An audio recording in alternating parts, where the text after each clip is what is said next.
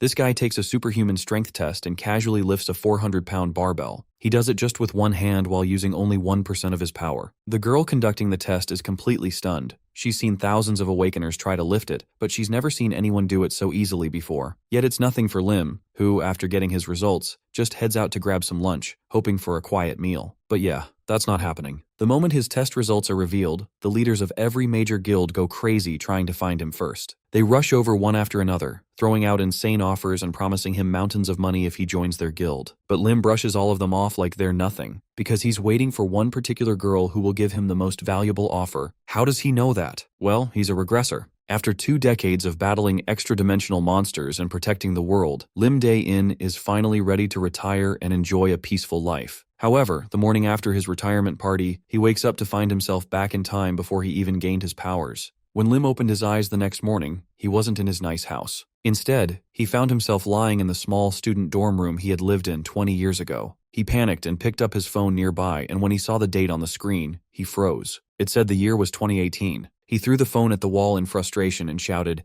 "This has to be a joke. Lim can't understand why this is happening." Just yesterday, he started a comfortable life. Now he's back in the past, before the injury that ruins his knee, before the monsters, before he becomes a hero. He screams in frustration, asking himself over and over what went wrong. But then something strange catches his eye. On his wrist is the rare watch his friend Jong Cheol gives him as a gift. In a flashback, Lim remembers Jong Cheol telling him the watch might be a relic from the legendary mage of the Byron continent. Does the watch have something to do with this, Lim wonders. He recalls studying the watch before falling asleep the night before. He thinks maybe that's the reason he is brought back. Just then, loud banging shakes the door. An aggressive voice shouts from the other side, demanding to know why there's so much noise. The voice belongs to the annoying son of the dormitory owner. Known for throwing loud karaoke and booze parties every night, this guy often acts like he owns the place. He even demands money from Lim before he can get out of bed. As the door opens, the dorm owner's son looks annoyed and asks what takes so long. Lim smiles calmly while sizing him up. The bully wears an expensive jacket made from monster leather. He complains about the noise, claiming it's affecting his mental health. Then, pretending to be generous, he offers to forget the whole thing if Lim gives him money, especially the rare watch. But Lim isn't going to let that happen. He slaps the bully's hand away, then delivers a sharp slap to his face, causing a nosebleed. Lim grabs his head and knees him in the face. The years of bullying flash through his mind. This is payback, even if it isn't enough. Lim spares him and says it's time to move out. Back in 2018, Lim remembers a key event, an accident at the construction site that injures his knee, causing him pain for the rest of his life. But now his knee is fine. This second chance means everything. It's time to get serious. After controlling mana for 20 years, Lim feels confident about adjusting to this body. Still, his muscles are weak, and he hasn't been eating well. Hunger hits hard. Looking around, everything is still under construction. That's when it becomes clear why no one notices a lesser gate opening nearby. Monsters emerge, catching everyone off guard and causing many deaths. Suddenly, a portal opens right in front of him. People scream and run in panic. A red, speckled, dog-like monster bursts out from the gate, sharp fangs ready to attack. Amid the chaos, a small girl is surrounded by wolves, screaming for her father. Lim rushes in, pulls her out, and shields her with his body. He tells her to run while he faces the wolves. He grabs a nearby claw hammer and fights back. His first strike causes a wolf to cry out. Another wolf charges from the side, but Lim reacts quickly with a low swing to its jaw, knocking it back. Lim fights fiercely. Another blow launches a wolf several meters away, but hunger returns, making things more difficult. Jokingly, he suggests the wolves look delicious, remembering the taste of their meat from his previous life. The wolves hesitate in fear. Though his younger body is weaker, it has no knee pain, allowing him to move quickly. He dodges an attack and delivers a powerful overhead kick, but the wolves keep coming. Lim realizes a single hammer won't be enough. He then uses the watch like brass knuckles and punches a wolf. It remains unharmed. That's when he realizes how incredibly strong the watch is. He looks around and sees about 10 wolves still remaining. Just in time, the police arrive and take control of the situation. Lim feels relieved. However, his jacket is torn during the fight, which annoys him. A man comes up to thank Lim for saving the girl and others. He asks for Lim's name and workplace to send a reward. Lim replies that he has no job and hasn't even registered as a superhuman yet. He has only just awakened a few hours ago. The man takes his phone number instead and thanks him. Lim quickly leaves, saying he has other things to do. The man calls after him, wanting to interview him, but Lim disappears. Everyone begins whispering about a new awakened being, young and powerful. Later, Lim finally finds a place to eat and orders beef soup. The taste brings him joy. While eating, his phone rings. News of his battle spreads fast. In 2018, 2 years have passed since the first gate opened. Superhumans are replacing police and military forces. Guilds are rising to power, and everyone wants to recruit the strongest fighters. Lim knows what's coming. He also knows that many future superhumans will turn into criminals. Plans to handle monster appearances haven't been formed yet. Worse, the 6 major disasters are already beginning to appear. With all his knowledge of the future, Lim makes a decision. This time, he'll use everything he knows to retire in just 3 years. But not just any retirement, a peaceful, safe one. This second chance won't be wasted. Lim is sitting and enjoying it as messages keep coming in. He seems to enjoy the melody despite the distractions. Suddenly, a man comes up to him and asks if he is Lim Dean.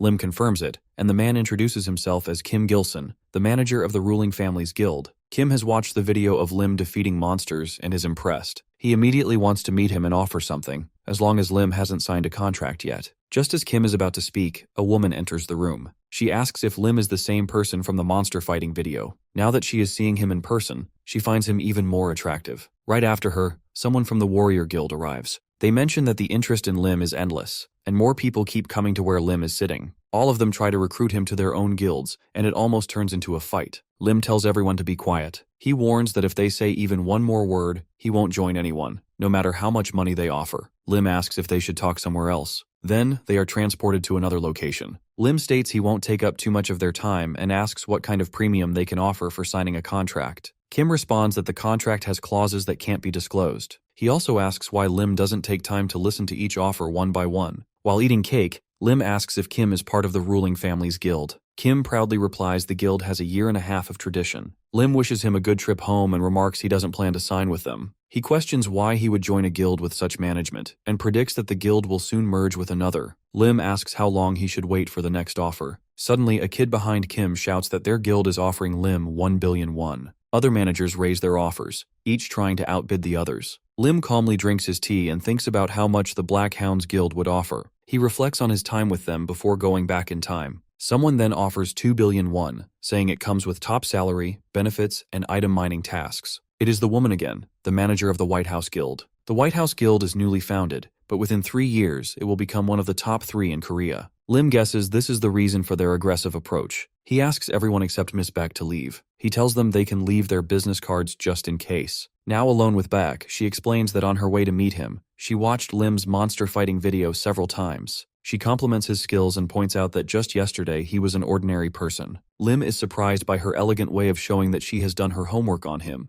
Bayek believes Lim is either a genius or someone with rare characteristics that give him an edge in battle. She mentions the White House Guild wants to support his growth. Lim reads through the contract and thinks about how, in his previous life, he would never have imagined getting such an offer. He asks if he can add a few conditions. Bayek watches closely as Lim writes into the contract. Suddenly, she is surprised. She exclaims Lim is joking, but Lim insists he is serious. His added terms include a 4-day workweek, a fixed end to the workday, and the right to refuse long-term tasks. Beck gets angry, thinking it is a joke, but Lim remains firm, saying those are his terms. Bayek pauses, then asks where he gets so much confidence. Lim assures her they won't regret signing him. Bayek stands up and says she will review the terms and return in a few days. She also asks if Lim prefers drinks instead of coffee next time. Lim doesn't respond. He thinks that it wouldn't benefit him to show emotion. Bayek doesn't know that her father is the head of the guild. Lim gets up and decides to register as a superhuman. He arrives at the Korean Disaster Management Center. Lim goes to the Superhuman Support Service and announces he wants to register.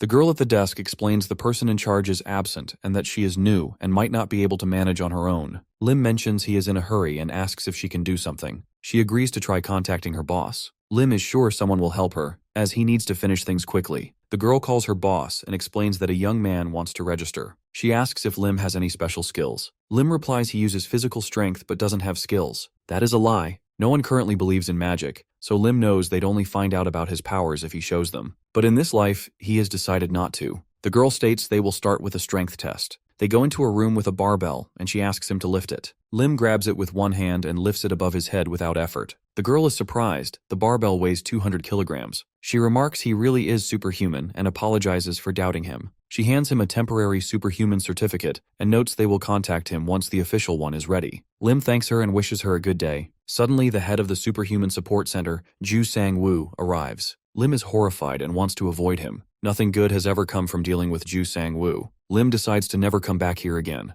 Ju asks if this is a new superhuman. The girl confirms it and notes it is the same Lim Dean she had mentioned. Ju realizes who she means and calls Lim a supernova. Then the scene changes to the pollution control area. This place has been abandoned due to monsters, but everything will change when the dimensional gate opens. The Gaia continent, a fantasy world of swords and magic, will open a gate to Earth within a year. In Korea, only one gate will open, and it will be right here in this zone. Lim is happy and plans to buy the place once he receives his contract bonus. He believes it will make him rich. Then he plans to sort things out and go monster hunting. Suddenly, someone shouts for others to get out or die. Lim hears a girl's voice warning the intruders not to come closer. Recognizing the language of the Gaia people, Lim realizes something is wrong and runs toward the sound. He uses his concealment skill to blend into the environment. This skill has been used in the past for dangerous missions involving espionage and assassinations. Lim doesn't want to repeat that life. As he runs, Lim wonders if the girl is being chased. He needs to see what is going on. He finds a little girl facing 3 adult men. She warns them again and tries to form a fireball, but it fails. The men find it amusing and remark they would pay her for the show. Lim guesses she is a refugee from Gaia and has been unlucky to run into these criminals. One man offers her food in exchange for surrender. Lim notices a tattoo on the man's arm. It is the mark of the Red Serpent criminal group.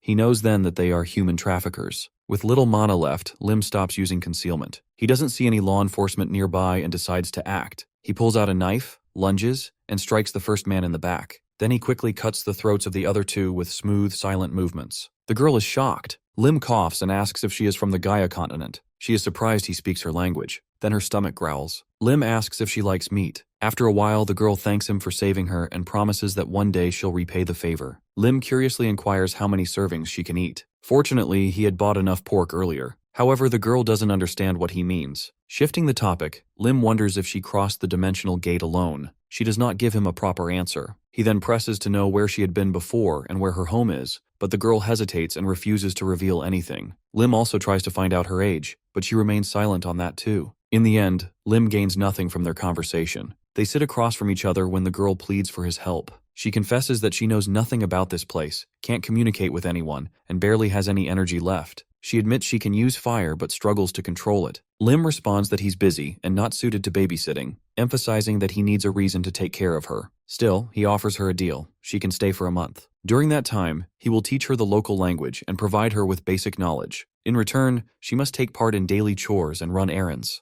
The girl eagerly responds, asking if she really gets to stay. Lim is already beginning to worry. She introduces herself as Lily and says she hopes they get along. Her name feels strangely familiar to Lim, though he can't quite place it. As he reflects, something clicks. Lily, who can use fire. He suddenly recalls the monster that will burn down half of Seoul in 10 years. She has flame-colored hair and the power to control fire. Her name is also Lily, and she comes from the Gaia continent. Known as the Fire Witch, she is one of the 6 disasters. Lim starts to connect the dots. This girl looks exactly like the Fire Witch, like 2 drops of water. From what he remembers, the Fire Witch was kidnapped as a child by a criminal organization and groomed to become a harbinger of destruction. Now he considers the possibility that he might have a chance to stop one of the 6 disasters. After a while, Lim and Lily walk through the grocery market. Lim remarks that he'll make her a special dinner tonight. He approaches the counter and asks the vendor if they have any Predator F. After the first dimensional gate opened, a food crisis emerged, prompting people to migrate to Montana. Now, the supply of Predator F exceeds demand since people have yet to understand its value, which lies in its rich mana content, something vital for survival in the future. Seeing Lily draws sympathy from others, so they're given extra food. Lim then remarks that she needs to buy clothes and instructs her to choose from the options. Lily excitedly points to a white and red outfit, but Lim overrides her choice. He outfits her in a tracksuit instead, saying it's more suitable for walking around the dump. They end up buying several identical suits. Later, back at home, Lim notes that he has prepared Lim D's signature mana-infused dishes for dinner. Lily grimaces and asks if that's really what they're going to eat. Lim insists that healthy food usually looks unappealing. Lily sniffs it and admits it smells good. Lim pulls out the shikjang he'd saved for later but decides they can eat it now. Lily grabs a chicken leg, takes a bite, and lights up with joy. She declares it's delicious and insists that from now on, she only wants chicken. Lim warns her to eat the rest or he'll throw it in the soup as well. After tasting the soup, Lim admits it's surprisingly edible, although inwardly, he's feeling like he might die. He can't help but think that if he hadn't returned to this life, he'd be eating gourmet meals at a restaurant right now. The thought frustrates him. Lily complains that her tongue is numb, and Lim chides her for talking like that. After they finish eating, Lim gets up, instructs her to wash the dishes, and sit down to read a book. He makes it clear that he does not want to be disturbed. Lim then begins meditating using the Great Sea of Mind technique. This practice increases his magic power and enhances control. He had trained in it before returning, and now he notices his mana growing faster than expected. In the past, no matter how many calories he consumed, there were no such effects. He speculates that proper nutrition might be the missing factor. He feels his danyan expanding and realizes that by continuing with mana-rich food and mastering this technique, he could surpass his previous strength. Eventually, he decides it's time to wrap up, but his stomach growls. Lily hears this and playfully offers him more chicken. He turns with an awkward smile. They end up eating that awful-tasting soup again. Lily screams in protest, saying she hates it. 2 days pass, and Lim reflects on his rapid progress. With his current strength, he believes he's ready to go treasure hunting. Suddenly, his phone rings. It's Bayek, who remarks that she's a bit disappointed he didn't call her first. She wonders aloud if he even cares about how she's doing. Lim, having almost forgotten about the guild, tells her he's been preoccupied. Lim asks how the contract renegotiation was going. Beck falls silent, and Lim guesses that she's facing difficulty. She confirms this, explaining that she couldn't persuade their leader. However, she adds that the head will hire him if he proves he's capable. Lim wonders if they truly intend to test him. Beck apologizes, saying she finds it ridiculous. She offers to come up with another solution if he waits a few days. But Lim immediately agrees to the test, on one condition. Lim arrives with Lily at the guild headquarters of the White House. When Beck questions who this little kid is, Lim claims Lily is his stepsister who recently returned from abroad and doesn't speak Korean well. He explains that due to unexpected circumstances, he'll need to bring her along for a while. Meanwhile, Lily is struck by Bayek's beauty, and speaking in her native tongue, wonders who she is. Lim casually mentions that she is the woman who gives them money. Lily, equating money with chicken, concludes that Bayek must be a very good person. Bayek reassures Lim that their guild doesn't interfere in the personal lives of its members. Soon, they're greeted by the White House Guild's head, Chang-Su. He explains that they had planned to visit Lim first but were delayed due to business. Lim responds cheerfully, comparing his arrival to a field trip. Chang-Su then brings up the added clause Lim proposed, to double the contract if he passes the test, and confirms that Lim is ready. Suddenly, a massive energy presence fills the area. Chang-Su questions if Lim is really worth such a sum. Lim senses that Chan, despite appearing untrained in martial arts or magic, emits overwhelming mana. Lim thinks to himself that a monster is a monster, no matter the disguise. Still, he refuses to be intimidated. He releases his own mana and forms a protective sphere around himself, asserting that he will prove his worth. Chang-Su promptly instructs Bayek to rewrite the contract. They decide not just to double, but triple the original offer, and add a bonus clause. Lim will receive 20 billion won if he passes. Shocked, Lim recalls he was initially offered only 2 billion. He comments that Chang-Su must be quite hot-tempered, and declares that he's ready to start the test immediately. They are transported to the White House's underground training ground. Chang-Su explains that the test will be considered a pass if Lim defeats 3 guild members. Since this isn't a fight to the death, no one is to go too far. Lim is then introduced to his first opponent,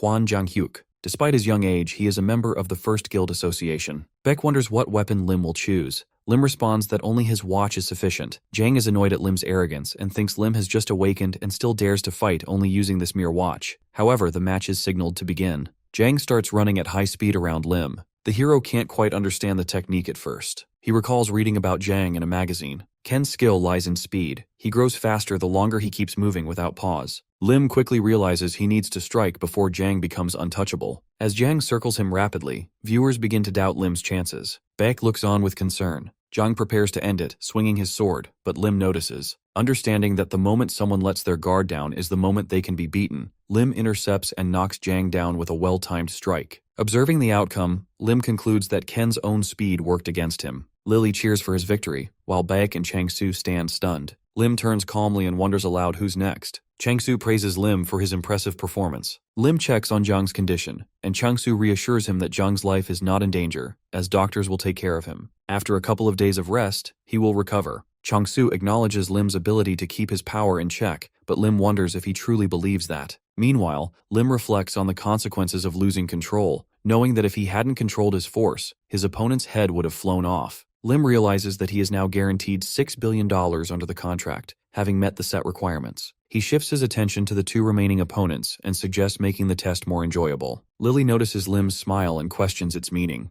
Lim becomes serious, asserting that a fighter must always be in command of the situation. The second sparring venue is an artificial forest training ground. Beck explains that the White House has 2 associations, each consisting of 6 teams with 5 members. The next opponent is Yang Dae-hoon, the the head of the 6th team in the first association. As the main tank of the White House, he is known as the Bull. He expresses his anticipation for a good fight, while Lim recalls that the Bull is among those who radiate an instinct to kill him. As the match begins, the bell rings, and Lim immediately charges at Yang Dae-hoon, aiming a strike at the clock. Yang Dae-hoon successfully blocks the attack with his shield and counters with a sword strike, which Lim narrowly dodges. Seizing an opening, Lim maneuvers behind him and executes Falcon's Claws, making Yang Dae-hoon wonder if Lim had trained in martial arts before awakening. Yang Dae-hoon attempts another sword strike, but Lim dodges and counters by pushing him backward with Iron Mountain. The force of impact sends Yang Dae-hoon flying, though Lim realizes that the Bull's endurance is formidable. Yang Dae-hoon acknowledges Lim's strength. Lim initially intended to conceal his capabilities until facing his final opponent, but Yang Dae-hoon's strategy pressures him to reveal more. Yang Dae-hoon proposes that Lim join his team, believing they would work well together. Lim questions who makes that decision, and Yang Dae-hoon declares that it is up to the victor. Chang-soo affirms the Bull's statement, prompting Lim to declare that if he defeats the Bull, he will become the head of the team. He announces his plan to create his own independent team and recruit members on his own terms. The head acknowledges Lim's proposal, but imposes a strict condition.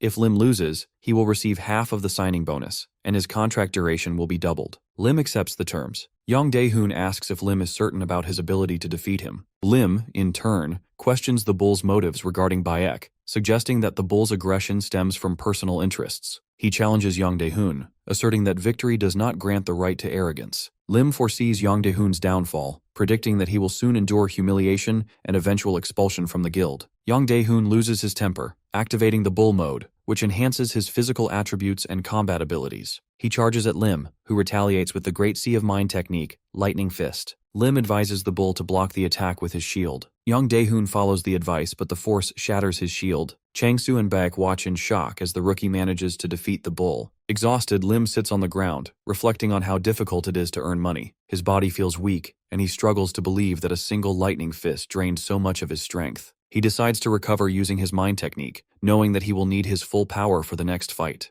Baek approaches and congratulates him, officially naming him the head of the 7th team. Lim smiles at the title, thinking about how his victory has added another $1 billion to his income. He determines that he can now aim for all 20 opponents. When asked about his final challenger, the head reveals that it is himself. Chang-soo admits that doubted Lim would defeat Commander Dae-hoon, while Chang-soo smirks and states that he has no choice but to face Lim in the last match. Lim feels uneasy about fighting such a formidable opponent. Unexpectedly, he declares that he is giving up. Chang-soo is shocked and questions Lim's decision. Attempting to persuade him, Chang-soo offers $20 billion for just 5 minutes of combat, followed by $3 billion for every additional 3 minutes. However, Lim refuses, stating that he is incapable of continuing. Baek steps in, reminding the head that it is time to finalize the contract. Lim proceeds to sign, while Eunwi notes that the conditions are remarkably favorable. Lim expresses hope for a successful collaboration. Baek asks about Lim's strategy for recruiting members, and he responds that he plans to do so gradually. When questioned about signing contracts with others, Baek confirms that Lim has the authority, but is unsure who he intends to enlist. Lim hints at recruiting someone highly talented yet unaffiliated with any guild, causing Lily to speculate, could it be her? Lim turns to Lily and requests her to create the largest flame she can. She complains about being hungry, so Lim promises to buy her 3 chickens. Excited, she rushes to the side, reminding him of his promise, and then conjures a massive ball of fire above her, larger than her own body.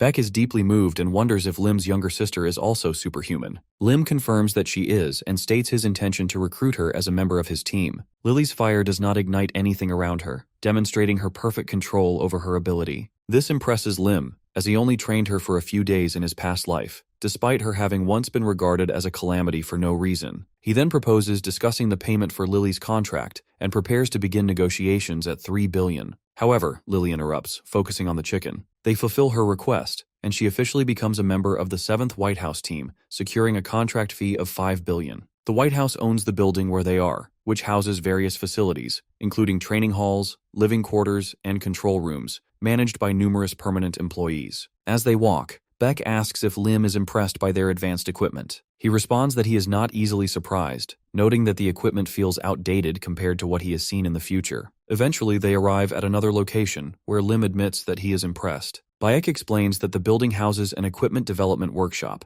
assuring him that any requests will be completed within a week. Lim remarks that he has someone to issue orders to, but will still take a few items from the workshop. For the time being, he chooses to use the blades available, deciding that they will suffice for now. He asks if the examination is over, and Bayek confirms that it is. Since it is Lim's first day, Bayek states that his duties will conclude after a meeting with the head. Suddenly, the chief rushes toward them, delivering an urgent message from the control room. All teams are currently engaged in missions, leaving him in a difficult position. He apologizes for the timing, but asks if Lim can take on a mission. Lim considers how he had hoped to leave work early today before asking about the mission details. Before long, Lim arrives at the heart of the crisis. A portal looms 10 meters above the ground, releasing massive snails in overwhelming numbers. He notices numerous people stuck in the green slime, unable to escape. Assessing the situation, Lim realizes that most of the monsters have already been handled. He wonders if intervening is truly necessary, but is informed that they need samples of the new monsters. His task is to collect at least 3 snails while preserving their original state as much as possible. He recognizes that these creatures will be avoided in the future. Repulsive snails that explode upon impact, releasing foul-smelling slime. Lily complains about the stench, and Lim blocks her sense of smell using mana, asking if she would like to learn the technique. He warns her that it likely won't work on the first try, but with practice, she can master it. To his astonishment, Lily suddenly exclaims that she has already succeeded and can no longer smell anything. Lim barely has time to explain before she masters the technique, reaffirming her extraordinary talent. Lim instructs Lily to remain still while he captures the snails. He realizes that Nico has struggled to obtain a proper sample. The creatures detonate with even the slightest touch of mana, while non-mana attacks prove ineffective. Determined, Lim begins his hunt. Spotting a slug on a tree, he delivers a swift kick, sending it flying. The slug attempts to counterattack, but Lim employs he and uses an open palm technique to spin the creature rapidly. The slug whirls so fast that it loses consciousness. Lim secures the first sample. Watching him in awe, Lily enthusiastically asks Lim to teach her the technique. He teases her, demanding a payment of 100 billion. She refuses, protesting that such a sum could buy an enormous amount of chickens. Lim laughs before declaring the samples collected. He hands them over to the assembly team, marking the end of his mission for the day. Bayek expresses surprise, stating that Lim could leave if he wished, but she still considers it significant since it is his first assignment. She asks if he is nervous or has any questions. Lim reassures her that there is nothing to worry about. The other members had already taken care of most of the problem before his arrival. 3 men approach Lim, one wearing red. He acknowledges Lim as a new recruit, mentioning that he heard about the White House hiring someone recently. Noticing Lim's shoulder strap, he remarks that Lim is a commander and wonders if the White House lacked manpower, forcing them to put a rookie in charge. He then asks if Lim's technique was part of his ability. Jang Sok from the Black Hound Guild steps forward. It turns out he was Lim's former boss. Lim dismisses Seok's chatter, urging him to get to the point. Seok complains about the constant explosions from the snails, which have made proper sample collection impossible. Lim immediately asks if Seok truly wants him to share. He refuses outright, frustrating Seok, who questions Lim's audacity in speaking to him so casually. The head of the Warrior Guild's 3rd team steps between Seok and Lim, advising Seok to moderate his words. Similarly, the captain of the 5th team from the ruling family guild approaches Lim, advising him to be more cooperative with his comrades. He suggests that frequent encounters on the battlefield need mutual support and improvement. However, Beck adamantly warns Lim not to relent, promising to file a formal complaint with the head. Lim has experienced such situations countless times before. He knows that if he refuses, they will attempt to take the bag by force. Instead of arguing, he throws the bag toward them, telling them they can have it. They eagerly accept, but Lim takes a step forward and sits on the sack, daring them to take it if they truly can. His unexpected response shocks them. The captain of the ruling family guild tries to negotiate, while Seok accuses Lim of handling the situation poorly. Lim quietly instructs Lily to set the entire area ablaze on his signal. She asks if she should burn them, but Lim quickly clarifies that doing so would create unnecessary trouble. He refuses to let her become a catastrophe. Seok, growing frustrated, yells that he will teach Lim a lesson as his senior. Suddenly, the portal shifts, and a colossal slug begins to emerge. Panic spreads as people flee the scene while the monstrous creature fully exits the portal. A superhuman warns Lim not to interfere, and Lim takes Lily with him, heading toward the car while carrying the bags. Meanwhile, the others struggle to battle the slug, encountering difficulties. The creature ensnares them with its tentacles. They shout that they need to sever the appendages first. Beck urges Lim to engage, arguing that a single strike is enough for him to claim the rewards. He tells her not to worry, confidently stating that they will never defeat him like this. The heroes continue their efforts to defeat the monster, shouting about its dissolving slime. Seok orders the tankers to retreat for now and instructs them to prepare for a long-range attack. The team notes that this creature is far more dangerous than the smaller snails they encountered before. Lily impatiently asks how long they plan to stand and watch, and Lim replies that they will wait until everyone has evacuated.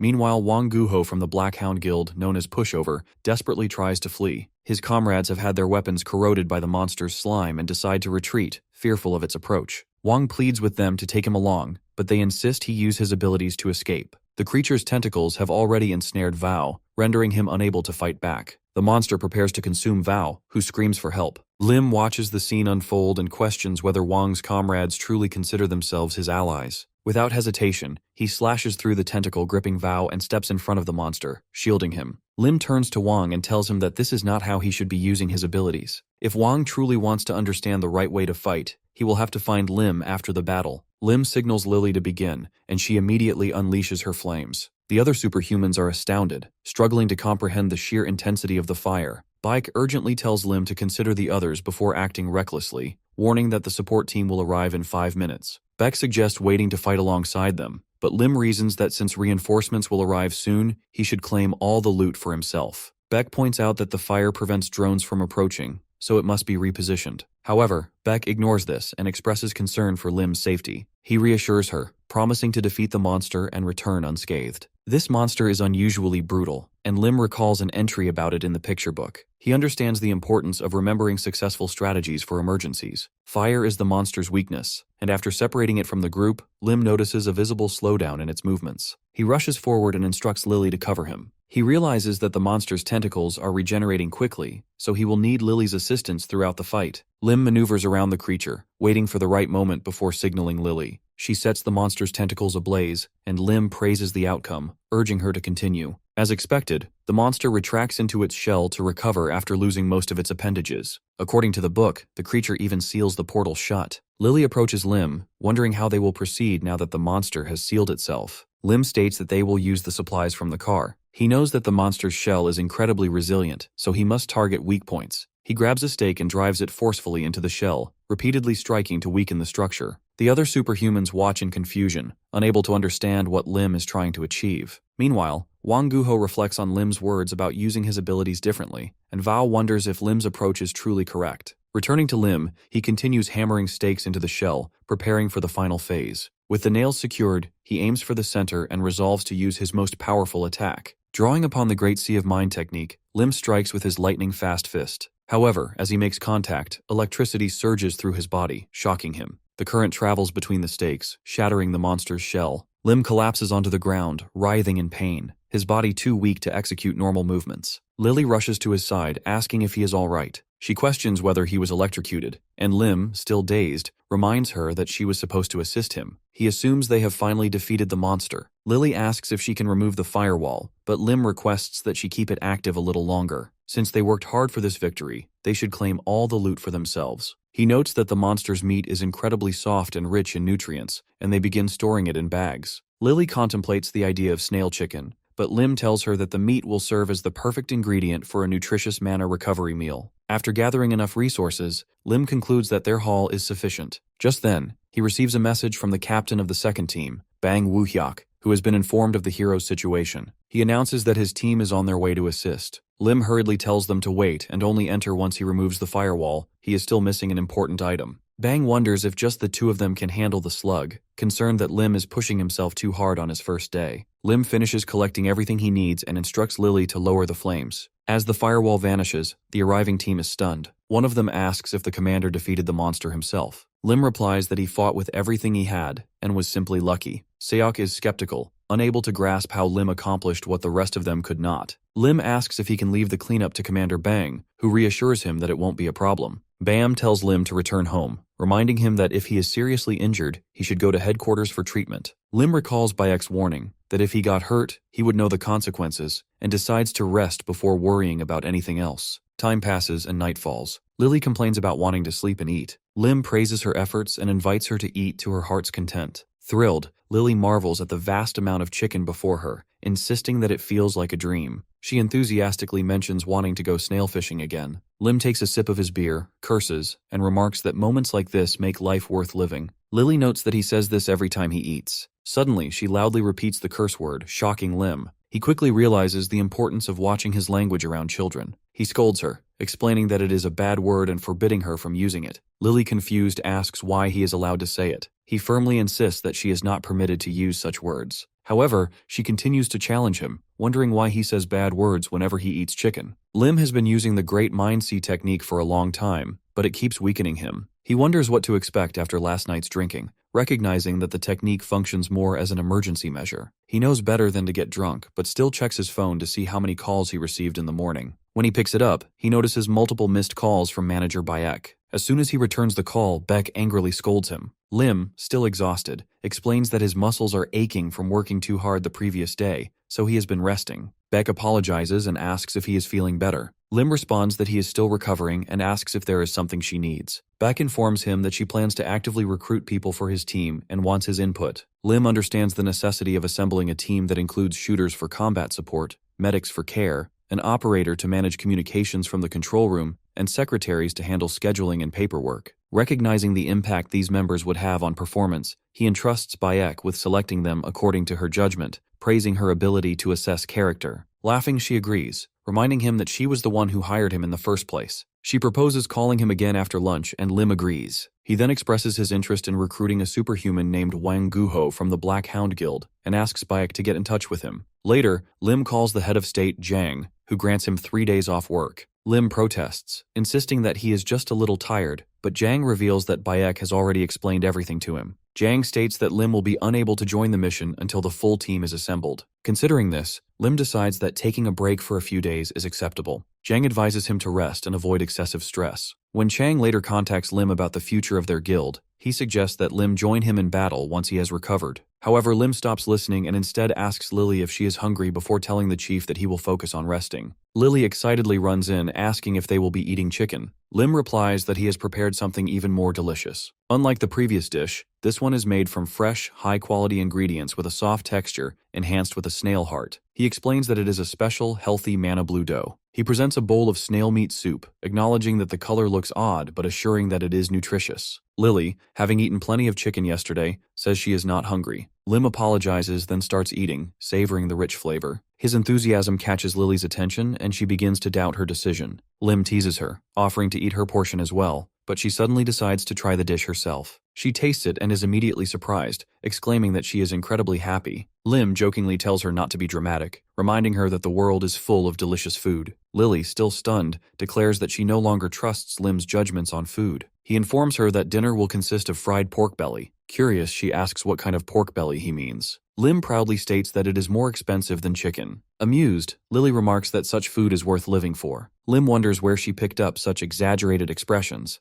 then explains that if she wants to enjoy delicious meals, she needs to adjust her nutrition. He proposes going treasure hunting together. Following the opening of the first gate, the surviving monsters establish territories. Among them, the orcs unite into a tribe. Within their domain lies a relic from another dimension. The heroes arrive near the orcish territory, and Lim, observing through binoculars, pinpoints the relic within a stone statue. Previously, an expedition team discovered and retrieved the relic, but this time, Lim plans to get to it first. Analyzing the situation, he estimates that the tribe consists of approximately 200 orcs. Though his body has recovered thanks to the central crystal, facing them alone would be impossible. Lim decides to infiltrate, instructing Lily to ignite a fire upon his signal. She asks about the signal, and he explains that when the torch on the other side goes out, she should light the entrance. He warns that if she fails to see the signal, she must forget about the relic. Using concealment, Lim cautiously advances, with Lily following suit. He is confident that no one in the tribe can detect them unless a stronger enemy appears. As he approaches the statue, he notices that 10 orcs are guarding it and feels certain that he can handle them alone. Drawing his knife, he suddenly spots the tribe's leader, a mutant orc. This orc demonstrated monstrous strength during the expedition team's prior attack, making it a formidable opponent. Deciding to stick to his plan, Lim throws a rock at the torch, causing it to fall. Lily immediately recognizes this as the signal, while the orcs begin to grow uneasy. The tribe leader quickly issues commands, which Lim sees as an advantage. He prepares to destroy the statue, but is abruptly caught off guard when an orc sneaks up behind him. Shocked, he realizes that the creature has sensed him through scent. The mutant orc proves to be far stronger than expected, forcing Lim to retreat.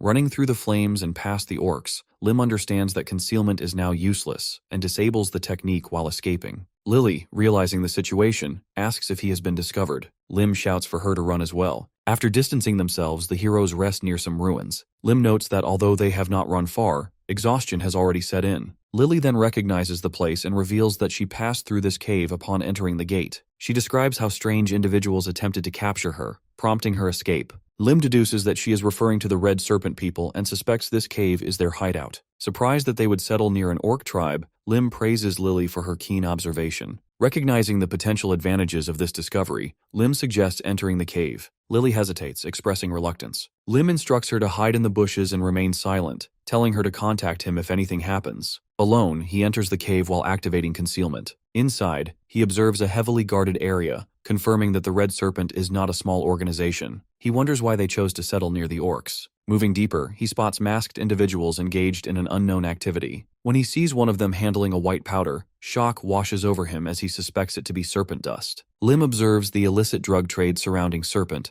a substance derived from plants of another world. Many have succumbed to addiction, losing their sanity, and ultimately perishing. Despite years of investigation, the police have failed to dismantle the operation. Lim wonders how such a well-hidden facility has gone unnoticed for so long. Inside, the warden commands workers in lab coats to accelerate production, warning that failure to meet the quota by tomorrow will lead to severe consequences. Lim surveys the situation, noting that the Red Serpent Group has approximately 100 armed members and 30 drug manufacturers. He also estimates that around 50 kilograms of serpent are stockpiled, though he cannot determine its monetary value, only that it likely exceeds several trillion. The supervisor reports a surge in demand, creating a supply shortage. He mentions that another worker died yesterday, slowing production. He apologizes, explaining that they are selecting individuals who, even if they die, will not hinder output. Lim feels revulsion toward these people, viewing them as despicable creatures. Suddenly the lights go out, throwing the facility into chaos. Group members panic, shouting that they cannot see and demanding the lights be turned back on. Amid the commotion, someone realizes that the serpent supply has vanished. Unseen, Lim moves through the darkness carrying a box. Although his concealment shields him from direct sight, some members notice faint traces leading outside. As he steps into the open, Lily asks if he is finished. Lim responds that this is only the beginning, warning that they will soon be pursued. He instructs her to prepare herself, emphasizing the need to evade capture. Lily grins, commenting that it sounds fun, then reaches for the box. Lim stops her, insisting that it is dangerous and ordering her to remain silent. Moments later, Red Serpent members emerge, spotting them. Lim remarks that the hunters have arrived and urges Lily to hide. As he secures the box, the attackers fire at him. He relishes the chase, noting their inability to land a hit. Arriving at the orc hideout, Lim recognizes familiar faces. The tribe leader roars, leaving the Red Serpent members confused and alarmed.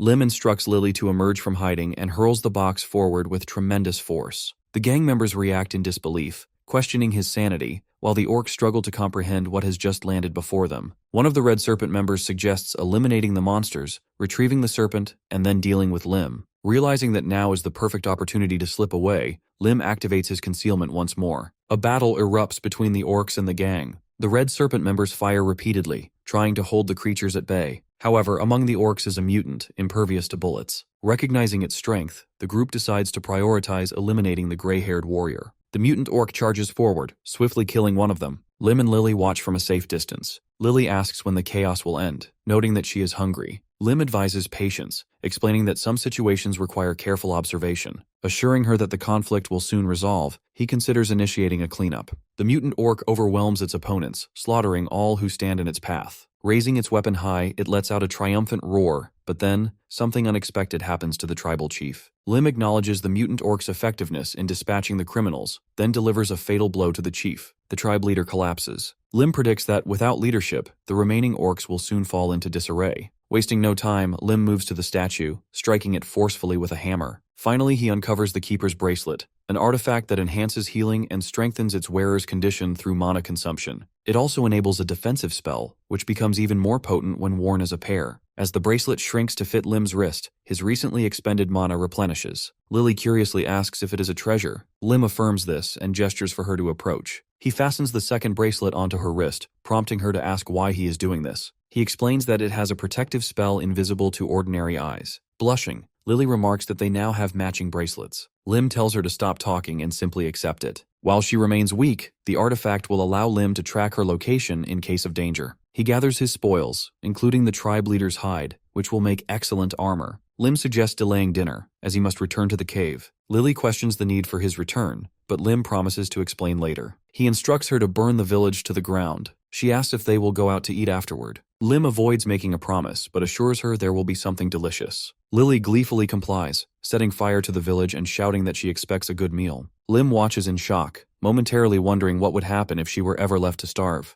Back at the cave, Red Serpent members fire at Lim, but the heroes remain shielded. Lim demonstrates the bracelet's protective spell, explaining that once Lily masters it, she will be able to wield it freely. Lily suggests using it offensively and promptly hurls the shield at their enemies. Impressed, Lim acknowledges her talent. The last remaining gang member pleads for his life, offering to reveal everything about their operation. Lim, however, expresses disinterest, focusing instead on the location of the safe. An hour later, the heroes exit the burning cave. Lim muses that it was an ideal hidden facility. Besides obtaining money, he has acquired valuable items. Satisfied with their destruction, he asks Lily if she has finished blowing everything up. She notes that some Red Serpent members might escape. Lim reassures her, stating that they have nowhere left to run. Approximately 35 Red Serpent members and drug manufacturers remain. Lim decides against killing them, but refuses to grant them freedom. Addressing one of the gang members, he mockingly refers to him as Siruteok, a Siruteok, and orders him to follow. The man protests, asking why he was given such a name, and Lim strikes him for talking too much, declaring that Red Serpent member resembles a Siruteok, that is a Japanese rice cake. He instructs Lily to lead the captive to the tent and commands the others to surrender at the security post. They protest, questioning whether he will actually release them. Lim silences them, reminding them that their actions are illegal and threatening to beat them if they fail to understand the gravity of their crimes. Ultimately, the Red Serpent members agree to surrender voluntarily.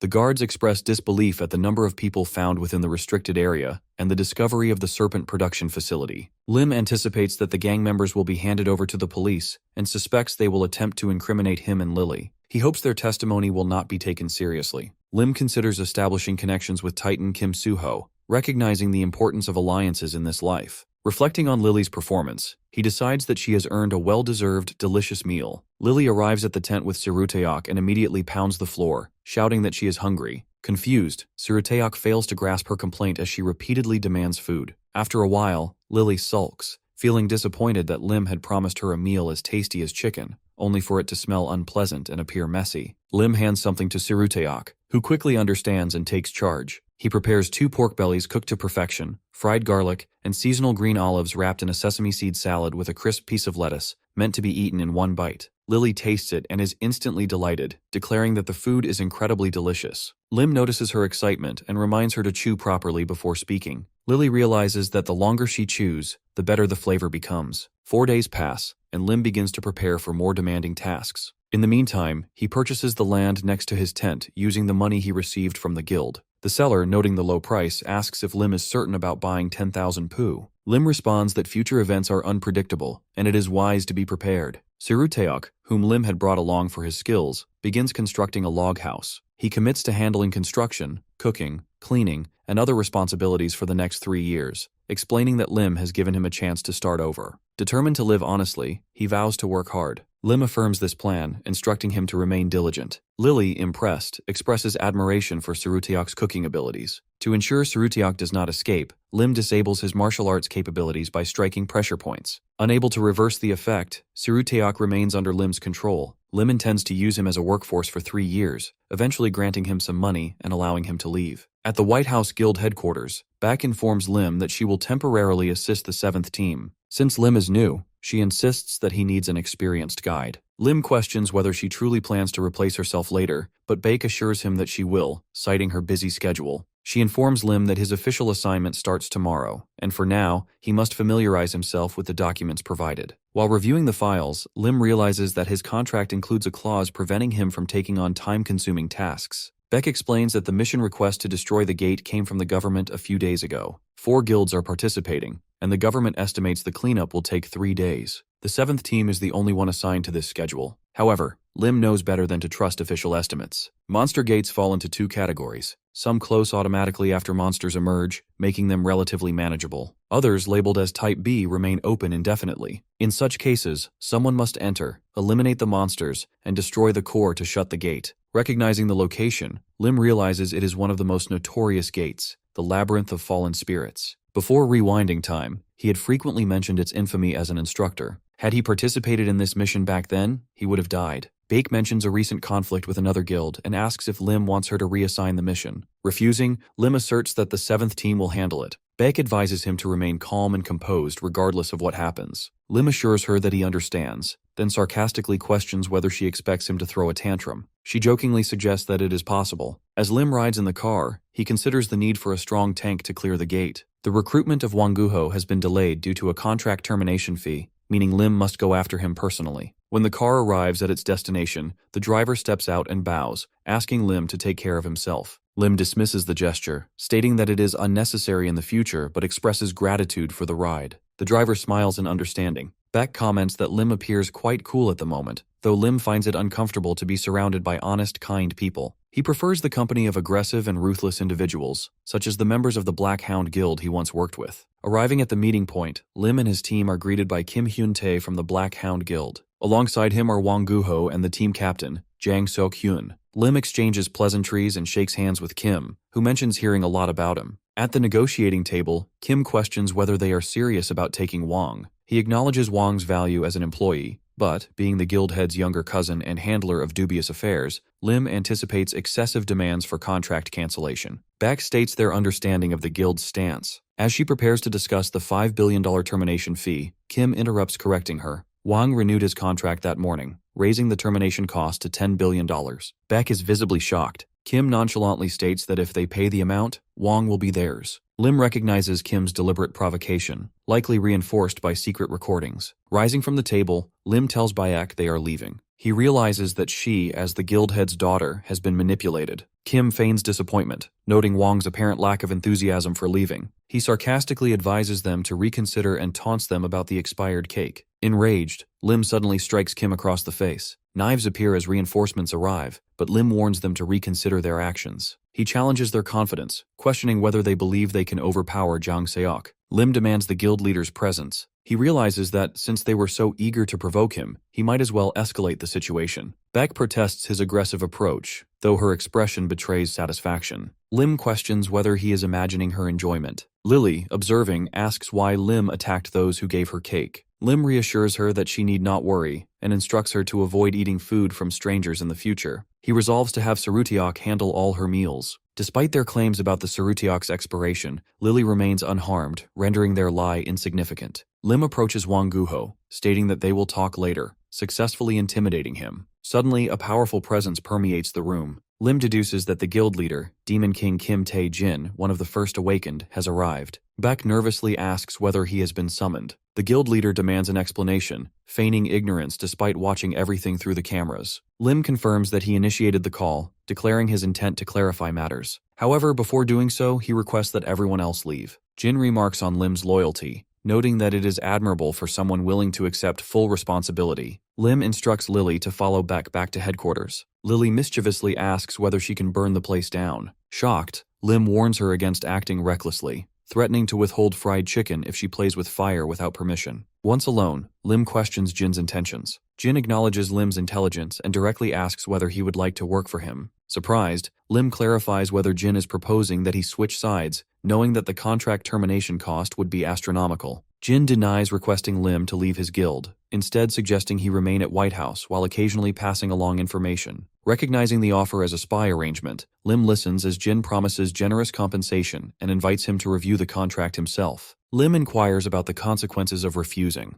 Jin calmly warns that Lim will pay dearly for his actions today. If pushed too far, he could lose an arm or two. Meanwhile, outside the guild, Chang-Su yells at Jin to release Lim. Chang-Su stands armed, threatening to break in within 10 seconds if Jin does not comply. As he begins counting down, Lim casually appears behind him, asking about the commotion. Surprised, Chang-Su reveals that Bayek claimed Lim was kidnapped. Lim assures him that he apologized to the guild and they accepted it, commenting that his sincerity must have been persuasive. Earlier, Jin threatens Lim to take his offer, or he can face serious consequences. Before that, Lim informs Jin that a little birdie has told him about Jin's close relation with his sister-in-law. Jin becomes furious and demands to know how Lim is aware of this. Lim responds that if Jin wants to keep the secret, he should consider some of Lim's terms. Lim first demands that Wang Guho be released without paying the termination tax. He also presents a written amount for his silence and hands Jin a piece of paper. Before Lim went back in time, Jin had an affair with his younger brother's wife for decades. Eventually, they were caught, and the younger brother and his wife tragically committed suicide. Shocked by these events, Jin left the service. Lim is confident that Jin will do whatever it takes to keep this information hidden. Chang remarks that Jin is as cunning as a snake and will not let them go so easily. Baek reprimands Chang-Su, stating that he should be grateful that nothing happened. Meanwhile, Lim notices that Lily is quieter than usual. He pats her and asks if she is all right, assuring her that not every problem needs to be solved immediately. Lily, however, only says that she is hungry. Beck notes that the environment is not ideal, suggesting that Lily may be in shock. Lim asks Lily whether she would mind having chicken for dinner. He realizes that if the guild was their priority, they wouldn't have come to the rescue. He also concludes that joining the White House was a smart decision. A while later, Wang Guho and Lim meet. Wang apologizes for what happened the previous day, explaining that the head begged him to renew the contract. Lim interrupts him and suggests they sit down. He reassures Wang that everything was sorted out yesterday and declares that, from this day forward, Wang is the tank of their team. Lim orders Wang to call him commander. Lim is aware that Wang grew up in an orphanage and is introverted and cold toward people, which led to him being mistreated in the Black Hound. Wang died when the first disaster struck. Puzzled, Wang asks why a serious commander like Lim would choose an untalented tank like him. Lim simply responds that he needs him. Wang starts to speak about his specialty, but Lim cuts him off and orders him to freeze. Gyum Min Cheol, known as the Moving Fortress, will become a supernatural hero respected by all in 10 years. Gyum Min Cheol is a petrification expert, just like Wang. Lim recalls seeing the pieces of rock Min Cheol created when he was still a child. Observing Wang's body in person, Lim is certain that Wang's petrification ability surpasses Min Cheol's. Lim predicts that in half a year, Wang will become the top tank in Seoul. Wang is shocked, exclaiming that this cannot be happening. Lim reminds him that since he considers himself untalented, Lim is now giving him talent, something Wang denies. Wang is deeply moved by this. Suddenly, Sarutiak arrives and announces that Lim's request has been fulfilled. The hero states that it is just in time and orders it to be brought in. The dish consists of soup made from a monster's parts and inner core. Lim states that everyone must eat 3 plates, as they need to prepare for their 4-day journey into the labyrinth of fallen spirits. 2 days later, at the location of a monster hunting mission, Lim is fighting against a monster that resembles a white lion. He yells at Wang, reminding him that as the team's tank, he must not be afraid. Lim orders Wang to get as close to the monster as possible and immobilize it. For 2 days, Wang consumes 3 bowls of monster soup along with 5 training sessions per day. The petrification enhancement training is not ready yet, but Wang grabs and immobilizes the monster. However, the strain causes him pain. Lim urges Wang to hold on for another minute, promising that if he fails, he will have to eat 6 plates of monster soup. Wang, determined not to consume more of the soup, pushes himself to complete the task. Petrification abilities strengthen the more they break, so Lim decides that Wang must be pushed past his limits. Turning to Lily, Lim tells her it is her turn. Lily refuses, complaining that she has been eating disgusting food every day. Lim reassures her that there will be chicken for dinner that night. Motivated, Lily aggressively orders Wang to step aside, fearing he might get hurt. Using her fire abilities, she swiftly defeats the monster. Wang, amazed, watches Lily and marvels at her strength. Lim asks Lily why she calls the tank. She responds that Lim was the first to call him that. Lim turns to the dispatcher, requesting updates on other monsters. He is aware that 8 white tigers emerged from the gate 20 minutes ago, meaning they must fight another one to obtain a sample. Baek reports that only one target is moving 7 hours away. She notes that the warrior guild is closer to the target than they are. Lim asks about the distance difference, and Baek explains that the heroes are 2 kilometers away, while the warrior guild is only 1 kilometer away. Determined,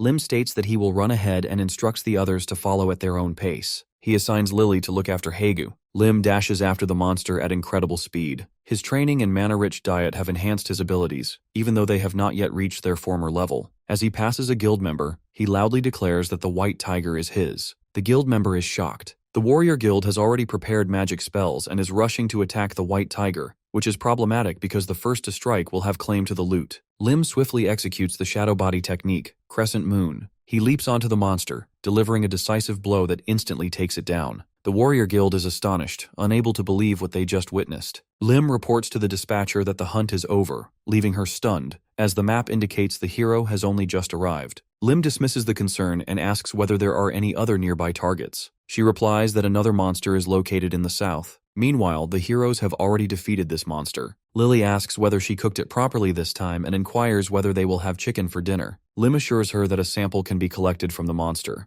The dispatcher reports that the monsters are gone, the gate is destroyed, and the situation is stable. Lim confirms that they are wrapping up. As the hunt is over, a doctor with long blue hair approaches Lim and asks if they need his assistance. Lim replies, "Everything is fine. Lily just needs to wash her hands." This guy is Cheon Il-nam, the leader of an on-site medical support team. Another young boy tells Lim that the video of their hunt came out great. He is the leader of field filming support team Cheon Lee-nam. Lim looks at the video and he is amazed to see the scene as it looks just like a movie. Meanwhile, Cheon Seol-ah asks Lim to move his arms as he is responsible for dismantling the equipment. Baek has hired the 3 Cheon siblings for the field support of Team 7. Lim knows that these boys are soon going to make a big name for themselves in their relative fields. He wonders how Beck hired such a good team. He apologizes to the siblings for not remembering their names and ensures they will get plenty of rest and bonuses for the future hunts, and requests them to take care of his team. Siblings get happy hearing these generous words, and Il-nam makes sure he has recorded this moment. After a short while, Lim's driver tells Lim that he is very popular among the team. Lim plays it cool and replies he is just observant with people's feelings in this field, because in his past life, he also had to follow someone's orders without any question. Later on, he got tired and left the guild, so he does not want his team members to feel the same way. At the White House Guild headquarters, Beck comments that Lim is remarkably skilled at communication for someone only 20 years old. She jokingly asks if Lim is living a second life, but he dismisses the remark, urging them to focus on business. Beck presents a list of necessary items and reports that the special equipment Lim ordered will be ready in 2 days. Pleased, Lim commends Beck for her efficiency. As he flips through the list, he stumbles upon a potential contender for the team. Beck explains that finding information on this person was difficult since she only had a name. However, she managed to locate an online video showcasing items crafted by the applicant. Lim confirms his interest. Jang Yong-shin, the only superhuman in Korea specializing in crafting. He asks where the challenger is. Lily reminds Lim not to forget 4 servings of boneless chicken and a large order of French fries. Lim promises to keep his word, but only if she passes on everything exactly as he taught her. They walk into a barbershop and Lim remarks that they have a lot of toys. The woman behind the counter says her son enjoys doing different things. Meanwhile, Lily sits on the couch, visibly bored. Lim asks her to sit quietly. Suddenly, Lily spots something she likes among the items on display. Lim quickly shouts at her not to touch anything, fearing she might break it. But Lily picks up a toy and says it looks like the chicken she loves. The woman tells them her son made it and offers it to Lily if she likes it. Lim apologizes, saying his little cousin is a real troublemaker. The woman laughs and reassures him that it's not a big deal. They have plenty of toys. Lim then asks how old her son is. She says he's 13. Her son, Jang Young-shin, has savant syndrome, a rare condition where individuals with developmental disabilities possess exceptional skills in specific areas. Because of this, his social skills are very low, and he doesn't enjoy talking to people. Lim immediately understands, unlike other superhumans, he must approach Jang gently and naturally. Step 1 is to visit the barbershop more often. The woman adds that even now, Jang is probably crafting something in the storeroom. Lim hopes they aren't distracting him with their conversation, but the woman assures him that Jang is so focused he rarely notices anything around him. Still, Lim picks up on the fact that they aren't whispering. If Jang is a superhuman, he might be hearing everything. Lim wonders if now is the right time to test that theory. Suddenly, Jang walks out and asks his mom if everything's okay. She's surprised. He's never come out on his own like this before. Lim realizes that Jang must have sensed Mana, confirming he's superhuman. Recognizing her cue, Lily launches into action. She runs up to Jang, showing him the toy chicken and asking if he made it. She says it's insanely cute and asks how he did it. Jang, slightly confused, says it's nothing special. Lily, despite her shaky Korean, praises the toy, calling it incredible. Lim observes that her craving for chicken seems to be helping the plan. Jang tells her he can make a lot of things, and asks if she'd like to see more. Lily agrees enthusiastically. Jang's mother is astonished. He's never spoken so freely before. Lim feels awkward, but realizes that Jang may have taken a liking to Lily. The hero decides it's fine. After all, they've managed to bring in a valuable ally,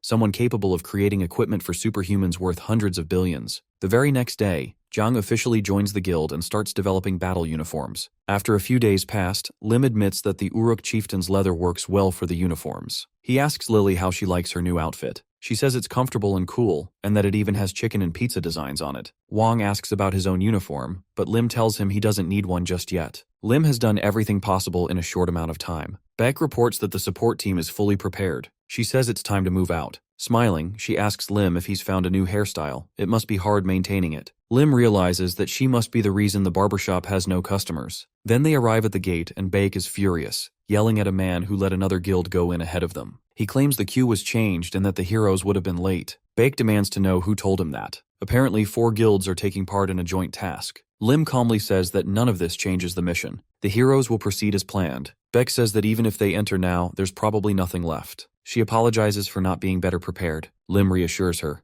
It's possible they'll find something better inside. Lim remarks that the other guilds have already swept the place clean. 2 hours after entering the labyrinth of fallen spirits, the team is still navigating. The twins are also in the vehicle. Lim was supposed to give them a ride, but they missed their chance. Originally, the labyrinth's difficulty was rated B, but after multiple failed attempts to close the dungeon, its threat level increased dramatically. Suddenly, Lim becomes alert. He orders everyone to stop and gets out of the car. He senses something nearby. He tells Wang to stay and guard the vehicles. The labyrinth of fallen spirits is notorious. It transforms people into zombies. The twins see something that terrifies them. They can't comprehend what it is. Lim inspects the figures and notices their tattered clothes. He suspects they're members of the Red Shark Guild, likely infected by zombies. Their sharp fangs are strong enough to tear through battle armor. Lim deduces that these Red Shark members must have been bitten when they let their guard down. It's fortunate there aren't too many of them. He instructs Wang to demonstrate his training. Wang hesitates, terrified. Lim warns him that even a scratch from the infected could spread the virus. Pushing him forward, Lim tells Wang not to be a coward. Wang steadies himself and starts fighting. Lim notices that Wang's petrification technique is more stable than during training. Lim reminds him not to kill the infected. Wang, surrounded, asks what to do. Lim tells him to figure it out. Wang begins striking the infected with his petrified hands. After landing a solid hit, he shouts with joy. Lily, still bored, asks why she can't just burn them all. Lim explains that these people are not just civilians, they're also members of another guild. Destroying them isn't an option. Lim checks on the support team. One twin says he's recording everything. Lim confirms they'll use the footage to claim compensation. The other twin says he's finished preparing repellent suits. Another man brings out an antidote that Lim had entrusted to him earlier. Lim says the antidote is crucial in this kind of dungeon. He begins analyzing the situation. The Red Shark support members must have been superhumans. Their movements confirm it. Lim begins knocking out the infected one by one, using only a single flick to the neck. With all the infected neutralized, Lim says they've done well. He tells Wang to lay the infected out in a row. Among the items Lim prepared for this dungeon, the anti-zombie venom antidote is key. Once bitten, a person has 10 minutes before symptoms appear. After 30 minutes, they become mindless warriors who serve the zombie hive. Lim calculates that more than 30 minutes have passed since these people were bitten, so even with the antidote, their minds will still be unstable for a while. Lim asks everyone to step aside. He says he needs to concentrate. Then he approaches the infected and says quietly that he had saved them, so they should also help him. Lim is experienced and understands that those with talent can focus and improve, but as survival rates increase, people like Lim must develop multiple abilities. For this reason, Lim has traveled through various dimensions in his past life: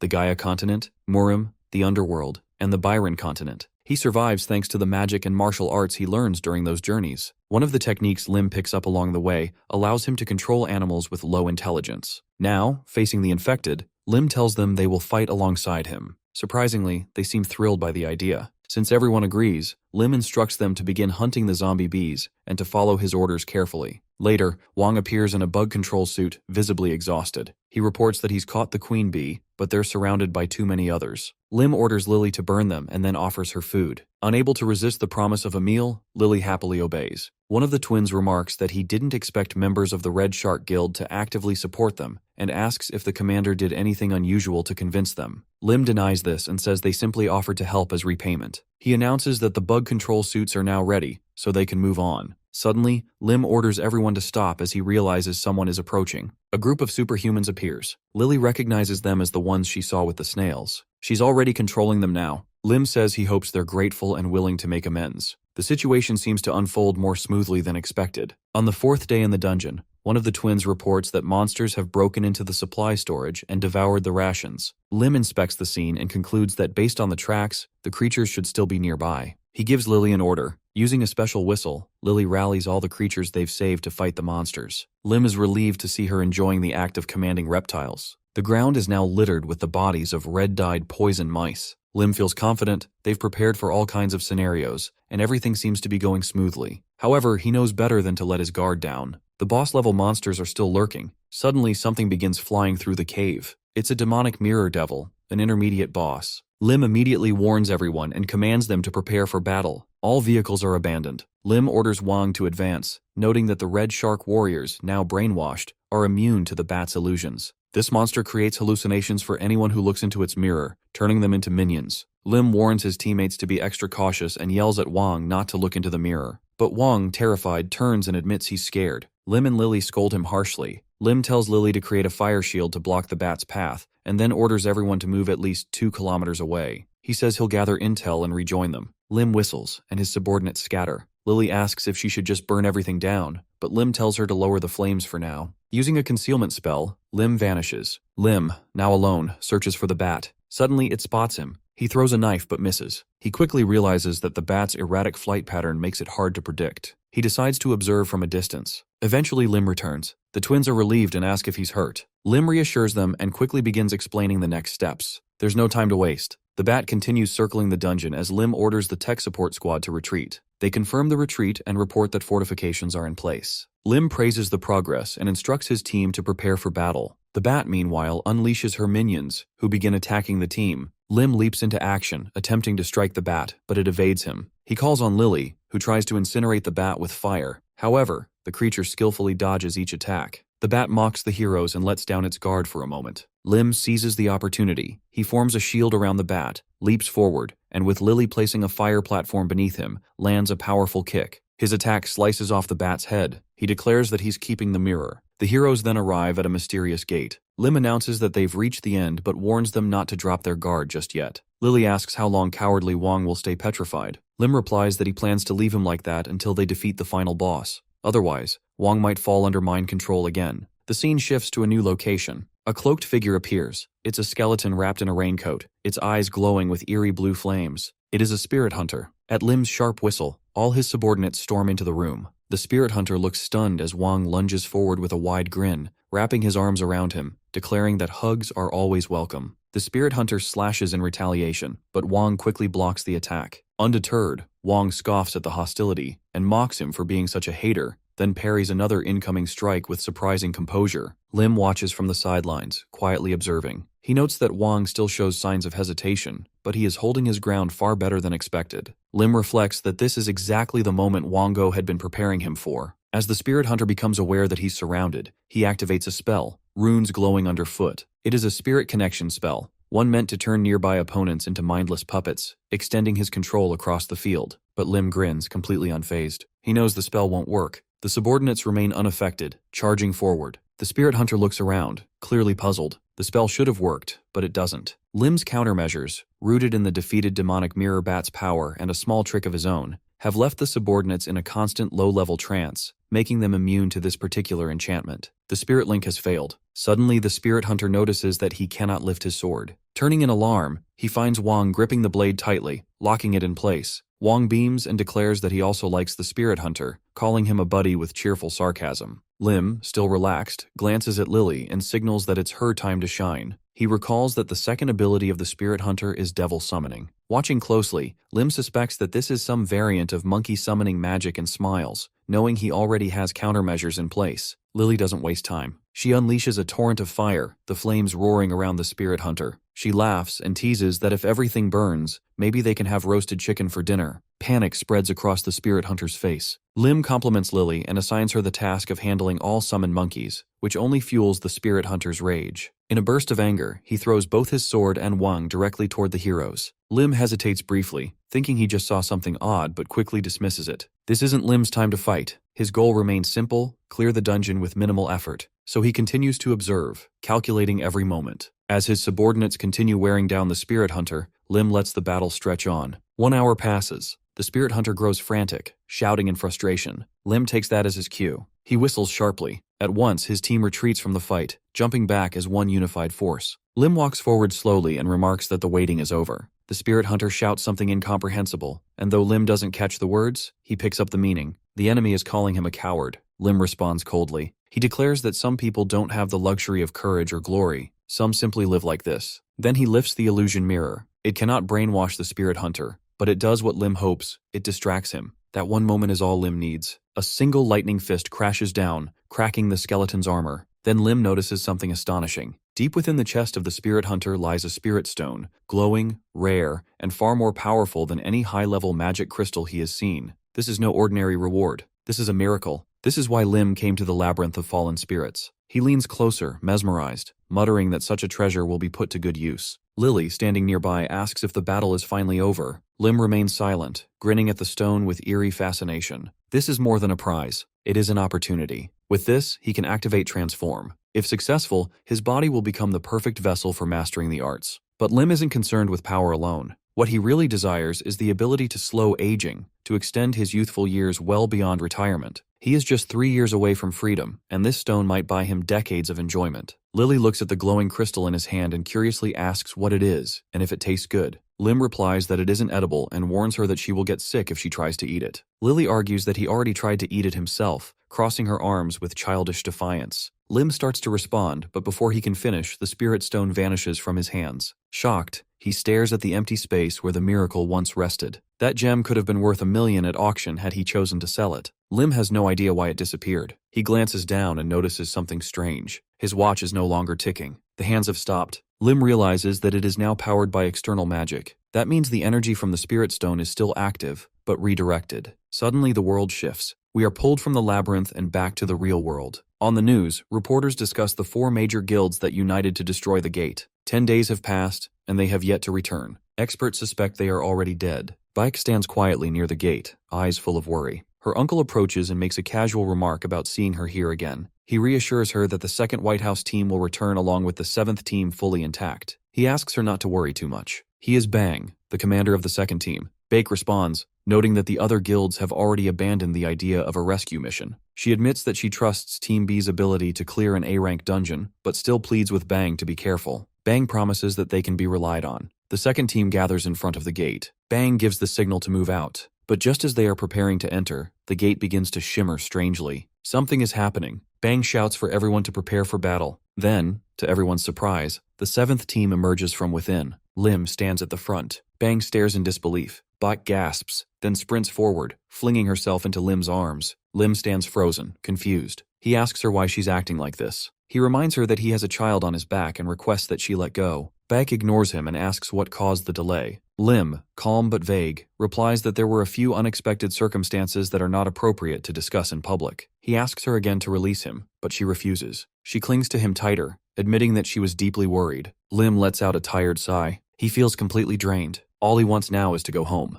Thanks to the White House's 7th team, all superhumans from every guild have returned home safely. However, new information confirms the gate was far more dangerous than the government originally estimated. The driver remarks that the whole country is now buzzing about Lim's actions, branding him a national hero. To Lim, all the attention is just an extra headache. He inquires whether it rained while he was in the dungeon. The driver assures him that it didn't, not a single cloud in the sky. He assumes Lim must be asking because of the rainbow, which appeared 4 days ago. Lim immediately understands. This is not a natural occurrence. It is the warning sign of the first great calamity, and he knows what is coming next. The colors of the rainbow will slowly vanish one by one. When the final color disappears, the first great calamity will begin, the night of the 7 months. Gates will open everywhere, and endless waves of monsters will pour into the world. In the past, Lim only survived by hiding inside a shelter, but things are different now. The calamity of fire is on their side, and Lim is stronger than ever before. His watch, infused with the mana of the Spirit Stone, can even transform into an iron gauntlet. Before we return to the present, we flash back to earlier that day. Lily is choosing an outfit and complains that her waist feels tight. She jokes that she plans to eat a lot, so Lim recommends she wear a pair of coveralls. Lily refuses, explaining that she doesn't like the style. Lim shrugs and questions what she expects him to do. JWE had given Lily the dress after discovering she didn't own any evening wear, and it would be rude not to wear it at least once. Lim finally advises her to just walk in the dress, and if it gets too uncomfortable, she can change later. Lily beams and praises the idea, calling Lim a genius. That night, after safely returning from the dungeon,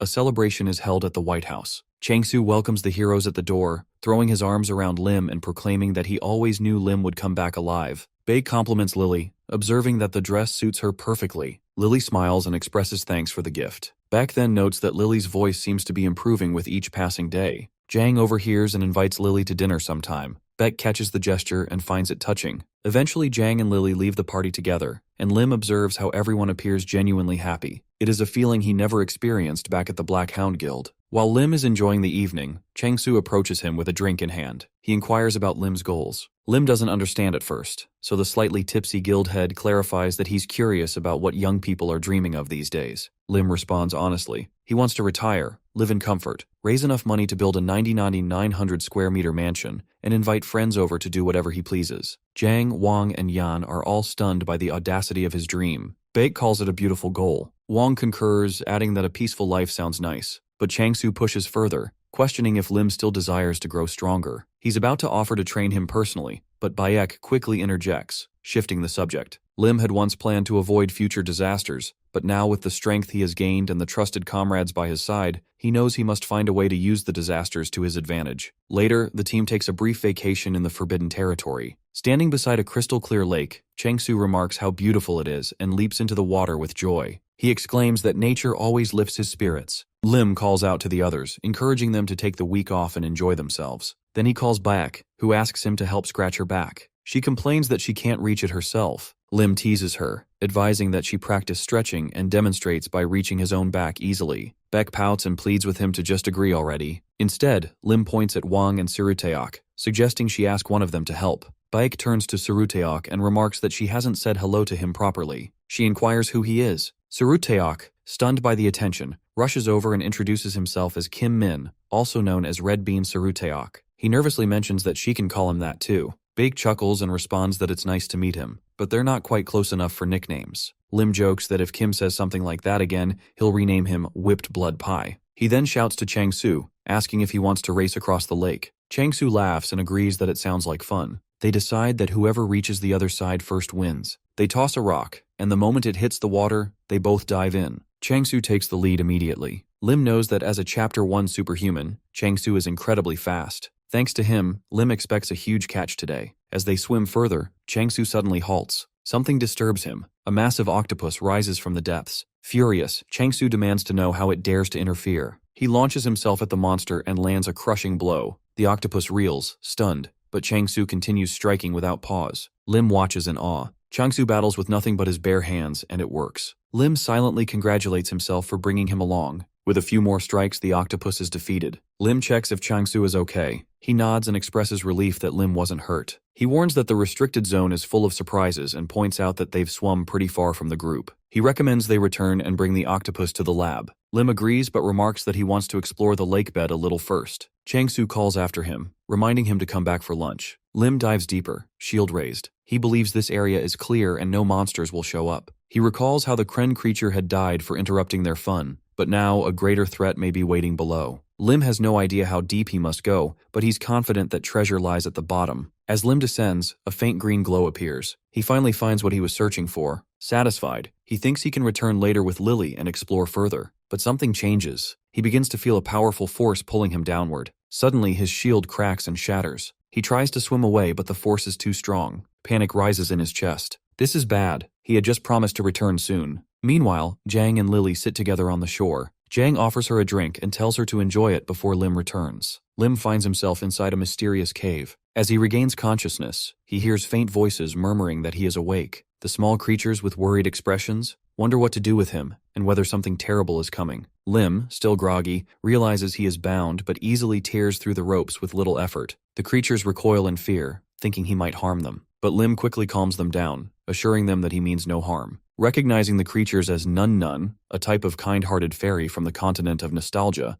Lim recalls working there as a guide. He remembers that fairies usually live near the clear water and are rarely seen elsewhere. The Nun Nun are surprised that Lim knows who they are and begin questioning him rapidly, asking if he's been to nostalgia and whether he speaks their language. Lim, slightly overwhelmed, asks them to take turns and tries to make sense of their presence in this lake. The Nun Nun explain they once lived peacefully in the lake until a strange phenomenon transported them to another dimension. They describe how terrifying monsters began to fight and devour each other, and how octopus monsters slaughtered many of their kind. Lim realizes they're talking about the Kraken, one of the creatures he recently defeated. The Nun Nun reveal that the lack of sunlight and the constant threat of predators left them weak and hopeless. Lim informs them that the octopus is dead now, and they can safely return to the surface. Skeptical at first, the Nun Nun test his words by touching his hand with their tail. When it glows green, confirming his truthfulness, they erupt into joyful celebration. Lim, however, grows irritated by their loud excitement and tells them to calm down. He agrees to help them return, and they eagerly declare that they are now friends. Lim starts thinking about turning the lake into a snowfall-themed park and wonders how much money he could make from it. But suddenly the Nun Nun warn him not to step forward. There is a trap ahead. Thanks to the warning, Lim avoids the trap and acknowledges that navigating the area alone would have been far more dangerous. The Nun Nun announce they are almost at their destination and want to introduce Lim to their friend, the one who allowed them to live there. Lim grows uneasy when they describe the friend as a white, hard creature half his height. When the figure emerges from the shadows, Lim recognizes it as a powerful golem, likely the guardian of the area. The passage behind Lim slams shut, trapping him. The golem immediately identifies Lim as an intruder and locks onto him as a target for destruction. Lim protests, saying he thought the golem was a friend. Snowdrop, the lead snowcap, is shocked as the golem transforms into a massive combat machine. A fierce battle begins. Lim uses his iron glove to block attacks but is still pushed back. He realizes the golem has a self-healing function and that he's in serious danger. He tries to strategize a retreat, planning to bring reinforcements like Wang Guho and Lily next time. As Lim attempts to escape, Snowdrop blocks his path and pleads for Snowblind, the golem, not to attack. Lim is confused but pushes through. He strikes the golem again, insisting they can discuss things later. Snowdrop accuses him of hurting a friend, but Lim insists he had no choice. After defeating the golem, its chest opens, revealing a glowing key. The Nun mourn their fallen friend and angrily reject Lim, claiming friends don't kill each other. But Lim says the golem can be revived and that he knows someone, Yang, who can do it. The Nun, surprised by this revelation, realizes Lim is telling the truth. They acknowledge his honesty, though their emotions remain raw. Lim presses on, entering a newly opened gate. Inside, he finds what he came for, the drink of life. It's a golden liquid with incredible healing properties. Overjoyed, Lim takes a sip and feels its rejuvenating effects. He realizes this potion could save countless lives when the calamity of the 7 months begins. He shares a drop with Nun, who immediately begins to glow. The transformation surprises them both. Lim suspects the drink might have unique effects on water fairies. Snowdrop says her body feels lighter, but Lim notes she appears smaller. He decides they'll investigate it further later. For now, it's time to leave. Lim tells the Nun to bring the golem and follow him up. As they ascend, the water warms, and they see a bright glow above. When they breach the surface, the sky is dark, but burning with light. The Nun mistake the light for the sun, but Lim recognizes the source immediately. It's Lily. She floats above, conjuring a massive fireball, likely experimenting with her magic or sleepwalking again. Lim looks up and smiles, realizing she must have followed his instructions, and in the most explosive way possible. Lim shouts up at Lily, telling her to put out the fireball and come down immediately. He asks if she truly intends to destroy the lake. From below, Changsu calls out to Lim, demanding to know where he has been. Lim realizes then that had he stayed away even a little longer, there would be serious consequences. He tells Changsu that the situation is extreme. Changsu responds that he is glad Lim has returned safely and stopped Lily just in time. Otherwise, she might dry up the entire lake. At that moment, Baek and Wang come running, yelling as they approach. Changsu tells them to stop searching. Juin rushes toward Lim and hugs him tightly, asking where he has gone. Snowdrop suddenly flies out and begins to ask something when Changsu shouts that there are monsters behind them. Lim steps forward and asks everyone to calm down. He explains that the approaching creatures are not enemies, but new allies. He promises to explain everything in detail later. Then Lily crashes into Lim, burying her face in his chest and hitting him repeatedly. She says it is dinner time and he is nowhere to be found. She shouts that she has been worried and has skipped dinner just to look for him. Lim gently places his hand on her head and apologizes for being late. The vacation does not last long. Soon, everyone returns to their daily responsibilities. Time passes, and the heroes are back on the battlefield, fighting monsters and ordering the evacuation of nearby citizens. They face off against orcs. Lim issues a command to Wang as part of their monster extermination assignment. Among Wang's daily duties are eating 5 rich meals and training hard. When the monster extermination request arrives, he goes first. His growth rate exceeds even Lim's expectations. Lim thinks that with some luck, Wang might play a major role during the first calamity. Lim then tells Wang he has done enough for now and asks him to step aside. Lim asks Lily if she is ready. She nods, demanding a minute.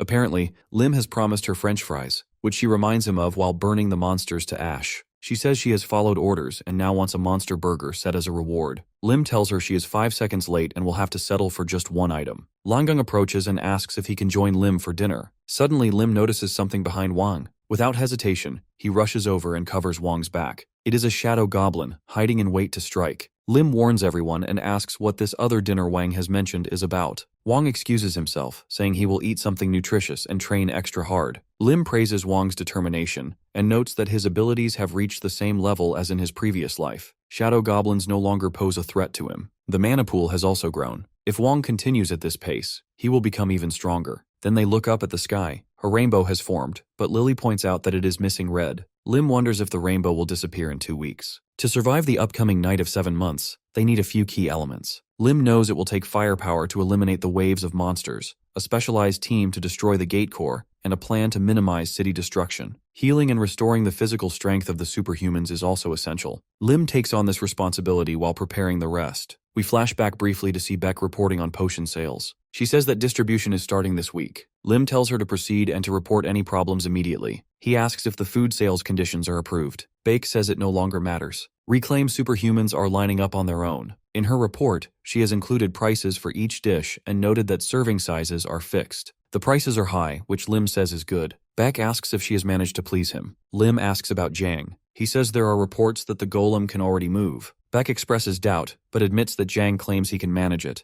As Lim gets into the car, he asks her to rely on Jang. Beck asks why he is so confident. Lim says it is all for the chance to take Lily to the zoo. Then he opens a document that lists the names of friends who have attended a retirement party. He realizes that since his intervention has changed the future, there is no guarantee they will meet again. He keeps the document with him. Beck asks if he needs anything else. She says she wants to work with him a bit longer before his week-long vacation. Suddenly, Lim asks the driver how long it takes to get to work. The driver replies that it takes about an hour. Lim remarks that it is quite far and must be tiring. The driver denies this and says it is no problem. Still, Lim asks if he would consider moving to an apartment near the guild headquarters. The driver is stunned. Lim tells Beck to prepare the driver's new quarters with enough space for his entire family. Lim says he will cover all costs. Beck smiles quietly, thinking that Lim is a very strange person. The driver asks what Lim means. Lim says it would be more convenient for everyone. He adds that he has more than enough money, so the driver should not refuse. The driver is left speechless, wondering if he is dreaming or if it is his birthday. Lim reflects that while money is no longer an issue thanks to potions, he knows he cannot evacuate everyone he cares about this way. There is still much work to be done.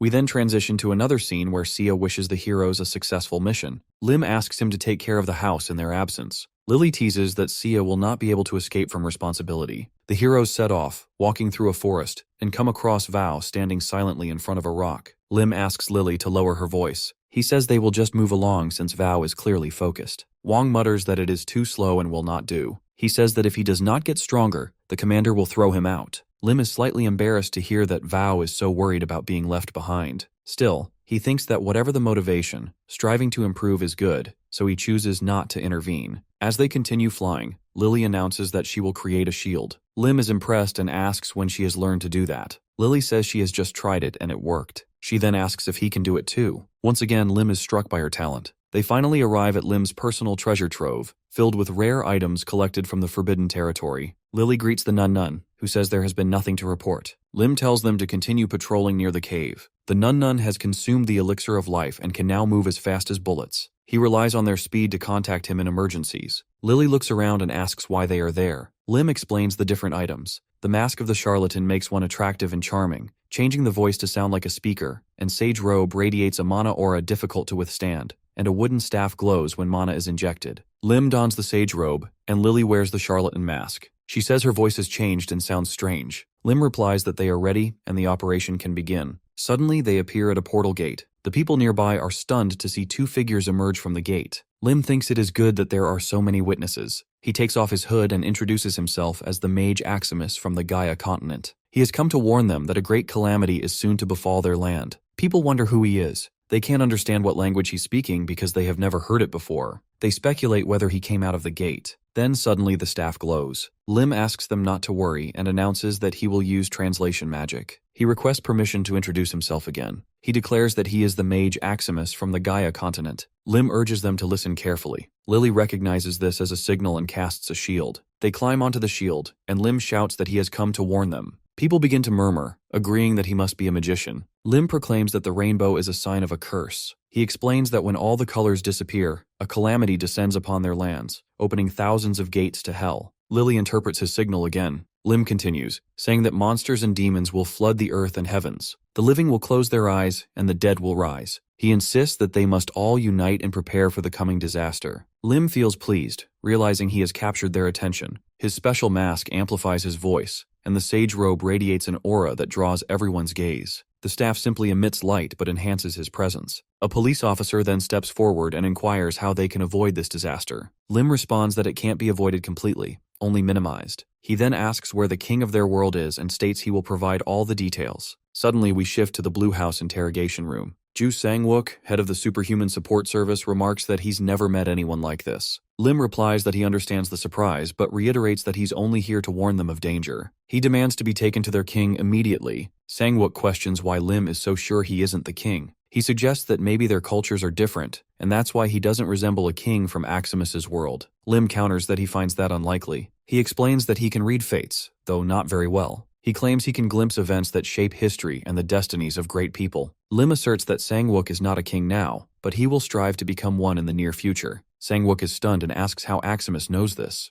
Lim recalls seeing Sang-wook's future, his presidential candidacy, and his role as a judge of superhumans who abhors when they commit crimes. However, Lim says he can't reveal more, and that's all he's seen. Just then, someone enters the room and announces that the president wants to meet the mage from another dimension in person. Sonu hands Aximus his staff and offers to escort him to the king. The Blue House had been rebuilt a couple of years ago after the first gate opened on its roof and a monster emerged, killing the president and most of parliament. A new president was elected, which only slightly stabilized the chaos. Now the Blue House resembles a military facility. They enter the president's office. The president greets the hero and introduces himself as the nation's leader. He informs that he's heard that Aximus came from another dimension. Lim confirms this and introduces himself again as a mage from the Gaia continent. He asks forgiveness if his assistant's translation magic isn't perfect. The president assures him it's fine and invites them to sit. Lim approaches the chair and notes that it's unusual. The president explains it's a lie detector. If Lim lies, they'll know immediately. Lim shows slight unease and suggests the president should sit on one too. The president asks him to repeat, but Lim shrugs it off, saying they have nothing to hide and he's ready to answer. The president asks if they truly come from the Gaia continent. Both Lim and Lily confirm. He then asks if their prophecy about the disaster is real. Lim answers that it is, and that's why they're here. He adds that his assistant doesn't know much about it. The president requests full disclosure. Lily struggles to understand half of what is being asked. Thanks to martial arts training, Lim controls his breathing, pulse, and sweat, so the lie detector fails to detect anything. The president orders all equipment removed from the magician. Lim lets out a sigh of relief. The president apologizes for doubting him. Lim responds that he would have done the same. Then the president leans forward and asks a personal question.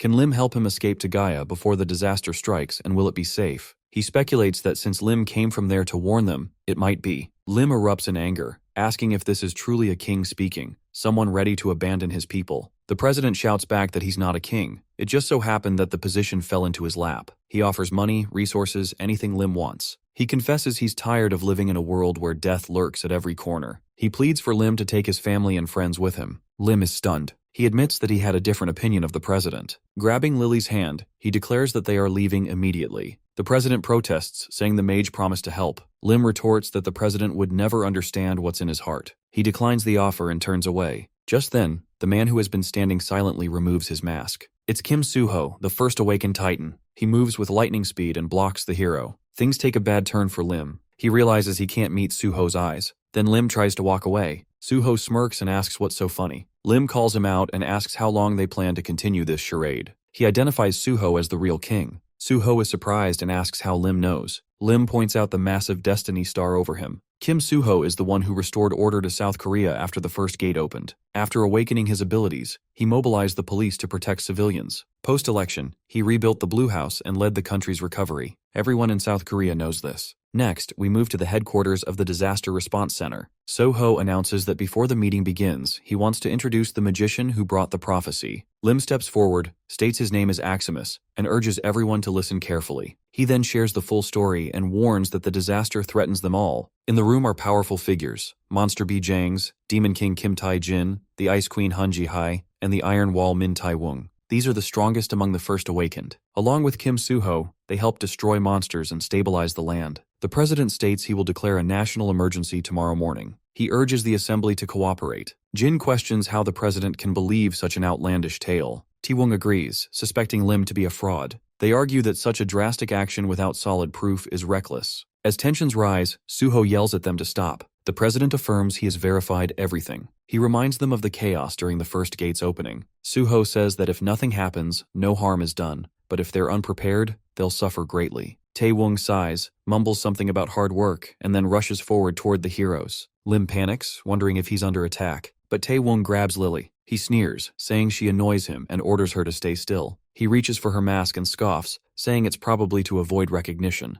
Lily's mask falls to the floor. Lily suddenly transforms into a cat, and she is very angry. They begin to question whether she is even human. Lim asks the assistant to calm down and explains that it was a mistake. They didn't know the truth. Lim says that people like Lily are ashamed to show their real faces, which is why they always wear masks around him. Lim remembers how he and Lily prepared for this exact situation. The cat mask doesn't just disguise, it also alters her voice. But if it's forcibly removed, it triggers a transformation spell that turns the wearer into a cat. Lim wonders what Tae-woong will do now that his assumptions have been proven wrong. Suho yells at Tae-woong and demands he apologize. Tae-woong sincerely apologizes for removing Lily's mask without her consent. Lim thinks to himself that Lily is really good at playing the role of a cat. The next day, Suho declares a state of emergency on national television and radio. Standing on stage, he announces a major crisis in Korea. There's some initial confusion after his speech, but the citizens quickly adapt. The military, the superhuman police, and various guilds begin large-scale exercises in preparation. Someone approaches Lim and mentions that they heard the sage is leaving today. Lim confirms it. The power of dimensional transfer magic is running low, and he must return in a few hours. The man asks if Lim can do him a small favor before he departs. Lim agrees to try his best. The man explains that he has several books that were confiscated as loot during the national uprising. He only brought the ones in good condition and asks Lim to take a look at them. Time is short, so he just wants Lim to check if any of them are important. Lim says he isn't a scholar and not to expect too much from him. He wonders if they really see him as a sage or just a fool. Lim can speak any language, but he can only read the languages of the Gaia continent and the martial arts world, and even then, only in the fields of martial arts and magic. As he walks through the library, one book catches his attention. The hero senses something special and wonders if it might be the Sword Emperor's notes. The book is narrated from the perspective of Nangong, the Sword Emperor, known in the martial arts world as the Incarnation. Lim realizes the language is one he can read and suspects the book might be authentic. When the assistant asks if something is wrong, Lim explains that the writing seems demonic in nature. Lim asks if there's a sword connected to this book. The assistant says the sword also contains a demon and will corrupt whoever wields it. Lim asks him to investigate further. He secretly hopes the Heavenly Emperor's sword is among the recovered items. But the assistant says they only found the book and some old clothes in the collapsed cave. Lim is disappointed but says it's fine. He decides the book is too dangerous and announces he'll seal it himself. Since the king is busy, he asks the assistant to keep it secret. Later, Lim reads the book. It tells the story of Nangong, the illegitimate son of the Nangong clan. Though born with divine martial talent, he was discriminated against. After his mother's death, he steals the clan's martial techniques and elixirs. Lim is uninterested in the early parts. He already knows this history. What intrigues him is the Sword Emperor's battle with Tianma, which he lost in a single moment before disappearing. Suddenly, Lily appears and asks what Lim is doing. She says she's bored. Lim tells her to amuse herself while he reads. She runs off mischievously. Lim calls after her, telling her to return soon. He's happy to be alone in silence again. As he reads, Lim grows tired. The book is long-winded. He comes across a section about the divine art of shattering the heavens, but there's too much unnecessary rambling. Still, he senses the main part is coming. The technique is explained in such simple terms that even a monkey could understand it. If he doesn't get it the first time, he knows he'll just have to reread it. Lim crosses his legs and sits in meditation. A red circle appears at the center of his torso. He remembers that inner strength has 3 categories: accumulation, stability, and radiation. Lim realizes that Diha Simbop, the technique he previously studied, focused mostly on stability, but Peyton Simbong achieves perfect harmony in all 3 areas. Lim calls it a truly perfect and pure Simbap. He now understands why martial artists dedicate their lives to improving their techniques. He simply wants to practice it, just for today. But then he checks the time and notices it's already past lunchtime. Lily still hasn't returned. Suddenly, Lim senses something and turns around. A gate appears in the sky. People begin shouting, "Monsters are coming." The first to emerge is a minotaur. It's huge. People scream and flee in panic. The minotaur raises its mace to attack, but Lim quickly protects the crowd with a magical shield. He tells them to stay inside the barrier and reassures them it will hold until reinforcements arrive. Lim knows using full magic could destroy the palace, so he chooses to fight using only his body. The minotaur slams its mace down, but Lim leaps onto its head and punches it, sending it flying. He's surprised. Why is the monster so weak? Then he realizes it's not the monster that's weak. He's become stronger. More monsters begin to emerge. Lim understands that avoiding palace damage is no longer possible. There are too many of them. He raises his hand and shouts, calling fire to rain from the sky. Spectators are stunned. Even the future president remarks that it's a magnificent spell. One day, a statue of the great sage will be erected in Gwanghwamun Square to honor him. After the monsters are defeated, Suho thanks Lim and promises never to forget this favor. Lim replies that he only did what was necessary. The assistant approaches and offers a gift in gratitude. Lim initially refuses, but they insist. He finally accepts it and wonders how many high-quality magic stones are inside. Lim says he can't stay here any longer. He and Lily stand on a magical shield and prepare to depart. It turns out one of Lily's new friends is a Titan, one of the first awakened ones. As they leave, Lim hopes everyone remains safe. Back home, Lim asks Tae-woong if he's taken care of the house. Tae-woong bursts into tears and asks where the heroes have been all this time. Siritaeok says something terrible has happened. Tae-woong reveals that if all the floating rainbows in the sky disappear, disaster will come. Tae-woong is horrified. The president says hundreds of gates will appear. Lim and Lily glance at each other and grin. Baek asks what everyone is laughing about. Wang also went to the guild after the emergency call. Siruteok asks to be informed when his brother returns. Lim praises him and suggests they head to the guild immediately. Although Lim initially thought he might run away, he's impressed that he is waiting for them even in this situation. As he looks up at the rainbow, he realizes there's less than a week left. He urges everyone to go to the guild together. At the guild, Baek confronts Lim indignantly, demanding to know where he's been. She says she tried to contact him during the state of emergency, but even his phone was turned off. She continues scolding him, asking if he even understands how serious the situation is. Lim responds that he's already heard enough of this on his way over, and turns away. Just then, Tae-woong arrives and greets Baek. She recognizes him, saying they met at the lake and haven't seen each other since. Baek asks where they plan to evacuate. Lim inquires if there are any rooms left at the guild, but adds that he doesn't plan to stay long. Baek asks if he's returning from beyond the gate and offers to call someone to escort him. Instead, she suggests Lim go straight to the head. Lim ignores her and tells Serok to move his luggage and rest. Baek points out that Lim is the only one who didn't respond to the emergency call, warning that even the head will be furious. Lim replies sarcastically, saying the head won't be angry if she also failed to answer her phone over the weekend. Suddenly, Wang rushes out to the heroes. Lim asks where Van is, but Wang unexpectedly calls out to the commander and attacks Lim. Lim dodges and asks if Wang has lost his mind. Through tears, Wang says he thought Lim had abandoned him, and his attack was out of happiness. Lim assures him that, even if others ignore or accuse him, he would never leave Wang behind. Van is overjoyed, and Lim knows Van is truly useful. Lim knocks on the head's office door. All the heroes gather as the head asks them to sit. Baek reports that Lim was outside the forbidden territory. Changsu responds that it's no excuse. The chief asks Lim what he knows about the impending disaster. Lim says he heard some things on his way back. Changsu explains that the great sage Aximus spoke to him alone and gave him a prophecy. Aximus mentioned the seventh night, telling Changsu to leave the wheel of fate for them to lead, and that they would bring the light. Changsu believes Aximus was referring to Lim's team. Everyone agrees. Lim feels a bit ashamed and says that if the invasion begins, the seventh team should operate independently. He insists everything will be fine. He explains that simply eliminating monsters in designated locations is a waste of time. Instead, they should focus on enabling independent action and destroying the main gate. The disaster is called the Night of the 7 Months because 7 special moon-colored gates appear among hundreds of others. The main gate, which anchors surrounding gates,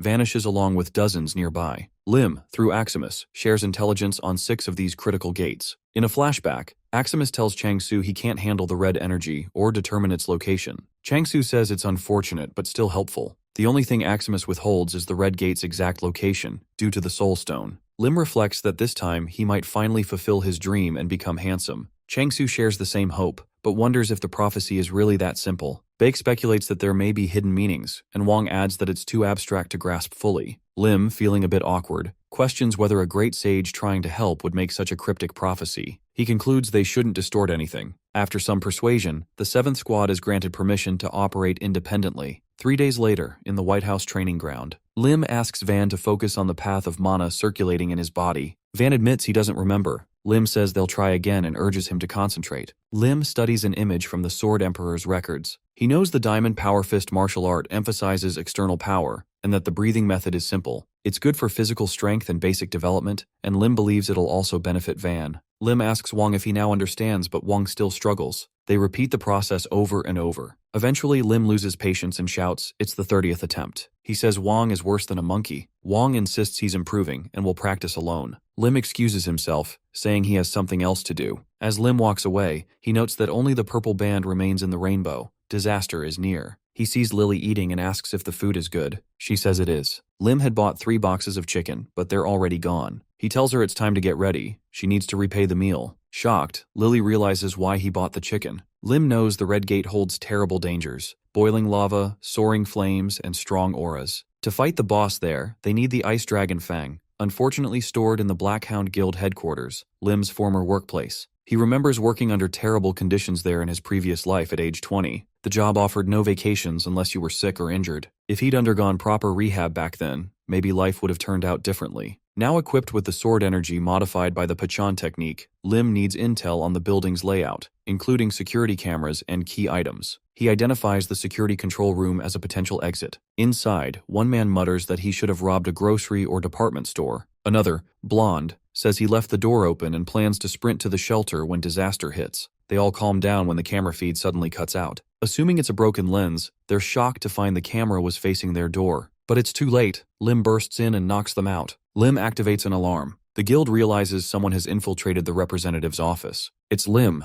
A hero reports that 4 armed intruders, not superhumans, broke in. Lim instructs staff to gather at the rep's office. When they arrive, the room is empty. Confused, they realize the control room is locked. Lim says the intruders are secured. Elsewhere, he and Lily break through a door. Lily is amazed. Everything sparkles. She asks if it's all money, then wonders if she can get chicken again. Lim doesn't understand her obsession, but says the statue is too heavy to carry. Instead, he shows her the special armory where otherworldly items are stored. There it is, the ice dragon fang, well preserved. As they prepare to leave, Lily says she wants to see what's behind a certain wall. She senses powerful mana. Lim tells her to stand back. He activates his watch and smashes through the wall. Inside, he finds something valuable and praises Lily. As a reward, he gives her 3 raw balls. Lim plans to consume the next soulstone himself and lets Lily eat this one. But Lim is disappointed by the results. It barely makes a difference. Only his claws grow. Still, he figures it's enough to claim an unpaid severance package. He decides it's time to go home. The next day, the rainbow vanishes. Lily is most concerned about one thing, her cheese balls. The next day, at the 3rd evacuation shelter, Lim appears calm, even chuckling with a faint smile. His team is surprised by his demeanor, especially with one of the worst gates about to open. A team member approaches, curious if something good has happened. Lim replies that he finally received severance pay from a company he worked at long ago. As Lim talks, a menacing aura becomes noticeable nearby. The scene shifts to the 4th evacuation shelter, where the source of the aura is revealed to be Kim Tae-jin, leader of the Black Hound Guild. His members gather, concerned by his behavior. One mentions hearing a rumor that their guild warehouse was robbed yesterday, and they still don't know who was behind it. Back at the 3rd shelter, Lim speaks on the phone with Bayek, who apologizes for the delay. Lim thanks her for her work. Soon after, she finishes upgrading his armor, marking the completion of equipment preparations. Lim checks in with the support team using his earpiece. Cheon Il-nam confirms he can hear him, followed by Il-nam, who says the sound is coming through clearly. Lim turns to Lily and Wang, asking if they're ready. Lily complains that her armor is too tight, and Wang agrees, saying his new suit is embarrassing. Lim explains their suits are custom-made, Lily's for defense, Wang's for mobility with a flexible material. As they talk, Lim notices Wang in an odd stance and asks if he plans to fight like that. Wang calmly responds that if posture becomes a problem, he'll use petrification to fix it. Baek approaches and reports that the people Lim mentioned a few days ago have arrived at the shelter. Lim thanks her and declines to meet them, saying this is enough to repay their kindness. He's requested protection for those who attended his retirement ceremony, and also for friends lost in a previous life's disaster. This time, he's determined not to let that happen again. Suddenly, Chang-su shouts that the disaster could come at any time and that he will stop it.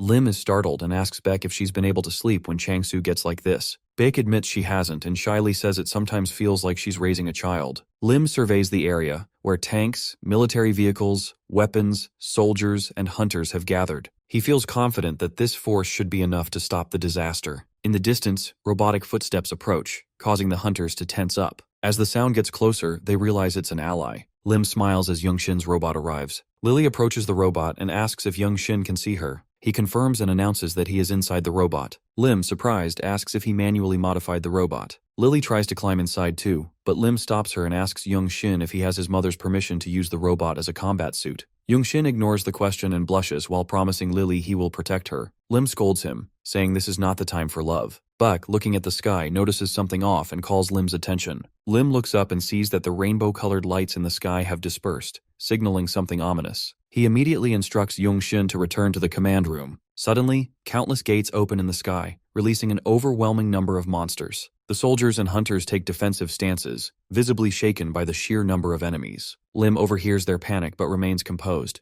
knowing this is only the first wave. He reminds everyone that these are monsters they've faced before and urges them to focus. Encouraged, the soldiers prepare to engage, and Lim feels confident enough to leave the shelter's defense in their hands. Gunfire erupts as soldiers begin attacking the monsters. Hunters take charge of any that get too close. The battle continues relentlessly, and the number of monsters doesn't seem to dwindle. Chang-su joins the fight, happily expressing how long it's been since he was on the battlefield. He declares he will destroy everything, including the dark blue core gate. The core gates have been divided between the First Awakened team and the Professional Hunter team, as decided by guild leaders and the president. Lim plans to act separately and enter the red core gate on his own terms. He turns to Young Shin, who still refuses to return to the command room, and tells him to pay attention to what a battlefield truly looks like. Though annoyed, Lim allows him to follow and support him. Lim instructs his team to move to their assigned positions as the solo operation begins. He, Wang, and Lily board an armored vehicle while Young Shin follows in the robot. Lim's strategy is to appear as though they're moving aimlessly before eventually reaching the red core gate. Along the way, Cheonil-nam informs him that monsters are approaching from all directions. Lim tells her to ignore them and keep driving. Inside the vehicle, Lim assembles a spear. Though unfamiliar with military-grade weapons, his 2 decades in the superhuman force give him the skill to manage. As the vehicle nears a pack of werewolf monsters, Il-nam alerts Lim, who tells him to keep moving. He climbs onto the roof of the vehicle and uses the spear to eliminate the attacking monsters. He instructs the driver to turn at an upcoming intersection and watch out for corpses on the road.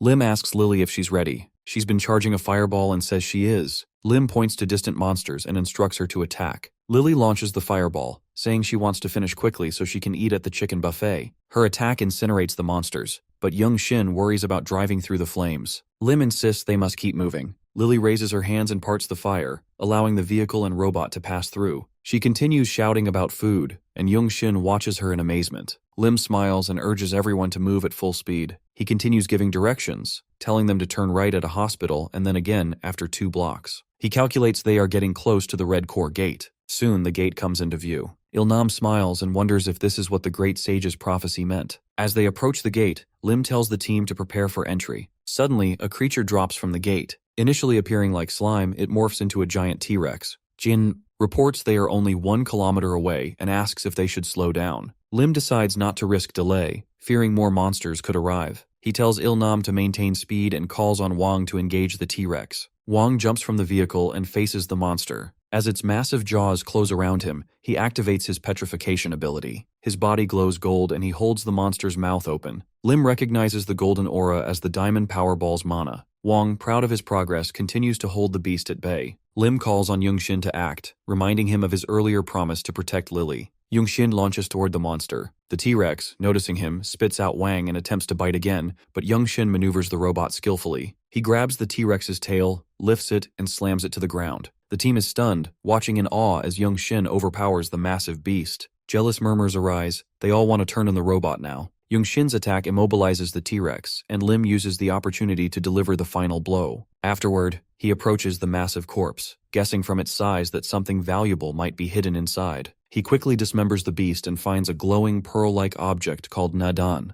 a rare and nourishing item. Holding it in his hands, he admires it until Wang calls out, pointing at a new wave of monsters emerging from the gate. Lim smiles, excited like a child in a candy shop, and urges the team to move toward the red core gate. Destroying the red core gate requires defeating the fire giant sleeping inside the volcano. After fighting the new monsters and entering the gate, Lim halts the team so C can help them change into armor suited for the intense heat. Once suited up, they all feel better. Lim clenches his fist, smiling as he remarks how surprisingly cool the combat suits are. He stretches his shoulders and tells C that the suits are not just efficient and comfortable, but visually impressive too. He believes this armor will make future encounters easier. Sina shares her surprise at the quality of the suits, revealing that Young Shin helped design them. She praises him as a valuable ally. Lim reflects that stealing from the Black Hound Guild and requesting the suits early is now paying off. Young Shin approaches Lily and asks her to press a button on the robot's arm. When she does, a popsicle pops out and she thanks him. Young Shin blushes and downplays the gesture. Not wanting Young Shin to get too cozy with Lily, Lim orders Team 7 to prepare for departure. Soon after, they encounter a group of firewolves. Wang jumps to the front line without waiting for orders, which surprises Lim but doesn't bother him. Lim climbs atop the armored vehicle, pulling out a gun, expressing that it's been a while since he's shown off his shooting skills. As the monsters approach, Wang braces himself for combat, but the heat overwhelms him. Lim shoots the monsters, freezing them with liquid nitrogen bullets and saving Wang. He feels relieved to have brought this weapon, grateful to the White House Guild for preparing it in advance. As Lim finishes freezing the monsters, he tells Young Shin to finish them off. Young Shin immediately responds, flying in and punching through the frozen creatures in one strike. Lim watches in awe and acknowledges how much more comfortable his work has become. He informs the team that they will keep this momentum and quickly move past the flame centipede ahead. Later, Lily sighs in boredom, catching Lim's attention. When he asks what's wrong, she complains that her fire ability is useless in this environment. Lim responds that it's obvious and tells her to rest. The suggestion disappoints Lily, and she wonders aloud if she is now useless. Lim, annoyed, turns his back and tells her that after resting, she will have plenty of fighting to do. He asks if she prefers that to resting. Lily shivers and admits that fighting sounds less fun,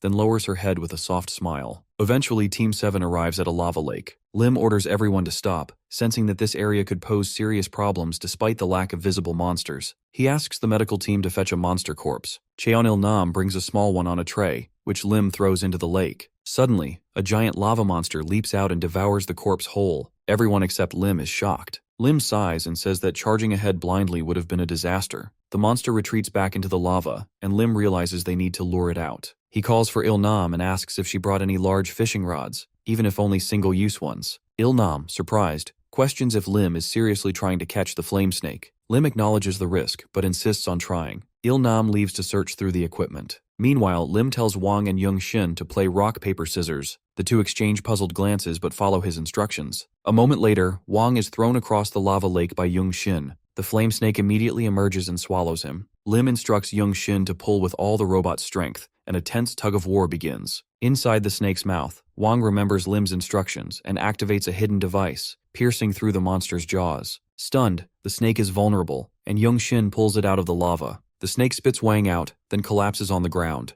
Lim rushes over and asks if Wang is all right. Wang confirms that he is, but before they can rest, the ground trembles. Lim and Wang instinctively turn to the volcano as a massive hand emerges, gripping the crater's edge. Using it for support, the fire giant begins to rise. Lim watches as it descends the volcano, wondering if their earlier activity triggered its awakening. Realizing this changes everything, he shifts his focus back to the recovering flame snake. As Lim approaches, the flame snake whips its tail toward him, but he dodges by, jumping into the air. His movement distracts the snake long enough for Wang to grab its tail. As the monster prepares to attack again, Lim assaults its face while calling on Young-shin to flank from the left. Young-shin activates a drill weapon and jumps into action, but Lim soon notices that their attacks are ineffective due to the monster's thick scales. Suddenly, the flame snake lifts its head and spews venom. Lim barely escapes, but Young-shin's robot arm gets hit and begins to melt. Lim glares at Young-shin, noting his inexperience with monsters of this caliber. Young-shin, sensing Lim's concern, reassures him that the robot has a restoration function. Lim says he is aware but tells Young-shin to retreat for now. He also orders Wang to move back and get checked. As Lim draws the monster's attention, Young-shin carries Wang to safety. C asks Lim if he can manage alone. Lim confirms that the flame snake has yet to corner him. Still concerned, Il-nam says she will monitor the surrounding area with cameras to ensure he does not encounter other threats. As Lim dodges more attacks, Il-nam adds that their focus should be elsewhere. Lim agrees, knowing the fire giant is the true danger. Il-nam reports that the fire giant stands approximately 40 meters tall and is moving faster than expected. She suspects its massive size enables its quick advance. The giant is now halfway down the volcano, and its looming presence makes its sheer scale even more daunting. Lim, recalling that in his past life the first awakeners were the ones who handled this gate, now realizes the responsibility falls on him. He clenches his jaw, questioning what he should do next. Lim's original plan is simple. First, he would defeat the flame snake at the lava lake. Then, while the fire giant still slept inside the volcano, he would approach and stab it with the ice dragon's fang. Finally, once the creature is weakened from the fang's cold energy, he would deliver the finishing blow. Lim believes it is a perfect plan, but now that perfect plan is in ruins. He sighs and instructs all members of Team 7 through the earpiece to retreat to the rear and wait for his signal. Wang asks how they can retreat without their team leader. Lily, also concerned, looks on as Wang speaks. Lim responds by asking if Wang has never heard the saying about how when whales fight, shrimps always suffer. He explains that staying here would make them the shrimps. Releasing his aura with a slight smile, he tells Wang that they must first make the whales fight each other until they are both weakened. With that, Lim leaps at the flame snake. Landing on the monster's body, he uses Heavenly Destruction Step to launch himself across its back and approach its face. The snake raises its head. As Lim draws near, it opens its mouth and sprays venom at him. Lim swings his spear, cutting through both the venom and the creature's tongue in one motion. The snake writhes in pain, rolling on the ground. Lim starts running toward the fire giant, taunting the snake to follow him. Enraged, it gives chase. As he runs, he uses the earpiece to ask if everyone has reached a safe area. Suddenly, Lily shouts that she refuses to retreat. Lim begins sweating nervously. He begs the others not to let Lily come his way, and turns off the earpiece, hoping she won't cause more problems. Soon, Lim reaches the front of the fire giant. Despite his fireproof combat suit, the heat from the creature's body is suffocating. The flame snake catches up and swings its tail at him. Lim dodges just in time, and as the snake moves past, the fire giant takes notice. It slams a punch into the snake, disorienting it. Lim watches with anticipation as the two monsters now turn on each other. They size one another up, waiting for the other to make the first move. The fire giant strikes first, but the flame snake dodges. It spits venom at the fire giant's face. The giant raises its arm to block, but the venom begins corroding its flesh. Hidden behind a rock, Lim watches the battle unfold and thinks the monsters are doing well. He takes out the box containing the ice dragon's fang and studies it. He knows the fang would be most effective if it pierces the fire giant's heart. Planning to wait for an opening, he puts on combat gloves to shield his hands from the heat. His attention returns to the fight. The flame snake now wraps itself around the fire giant's arm,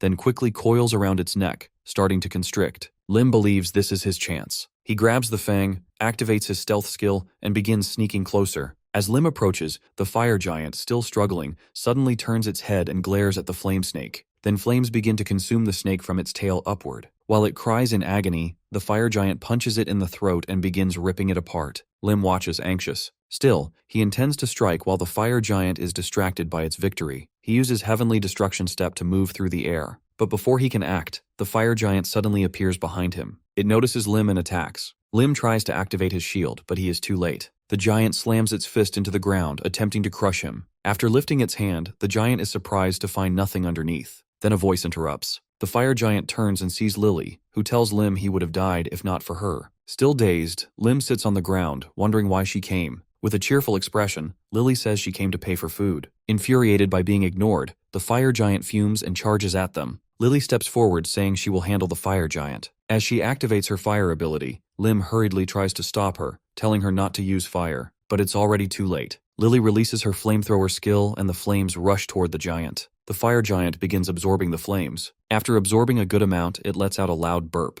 Lily is stunned that it could eat fire. Lim, pale and nervous, explains that this is exactly why he wanted her to avoid fire-based attacks. Feeding the fire giant flame is like pouring oil into an engine. Worse yet, Lim has lost both his weapon and the ice dragon fang during the earlier attack. Disappointed, Lim tells Lily they should fall back and reorganize. But Lily, seemingly excited, asks if she could do what the boss monster just did. Before Lim can answer, Lily starts inhaling. The fire giant notices something is wrong. The flames it emits are now being drawn toward Lily. It tries to resist by releasing even more flames, but that only increases the rate at which Lily absorbs them. Lim watches, stunned, as the scene unfolds. The fire giant finally realizes that Lily is about to absorb all of its flames. Panicking, it starts running away. Lim is shocked but quickly realizes what is happening. Lily's control over fire surpasses even that of the boss monster. Her fire control is at a higher level. As the fire giant flees, Lily absorbs the last of its flames, leaving behind only a dry husk. Lim, baffled by the outcome, stares at the fire giant's remains, unable to comprehend how his team managed to win in such a ridiculous way. Following the destruction of the Red Core Gate, other core gates across the city are also destroyed by the guilds assigned to them. The disaster ends sooner than it did in Lim's previous life. A week later, citizens and construction workers volunteer to rebuild the damaged parts of the city. Team 7 from the White House Guild joins the effort. Sarok, seemingly in charge of the construction team, rallies everyone to work quickly so they can finish today. Wang helps carry heavy materials, and Youngshin assists with welding, using his robot. Some construction workers take a break and call out to Sarok. They ask whether Team 7 is really part of the White House Guild. They remark that usually, guild members don't bother with helping on the ground like this. After hearing them out, Sarok clenches his fist and passionately responds that this is exactly what guild members should do. He says that if there's a place that needs help, hunters should step up and offer it. The construction workers, moved by Sarok's enthusiasm, pour him a drink and invite everyone to join their break and eat. Lim gladly accepts the invitation and joins Sarok and the others. However, one construction worker begins to grow suspicious. He wonders why everyone is working so hard. He asks Sarok and Lim to point out the person responsible for this effort. Caught off guard, Sarok and Lim hesitate to answer, but the construction worker has already started looking around. His eyes settle on Lim, who is lounging in a beach chair while Lily, sitting beside him, eats popcorn. Sarok tries to explain. He says Lim is their team leader and is still injured. But the construction worker notices Lim's glowing, relaxed expression and questions what kind of injury makes someone look that refreshed. Lim tries to explain, saying that even if it doesn't look like it, Lim was the one who suggested that the White House Guild should provide public support. The construction workers appreciate the idea, but still think someone as young as Lim should be contributing physically too. As their complaints continue, Wang suddenly slams the table and says he really enjoyed the food. His sudden outburst shifts the tone of the conversation. One of the construction workers stands up and says they should do their part.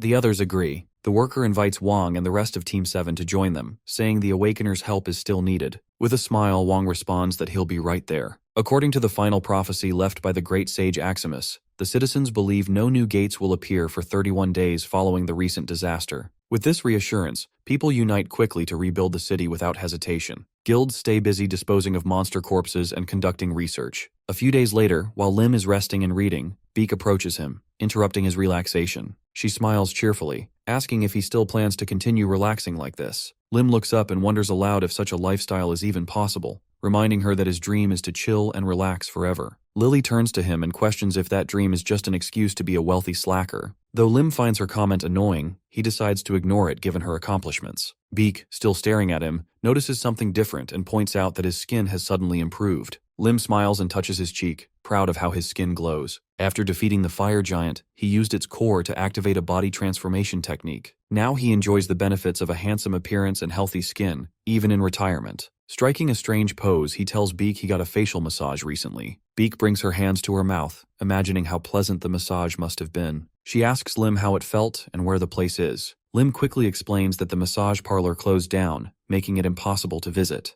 Beak remains persistent and jokes that he should not hoard all the benefits of the fire giant's core for himself. Lim knows that only half the mana from the core has been used and that it can still be activated one more time, but he chooses to save it. Avoiding further questions, he asks if she came just to talk about his skin. Beak corrects him and hands him documents related to potion supplies. She explains that although production has increased, it is still not enough. Several organizations have requested partnerships. The potion, based on the elixir of life, is currently distributed exclusively by the White House Guild. Thanks to this potion, many lives have been saved. People previously fated to die or live with permanent injuries have recovered. Death tolls have dropped to 1/10 of what they used to be. Lim acknowledges the rising demand and praises Beak's work, encouraging her to handle the partnership decisions herself. Beak then brings out another paper and asks Lim what to do with the fire giant's corpse. Lim interrupts, saying the matter is easy to resolve. He asks for 20 kilograms of the giant's skin, some bones and blood for personal use. The rest can be managed freely. Wanting to return to his rest, he asks if there's anything else.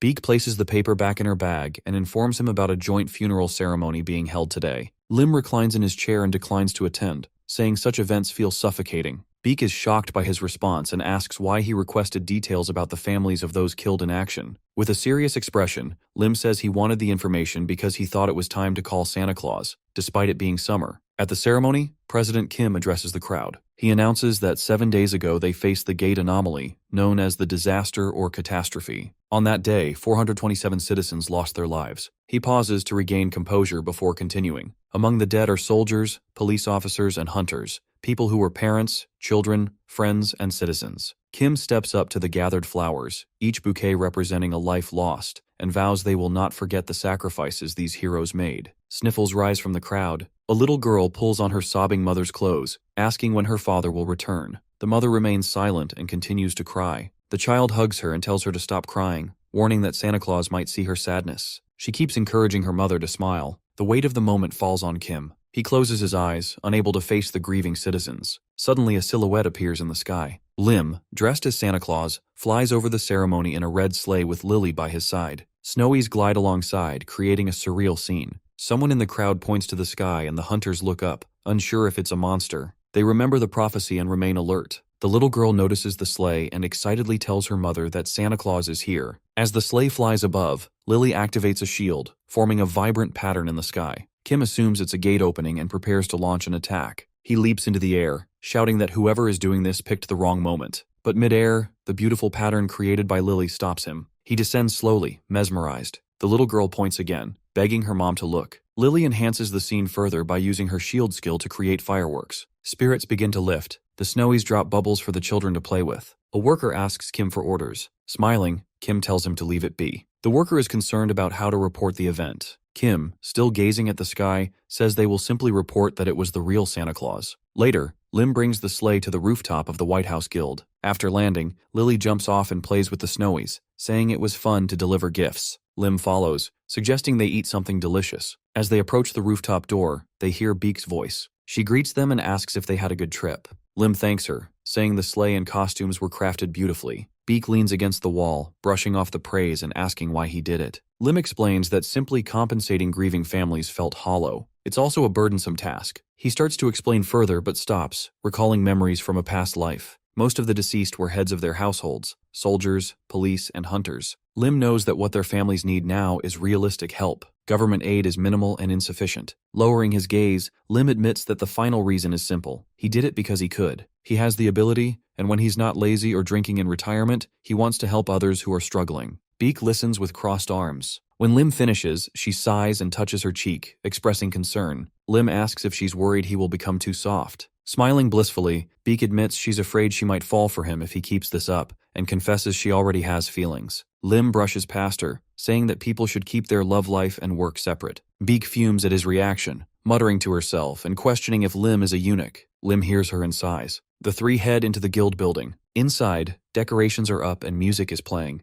Lily runs ahead excited, saying she'll sing along. Lim becomes nervous, wondering when she learned to sing. Sirach and Wang see them arriving and warmly greet their team leader. Lim thanks them for their hard work during the disaster and rebuilding. Youngshin guides Lily to a table with her favorite food, prepared in advance. Lily praises him, calling him the best. Just as Youngshin turns to sit beside her, Lim takes the seat. Smiling, he asks why there are only 2 seats. Youngshin, flustered, quietly adds a chair next to Lily. Lily eats enthusiastically. Lim wipes crumbs off her face and tells her to eat slowly. She agrees and returns to her food. Watching her, Lim realizes she never speaks about her family. He calls out to her. Lily looks puzzled as Lim asks if she misses them. He mentions that she never says things like missing her parents or wondering how they're doing. Lily's expression dims. She sets her pizza down. Youngshin, annoyed, asks Lim if he's scolding her. Lim calmly explains he's trying to talk about something important. He turns back to Lily and says she doesn't have to answer if she doesn't want to, but he wants to know if she wants to see her parents again. Lily replies that she does want to, but before she can explain further, Lim pats her head and says they'll need to go to the continent of Gaia.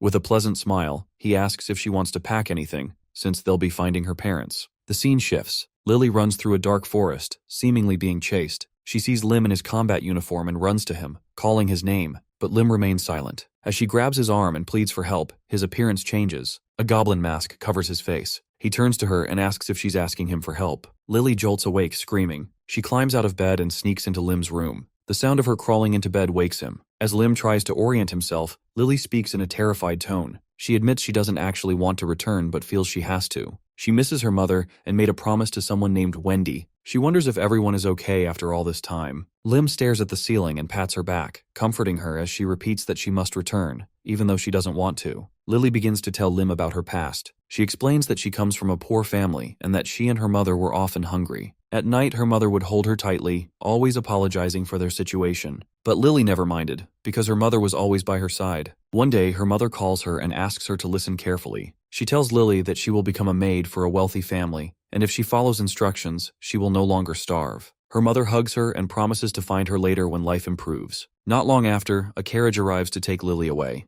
As it travels through a forest, Lily observes the other children inside. The child next to her turns and introduces herself as Wendy. Without waiting for a response, Wendy leans on Lily's shoulder, thanking her for being warm. She then asks Lily's age and reveals that she is a year older. Soon the carriage stops and strange men order the children to get out. They are lined up and marched through an unfamiliar place that clearly isn't the rich family's compound they were told about. One man strikes the ground with a whip, silencing the confused children. Wearing a goblin mask, he tells them coldly to shut up and follow him. Lily and Wendy are locked in a large prison cell. Over time, the other children begin to disappear. Lily remembers little of what happens next, but she recalls waking up in a strange room. 2 men stand over her. One mentions that this is already their 3rd attempt. The other confirms it, explaining that they used the essence of fire, blood fragments of a demon, and that all the items have been successfully integrated into Lily's body. They check for signs of rejection, but find none, though one man warns the risk is still high. Before he can continue, they notice a reaction in Lily. They declare their success, celebrating the baptism now settling into her body. Though Lily is in pain, the men rejoice in finally achieving their long-cherished goal. One asks if there are any side effects. The other dismisses the concern, stating that Lily is no longer a person, but a monster. From that day, a magic circle appears on Lily's stomach, and she becomes increasingly hungry. During these times, Wendy always gives Lily her portion of food.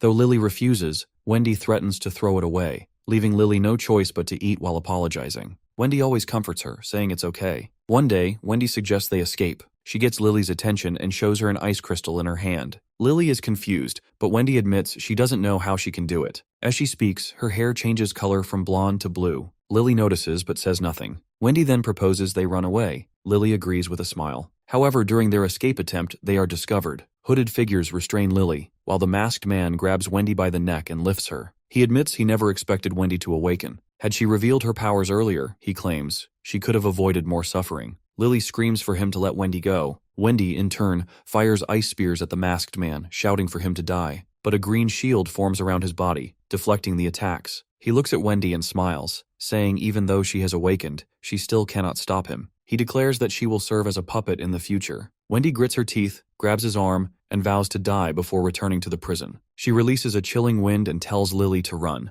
The masked man grows irritated by Wendy's defiance, but Wendy continues directing freezing winds at the men restraining Lily. As a result, the two captors freeze, and Lily's powers awaken. Her hair turns red and flames erupt from her body. The masked man notices and orders the others to catch her. Wendy shouts for Lily to run, insisting this is her only chance. Lily obeys as Wendy expands her powers, forming a blinding ice tornado to mask Lily's escape. Wendy's distraction buys Lily time, but the men eventually track her. As she runs, Lily promises Wendy that she will return. With her pursuers close behind, a red gate suddenly opens before Lily. With nowhere else to go, she runs through it. The men shout for her to stay away, but the gate begins to vanish. Lily takes one final look back and promises again to come back for Wendy. In the present, after sharing her story, Lily collapses from exhaustion. Lim watches her in silence and mutters the words "goblin masked man" with anger. The next day, Lim visits Chang-Su and requests a month-long vacation. Chang-Su slams his desk in anger, questioning Lim's timing, especially with how busy the White House Guild has been. He reminds Lim of their recent disasters and refuses the request, saying the maximum he can allow is 1 week and not until next month. Lim stays quiet. Beak stands behind him, visibly nervous.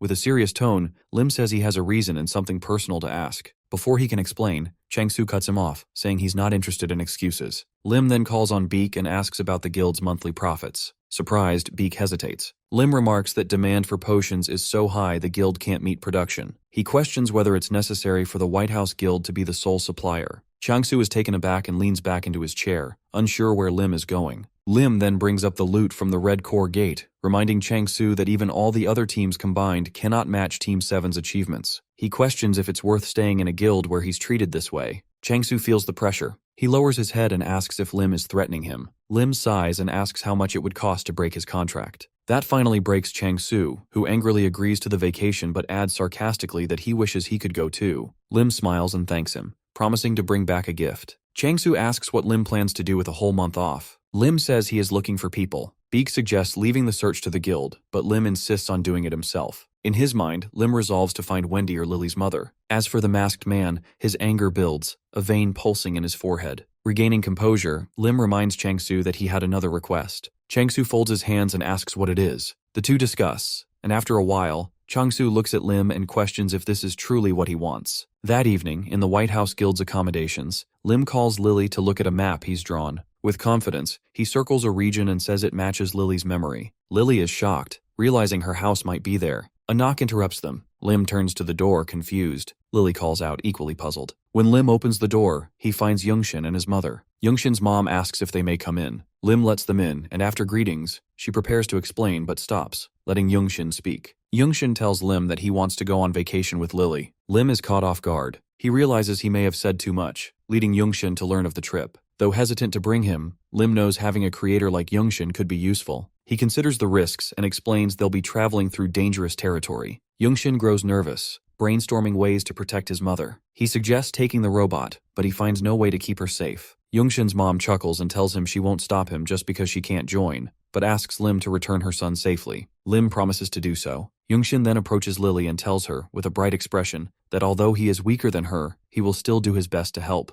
Lily smiles warmly and thanks him. At midnight, Lim heads to the main building of the White House Guild. As he rides the elevator, an unexpected thought crosses his mind. He never imagined a day would come when he'd have to visit this place alone. The elevator halts at the 12th basement floor, the personal training hall reserved for Chang-Su. As the doors slide open, a wave of steam rushes out, revealing Chang-Su in the midst of an intense warm-up, heat visibly radiating from his body. Noticing Lim's arrival, Chang-Su immediately stops and turns toward him, accusing him of being late. Confused, Lim explains that he arrived 10 minutes early, only to be met with a sheepish apology. Chang-Su confesses he was simply too excited to wait and began warming up on his own. Chang-Su then brings up the real reason he called Lim here, a request he had made earlier, which Lim now understands is for a 3-day spar. This surprises Lim, especially since he had always avoided the topic. He laughs nervously. The truth is, Lim willingly signed up to get beaten because Earth was no longer the most dangerous place. The Gaia continent was brimming with powerful people, and before venturing there, Lim wanted to thoroughly test the martial arts he'd gained through his cosplay as the Great Sage. He believes Chang Su, one of the most gifted individuals he's ever met, would be the perfect opponent. Steeling himself, Lim unsheaths his sword and respectfully asks Chang Su to take care of him for the next 3 days. Chang Su reciprocates the sentiment and assumes his fighting stance, signaling that the warm-up phase is over. He explains that Lim should have already prepared himself physically before showing up, and then immediately unleashes his aura. Lim realizes he's made a mistake. Trying to backpedal, he claims he was being overconfident when he made the request. But Chang Su cuts him off, saying from now on, they'll only speak with their fists. In a flash, he charges. His attacks are explosive. Every blow that lands on Lim sends shockwaves throughout the White House Guild building.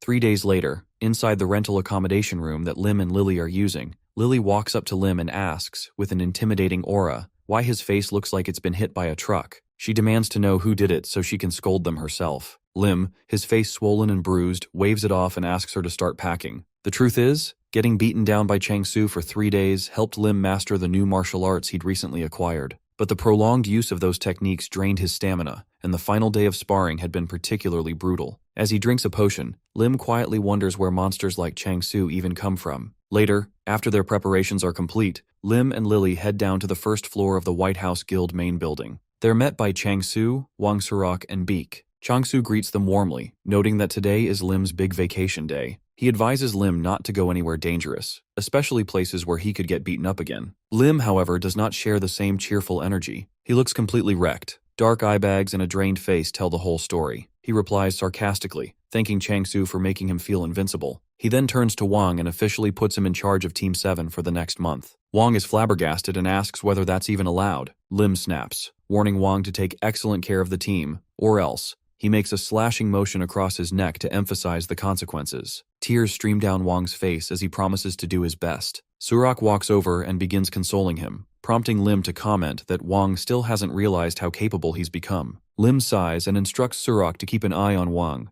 to which Surak agrees with a warm smile. Lim then turns to Beak, preparing to give her instructions, but freezes. Beak is staring at him with a dreamy expression, eyes closed, lips puckered. Lim, confused, asks if she got dust in her eyes. Beak erupts in frustration, grabbing Lim's arm and demanding to know how he doesn't understand that she was asking for a goodbye kiss. Lim, trying to escape, plays dumb and claims he's never heard of such a thing. He instead asks her to handle Team 7 in his absence, and to complete the tasks he had previously assigned her. This only irritates Beak further. She accuses Lim of exploiting her, but he doesn't respond, because Chang Su is now glaring at him with deadly intent from behind her. Lim knows he's not trying to use Beak, but he also doesn't want to die yet. Hurriedly, Lim turns around, looks back one last time with a smile, and tells everyone it's time to go. Lily smiles and waves goodbye. Lim grabs her hand, and they both bolt out, not wanting to risk being burned by Chang Su's furious glare. After Lim is gone, Beak remains, silently watching where he left, sadness in her eyes. Chang Su comes over and gently places a hand on her shoulder, asking why his beautiful daughter looks so down. Beak lowers her head and says she feels like she may never see Lim again,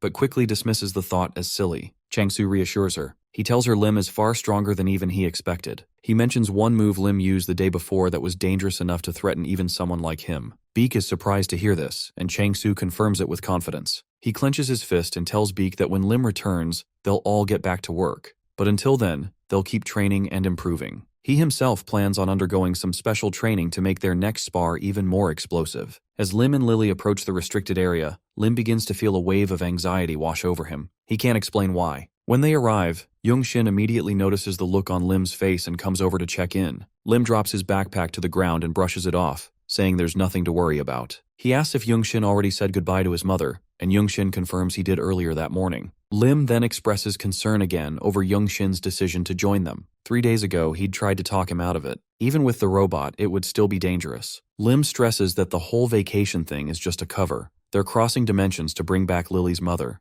Young-shin brushes it off and says that since they're going to Lily's home, that's all that matters. He then pulls out his phone and shows Lim the modifications he made to the robot, just like Lim asked. Pressing a button, Young-shin triggers a transformation. The robot turns into a sleek carriage pulled by a mechanical horse. Lim and Lily are stunned. Seeing their reactions, Young-shin humbly says it's no big deal. The transformation feature already existed. He merely customized it. Lim is in awe, slowly realizing just how talented Young-shin is. Youngshin mentions there are other transformation modes, but Lim stops him and says the carriage will do for now. At that moment, Lim notices the flow of mana starting to swirl. He steps away from Lily and Youngshin, announcing that he's going to open the gate. The gathered mana begins to concentrate in a single location. Lim kneels down and draws a large magic circle beneath it. Earth and the Gaia continent are technically connected. They're just separated by a door. And now he's about to unlock that door. Once the circle is complete, Lim pulls a soul stone from his pocket. Normally, the gate would open on its own in a year's time, but the stone will accelerate that process. He crushes it in his hand, and its stored mana fuses with the swirling energy above the circle. The reaction is instant. A gate begins to open. Lim tells Lily and Youngshin to get into the carriage quickly. Once they're inside, he joins them, and they wait.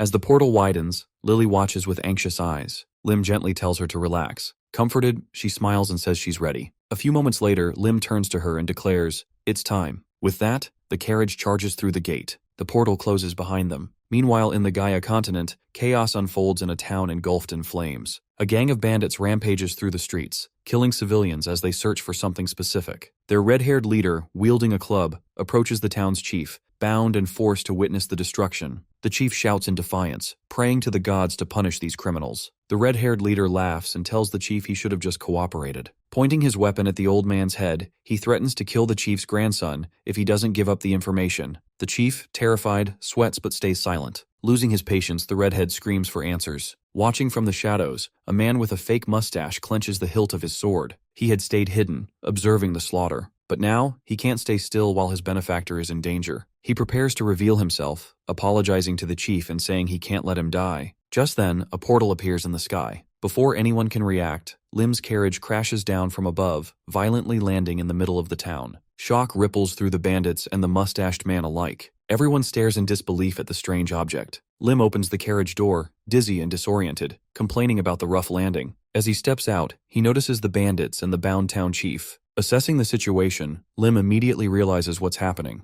Lily, curious, tries to peek outside, but Lim quickly shuts the door in her face, instructing her to stay hidden. Lim turns and glares at the bandits. His attention shifts to one who is still partaking in the killing of the townsfolk. Then, he notices a crying child and another child trying to quiet them down. The sight infuriates Lim. He releases his aura and states that he is deeply disappointed, especially since he had been excited to see the state of this town. Lim knows that in 1 year, the gate connecting to Earth will open in this village. Therefore, to raise the value of his property, it becomes clear to him that he must develop the village himself. A man with a mustache approaches Lim, throws himself in front of him, and kneels. Addressing Lim as a magician, the mustache man desperately pleads for help. Lim is taken aback and questions if the man is truly referring to him. The mustache man explains that with teleportation magic of such scale and an extraordinary carriage, Lim must be a magician who has reached unimaginable heights. The mustache man presents a bag of golden coins to Lim, saying they will be truly grateful if he helps them. The sight of the gold coins makes Lim happy. He had brought some magic stones to exchange for gold, and the sight of actual coins makes him gleam with joy. As Lim grabs the bag, the mustache man adds that if Lim takes care of the bandits, he will pay him 10 times the amount in the bag. The bandits begin to panic. One questions if Lim is truly a strong magician. Another nervously asks their boss, the redhead, if they are really going to attack such a person. The redhead, annoyed by their cowardice, points at the mustache man and reminds them that he is one of their targets. He also notes that their comrades will arrive soon. The bandits quickly regain confidence. The redhead turns to Lim and advises him to take the money and leave. However, Lim pays no attention. He is too busy counting the gold coins in the bag. This irritates the redhead, who angrily asks if Lim is ignoring him on purpose. Lim continues to ignore him. He turns to the mustache man and notes that there are 25 coins in the bag. He then asks if the mustache man truly intends to pay 10 times more for taking out the bandits. The mustache man, smiling, affirms that he would. This gets Lim thinking. He asks if the mustache man would be willing to pay 20 times the amount instead of 10 if he kills the bandits. The mustache man hesitates, so Lim turns his back and says he will be going if the man won't accept. The mustache man quickly grabs Lim's shoulder and agrees to the payment. Getting rid of the bandits was something Lim planned to do anyway, so this feels like killing 2 birds with 1 stone. He turns to the mustache man and accepts the mission. The mustache man thanks Lim for ripping him off, wearing a smile. The redhead, fuming, orders his subordinates to shoot Lim. The bandits open fire, but Lim activates a shield. The arrows bounce off harmlessly. When the assault ends, Lim opens the carriage door and asks Lily to get out. As Lily steps out, Lim asks her to extinguish the fire. Lily motions her hands forward, gathering the raging flames into her palm. She then consumes them and remarks that this fire is worse than that of fire giants. Seeing Lily eat the fire, the bandits lose their confidence again. They assume Lily must be a magician as well, and this makes them question their attack on Lim. The redhead, frustrated, turns to his shaken comrades and orders them to release the battle ogre. He insists that with the ogre, they have nothing to fear, as magicians are nothing without someone to protect them. This revives the bandits' morale, and they quickly release the ogre. Once free, the ogre lets out a battle cry. Lim, annoyed, turns to Young-shin and tells him to handle it. Young-shin steps out of the carriage and leaps onto the robotic horse, pulling it. He taps the side of the horse's neck, initiating a transformation. The mustache man watches in stunned silence as the horse and carriage transform into a golem. The ogre charges and attacks with a downward axe swing, but the weapon shatters upon contact with the golem. Young-shin counters with a powerful punch, slamming the ogre into the ground and defeating it in a single strike. The bandits panic. They attempt to flee, but Lily cuts off their escape with a wall of fire. Lim moves through them swiftly, cutting down each one.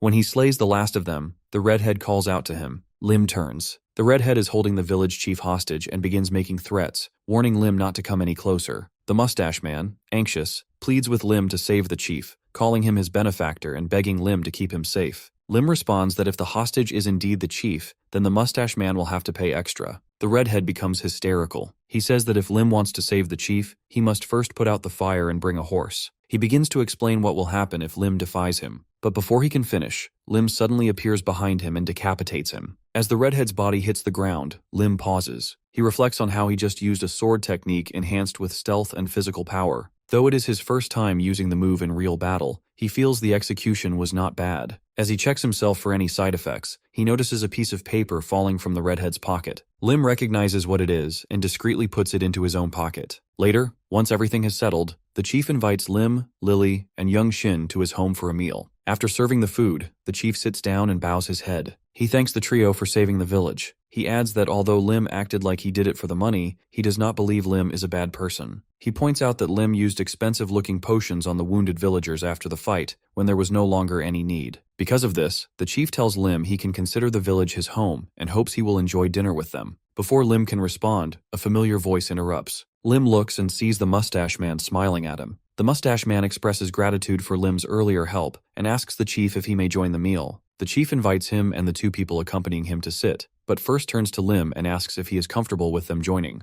Lim says he does not mind. The mustache man takes a seat at the table with gratitude. His two companions sit as well, and he introduces them. The person in the green cloak is his wife, and the other is their escort guard. Lim responds outwardly with a polite smile, but inwardly his suspicions grow. The so-called escort guard was nowhere in sight during the bandit attack. Lim glances at Young-shin and Lily, who are enjoying their food, and decides to suppress his doubts for now. However, it becomes increasingly difficult when he notices the three newcomers glaring at him intently. Sensing the tension, the chief tries to change the subject. He asks Lim if he is traveling somewhere and wants to know his destination. Lim answers that they are heading to a small village in the Teru kingdom to find someone. This response startles the mustache man's wife. Lim notices her reaction and watches her, but she quickly averts her gaze. This strengthens his suspicions. The mustache man then adds that to reach the Teru kingdom, Lim will have to cross the border. He smiles and says they too are heading that way. This confirms one of Lim's suspicions. He can see now that they are making plans. The chief rises, saying he will bring more food. Lim concludes that while they call the chief their benefactor, he likely knows more about them than he lets on. Lim continues pretending to be unaware and shifts his focus to the meal. The mustache man calls for his attention and says he has a favor to ask. Bringing his hands together, he requests Lim's help in escorting them to the border. Lim continues to act unaware and asks why they need help when they already have an escort guard.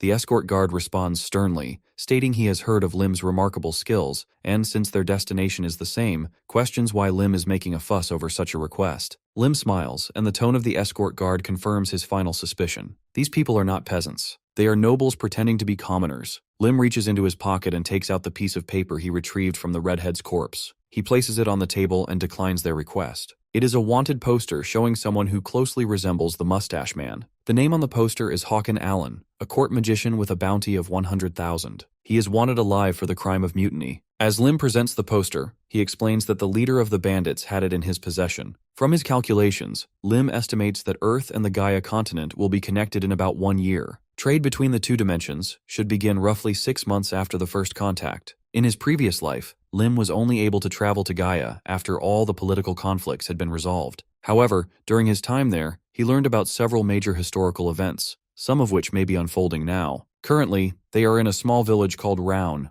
located within the Principate of Hicks in the southeastern part of the continent. If Lim remembers correctly, A rebellion should be underway in the Duchy of Hicks around this time. Smiling smugly at the thought, he suspects that the people around him may be directly involved. Alan stands up from his chair and approaches Lim, asking if there is only one flyer. Lim confirms that there is. Without hesitation, Alan kneels at Lim's feet and begs him to let his wife and their escort to cross the border in exchange for taking Alan and claiming the bounty on his head instead. The woman and the escort are both stunned by Alan's plea. But before they can respond, Lim suddenly rises from his chair, asking if they are trying to make a fool of him. Lim explains that something has been off from the start. Specifically, the woman Alan claims is his wife. Lim reveals his suspicion that she is none other than Princess Alina, the last surviving member of the Hicks royal family, who reportedly escaped during the rebellion's extermination of the monarchy. His guess terrifies Alan and the others. The escort, though shaken, quickly regains his composure. He positions himself firmly in front of the woman and commands her to stay behind him. Turning to Lim, he warns that any further step forward will be met with force. The escort draws his sword and slashes down, but Lim, wielding only a table knife, effortlessly blocks the attack. The escort presses on with a flurry of strikes, yet Lim deflects every blow with ease. While dodging, Lim remarks that if it weren't for the escort's age and injuries, he might have actually been a threat. In a swift motion, Lim sidesteps, kicks the escort's foot out from under him, and sends him sprawling to the floor. Lim mocks him for making excuses. Turning back to Alan, he asks if they can speak alone. But Alan, now agitated, warns Lim to stay away and begins casting a fireball spell. He threatens to burn the entire place down if Lim gets any closer. Before he can finish the incantation, Lily interrupts,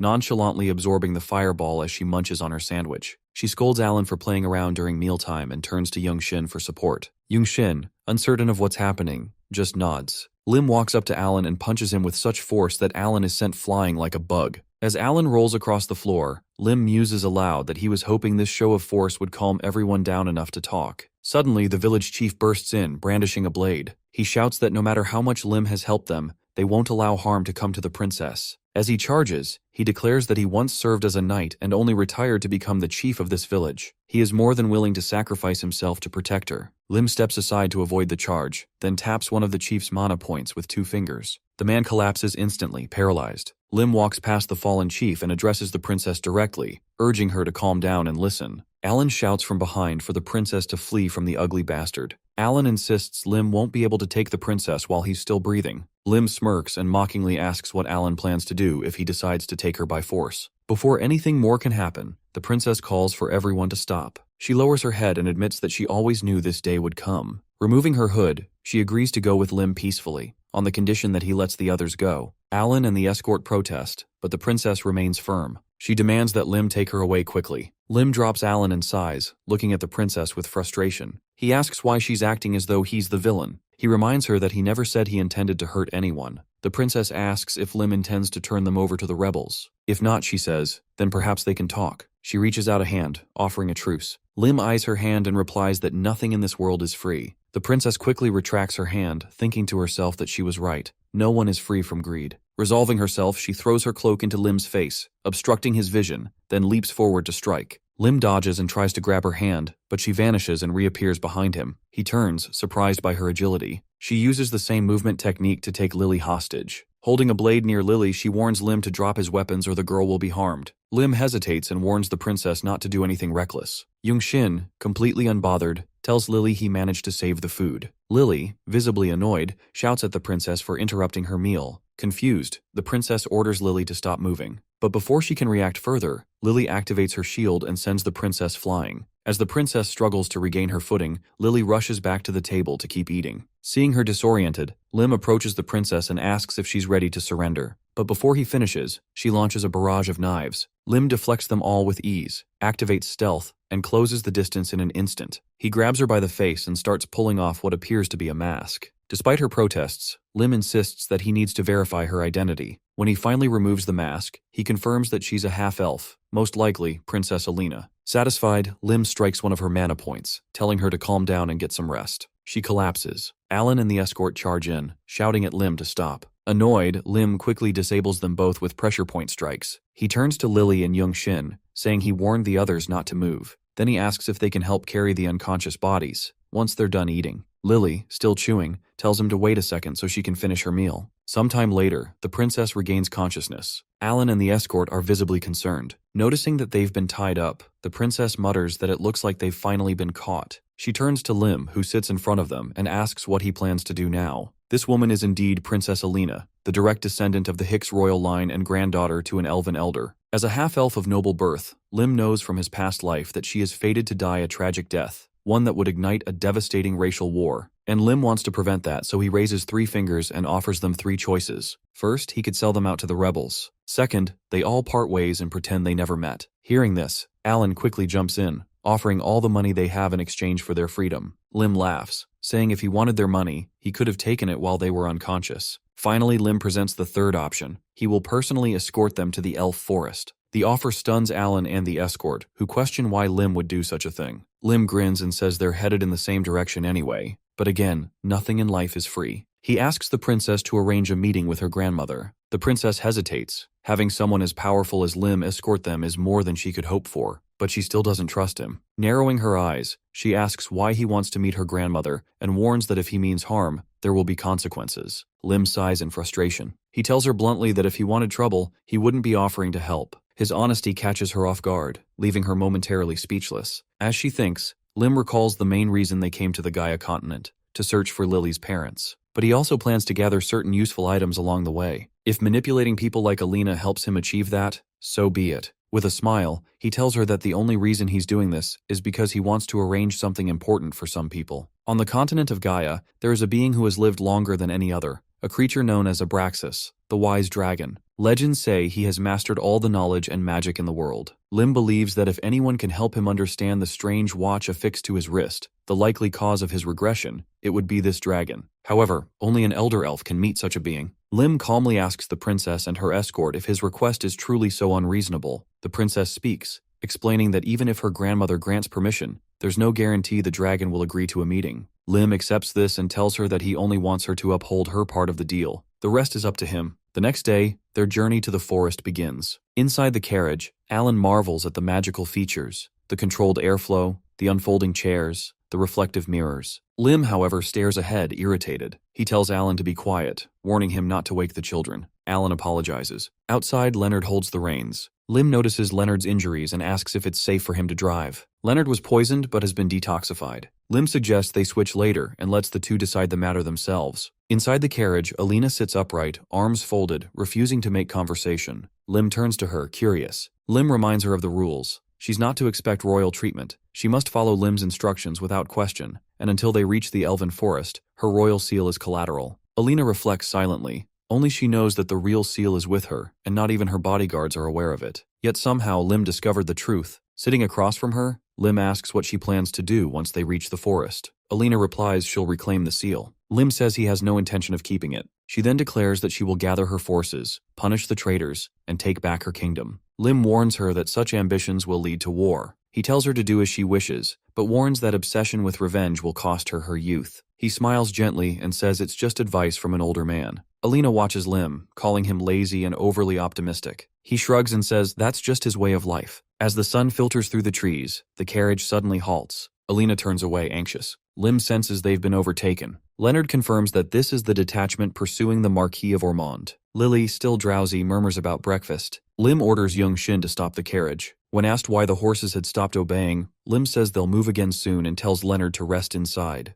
A group of armored warriors appears, surrounding the carriage. One man steps forward, greeting Leonard with mock familiarity, asking if the half-elf is inside. Leonard seems to know him and calls him a traitor. The man named Viscount Monchi says he is a count now. He mocks Leonard's former title of hero and laughs at the idea that someone who never reached swordmaster status could deserve such praise. He announces he'll face Leonard alone, and his knights step aside. Leonard raises his hand to cast a spell, but Monchi strikes first, knocking his weapon away and stabbing him. As Monchi prepares for a final blow, Lim intervenes. His strike slices off Monchi's mustache, distracting him. Lim quickly orders the mage to take Leonard back to the carriage and heal him with an expensive potion. Monchi is enraged and calls Lim a bastard. He threatens to cut his soul with an aura blade. Lim, unfazed, says he can conjure one too. Monchi is shocked. He claims no youth should wield such power. As they cross swords, Lim mocks Monchi's technique, easily parrying his strikes. Monchi roars that he'll finish Lim, but Lim remains composed, reflecting on his recent progress. Thanks to sparring with Beak and manifesting the records of the Sword Emperor, Lim has grown. But defeating someone like this Count requires more than swordsmanship. Monchi mocks Lim for retreating like a rat. Lim replies that he hasn't even begun. Lim surges forward and lands a clean hit. Monchi slashes at what turns out to be a doppelganger. Furious, he calls Lim a coward. Again, Lim slices off his mustache. Losing composure, Manchi orders his knights to attack the carriage and kill everyone except the princess. Yongxin mounts his horse, declaring that he'll handle the knights alone. A towering robot appears beside him. The knights gasp. Yongxin replies that he's more than enough on his own. The machine charges, scattering the enemy ranks. Meanwhile, Lim continues battling Manchi. Manchi refuses to yield. Lim urges him to focus. Manchi's rage builds as he unleashes a demonic aura. Lim realizes Manchi is wielding a cursed demonic sword. Manchi grins wickedly and announces Lim's death. He taunts Lim, asking if he truly believes he can handle such a dangerous weapon. As Manchi ignites a red aura around himself, he answers with unwavering confidence that he can handle it. Then he sneers, demanding to know where Lim keeps trying to escape. Lim tightens his grip on the sword, parrying blow after blow. Cracks begin to spiderweb across the blade, dark energy surging into the fissures.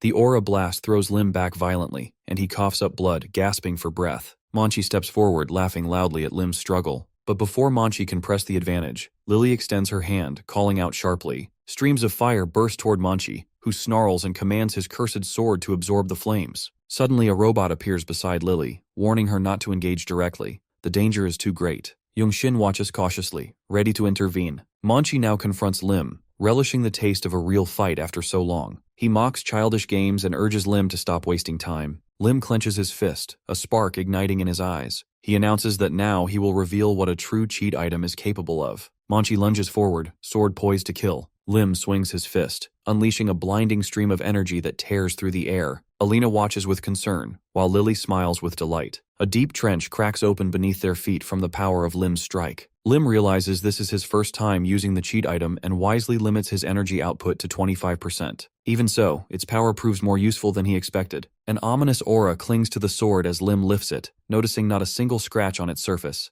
The blade's durability is impressive. He narrows his eyes, recalling a similar weapon he once heard about, the demonic sword, Salad. He imagines a bloodied blade and countless victims, knowing the sword grants immense power at the cost of its wielder's soul. The user gradually falls to madness, consumed by demonic energy. The weapon's ownership has changed hands countless times, each victim lost to the curse. Lim stares hard at the blade, now fully certain of its identity. It was last known during the height of the racial war, rumored to have the best stats among demonic swords. Though he holds it now, he hesitates to wield it fully, aware that even selling such a sword would stain his hands with blood. The carriage rolls through the forest, and Lim casually wonders if he could trade the demonic sword later for a holy weapon. Leonard glances away and asks how far they are from the border. Lim replies they will soon reach Randall, but to cross the border beyond the city, they will need a pass. The border itself lies 3 days away after leaving Randall. Leonard nods grimly, admitting uncertainty about whether he can hold out that long. The princess pleads with him not to give up, and the old warrior apologizes, explaining that his strength isn't what it used to be. Not even magic can restore his fading energy. Alina looks at Leonard and admits that his presence alone gives her strength. She urges him never to speak words that sound like weakness again. Lim flips through a book to stave off boredom. When asked what he's reading, he shrugs and says it's just a distraction. Leonard and Alina exchange looks. Then Leonard speaks cautiously, asking if he can request a favor. Lim slams the book shut and simply refuses to listen. However, Leonard continues and say if Lim helps them in reclaiming the kingdom, he will receive anything he desires, title, money, anything. But Lim replies he will only believe in their promises if they give it to him right now. The blonde mage sits next to Leonard, her hands trembling as she imagines the hardships of crossing the border with her. Leonard pictures long nights on horseback and his past glories, victories in wars, praised as a hero destined for mastery of the sword. Yet now he feels broken, unable to protect the princess from traitors. He lowers his gaze, burdened by failure. Lim looks out the window, telling Leonard he hears him and won't offer anything more. The carriage halts near the gates of Randall Fortress, torches flickering in the twilight. Lim declares that only he, Lily, and Alina will enter the fortress. The rest will wait here. Alan protests, concerned for the princess's safety. Lim questions how he can trust them enough to leave her here, concluding that Lim is taking the princess to prevent reckless acts. Alan tries to defend himself, but Lim retorts sharply, reminding them how they once took a baby hostage. The girl replies calmly that everything will be fine and that she will accompany him. They move quickly, darting along the rooftops surrounding Randall Fortress. Lim leads Lily and the princess onward. Alina asks if there is a store nearby to buy supplies, but Lim insists they must settle another matter first and warns them not to be distracted. Alina wrinkles her nose at the foul smell permeating the area. She urges everyone to leave quickly. Lim explains it's the usual stench of the slums. The people are sitting on bare ground. Children climb into barrels. The princess questions how anyone can live in such squalor, and a local retorts that she knows nothing, having never left the palace walls. This poverty is part of the kingdom she doesn't understand. They go inside a local bar where a man asks Lim if they want beer, but Lim pushes a coin forward, stating he wants to request information from the Thieves' Guild. The man eyes the coin suspiciously, asking if it is gold. Bandits behind them draw knives with intentions to steal if they have anything valuable. Lily looks at Lim, who nods silently. They have come to the right place. Streams of flame envelope the bandits, who mutter about whether the newcomers are magicians. Lim averts his gaze as the man asks what they want. Leonard bows and asks to follow the man. Lim allows it, explaining he needs a pass and some information. They sit opposite a bald man who speaks about the pass and asks their destination. Lim meets his gaze seriously, stating he is traveling to the kingdom of Teru. The man asks how long they need to make the pass. Alina can't believe the tavern's basement hides such a vast space. The bag of coins falls on the table. The man replies it will take at least a week, but can be done in 2 days if Lim's status as a wizard and his 5 servants are considered. Lily and the princess look at Lim in surprise. He thinks that the little girl must have gotten her hands on all the gold coins from the knights, so money is no concern. The man assures them they will do everything in the best way possible. Closing his eyes, the bald man listens as Lim mentions he is searching for a wizard who wears a goblin mask and is likely one-armed. The man slips his hand beneath the table and says he has heard rumors. First, they must check if any records exist about this wizard. Lim looks ahead suspiciously, thinking these bastards might know more than they let on. Night falls over the settlement as Lim and his companions are told they must be taken to the Thieves' Guild headquarters, because the information they seek can only be accessed there. Lim shrugs it off, saying it doesn't matter, and that they can be taken wherever necessary. The bald bandit keeps an eye over them, convinced that Lim, who claims to be a wizard, overestimates his abilities. He plans to get rid of them as soon as they arrive and seize Lim's gold coins for himself. The man in the cloak halts at the gate, which is stained with blood. Lim reflects that if someone isn't part of the Thieves' Guild, finding its headquarters is nearly impossible. Most strangers who enter never return. This also means the guild's treasury must be full of valuable items. Lim glances at Lily beside him and asks if her legs hurt. She says no, but when he offers food, she admits she's a little hungry. Lim hands her a package and urges her to eat, hoping it will ease her tension. Lily blushes, chewing gratefully, and thanks him for the thoughtful gesture. Inside the reception area, behind the bald man, chairs line the room. The bandit politely asks them to wait while he fetches an informant. Lim suspects this is all a trap, and asks if they've really walked all this way only to wait again. He demands they be brought there quickly. Suddenly the man touches the wall, triggering a trap. A huge cage descends around them, sealing their fate. The princess grabs the bars, screaming that they've been tea-limed and hunted all along. Goldmary, the leader of the thieves, steps forward, crossing her arms. Lim wonders if this is the same Goldmary he's heard of, and if Goblin Mask is influential enough to have brought her here. The bald man denies knowledge of Alina's identity, but Lim stands firm, explaining she sometimes deludes herself and they should ignore her. Goldmary announces that the latest intel confirms the woman is indeed Princess Alina. Goldmary is surprised and asks if the princess has changed her appearance, claiming she doesn't look like the face she knows. She orders her subordinates to send information about the princess and lure them with a promise to reveal what she really looks like. Alina protests, denying the accusations. Lim asks her if they know about someone who wears a goblin or orc mask. Goldmary thinks Lim must be dangerous since he is looking for masked men, so she asks Lim who he really is. Lim steps forward and questions why she asks so many questions when he's the one paying to get some information. He demands answers and criticizes their filthy service. Goldmary snaps her fingers and explains the situation. A magical seal blocks their powers. A glowing barrier appears overhead, sealing away magic. Lim clenches his fist, annoyed that he didn't anticipate this trap. Alina explains that mana cannot penetrate such barriers. Behind Goldmary, armed men stand guard. She demands Lim reveal why he's searching for Goblin Mask. Lim reaches beneath his cloak and reveals a gun. He claims he's after something, holding the weapon, Zeus, young Shin's original firearm, in front of her. Suddenly he fires, and the woman falls bleeding as men in black robes rush toward him. Alina covers her ears, and Lim orders everyone to hide under the table just in case. Lily nods in understanding. Lim reloads, thinking about the gun's name, Zeus, and the power it holds. He continues firing from the cage, satisfied that they don't possess such a weapon. Goldmary, bleeding on the floor, snarls that Lim is locked in the cage and threatens to return and kill him. Lim grabs his sword's hilt and asks where she's going. The sword glows, and he declares that even without mana, he can slice through these thin bars. Goldmary sits on the floor, asking if Lim is truly a wizard. He replies that he simply requested a pass. Now it's his turn to ask questions. Lim presses the woman. Where is Goblin Mask? Near the fortress, Alan is concerned that the sun is already up, but they are still not there, and worries about saving the princess.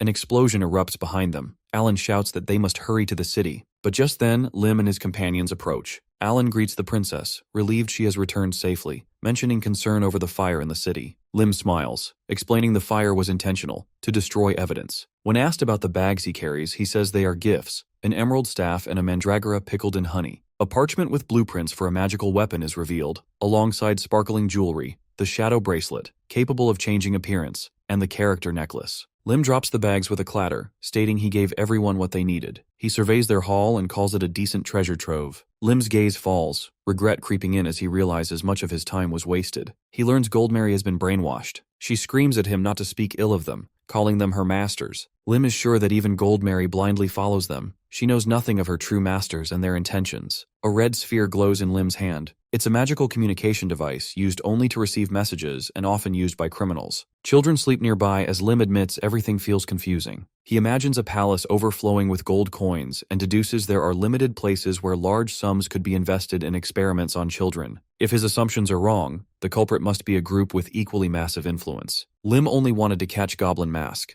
but the conspiracy grew far beyond what he imagined. Lim looks at the sleeping Lily and suddenly realizes they must be looking for her. She was the one who ran away. Lim thinks it wouldn't hurt if he let them come to Lily. Before them rise the towering mountains, where the border wall of the Hicks Principality stands. Built in the deepest canyons on the continent, this ancient barrier has kept monsters from descending from the central mountain range for hundreds of years. Lim spreads out a map and explains their plan. They will cross the border wall, then head into the elven forest to the north of the mountain range, and finally reach the kingdom of Teru to find Lily's mother. The princess and her bodyguards sit before Lim, their faces heavy with worry. He asks why they seem so gloomy, reminding them that the border is close. Leonard wonders if Lim himself has lost hope with such a reckless plan. Lim simply explains they intend to rush through the barrier, breaking it down with speed and force. Since they do not have a pass to cross the wall, this is the only option. Leonard shakes his head and warns Lim that he doesn't understand who guards that border. Lim looks forward steadily and says he does know. Count Golkin commands the Black Lion Knightly Order, sworn to fight monsters beyond the wall. He is a master swordsman. Leonard says he understands Lim's confidence as he has defeated Count Manchi, but he warns Lim that Golkan is on a different level, considered the best swordsman in the world. Alina, the princess, lowers her gaze,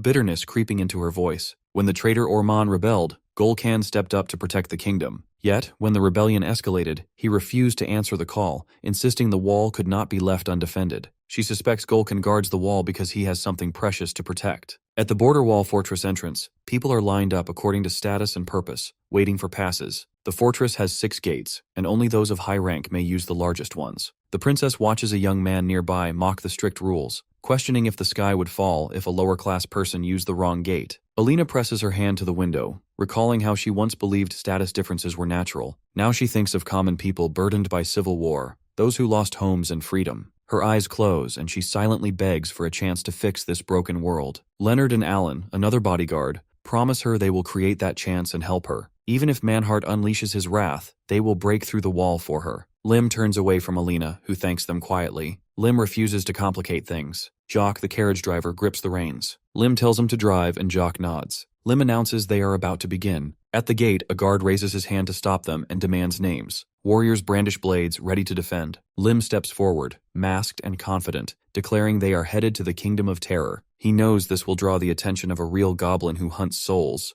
A gun suddenly points at the guard. A shot rings out and a cry echoes as the wall's alarms blare. Lim turns to Jock, ordering him to ride faster. The horse-drawn carriage charges forward. Inside, 2 groups of men face each other. Count Golkin, a scarred man with a dangerous gaze, is asked to accept the sovereign's decree. He scoffs, asking for it to be repeated. An official demands Golkin kneel and accept the order. Golkin's eyes blaze with contempt. He refuses, saying he never recognized Orman as sovereign. If anyone has something to say, he demands they come face to face. Tearing up the decree, he dismisses the old man with a heavy hand. From a balcony, Golkin surveys the land. Behind him, a heavily armored warrior asks what to do if the princess is found. Golkin replies coldly, "She fled the country and must be killed on sight." The warrior bows and says, "It will be done." Golkan ponders the letter's contents, noting the mention of a boy who killed Klaus. There is a strong warrior here on this small land that Golkin did not know about. His eyes drift away. Meanwhile, the carriage speeds along the road. Lim, still masked, holds a sword. Blood drips from his mouth after a fierce strike. Warriors rush at him, but he fights fiercely. Lim spreads a map showing the fortress layout.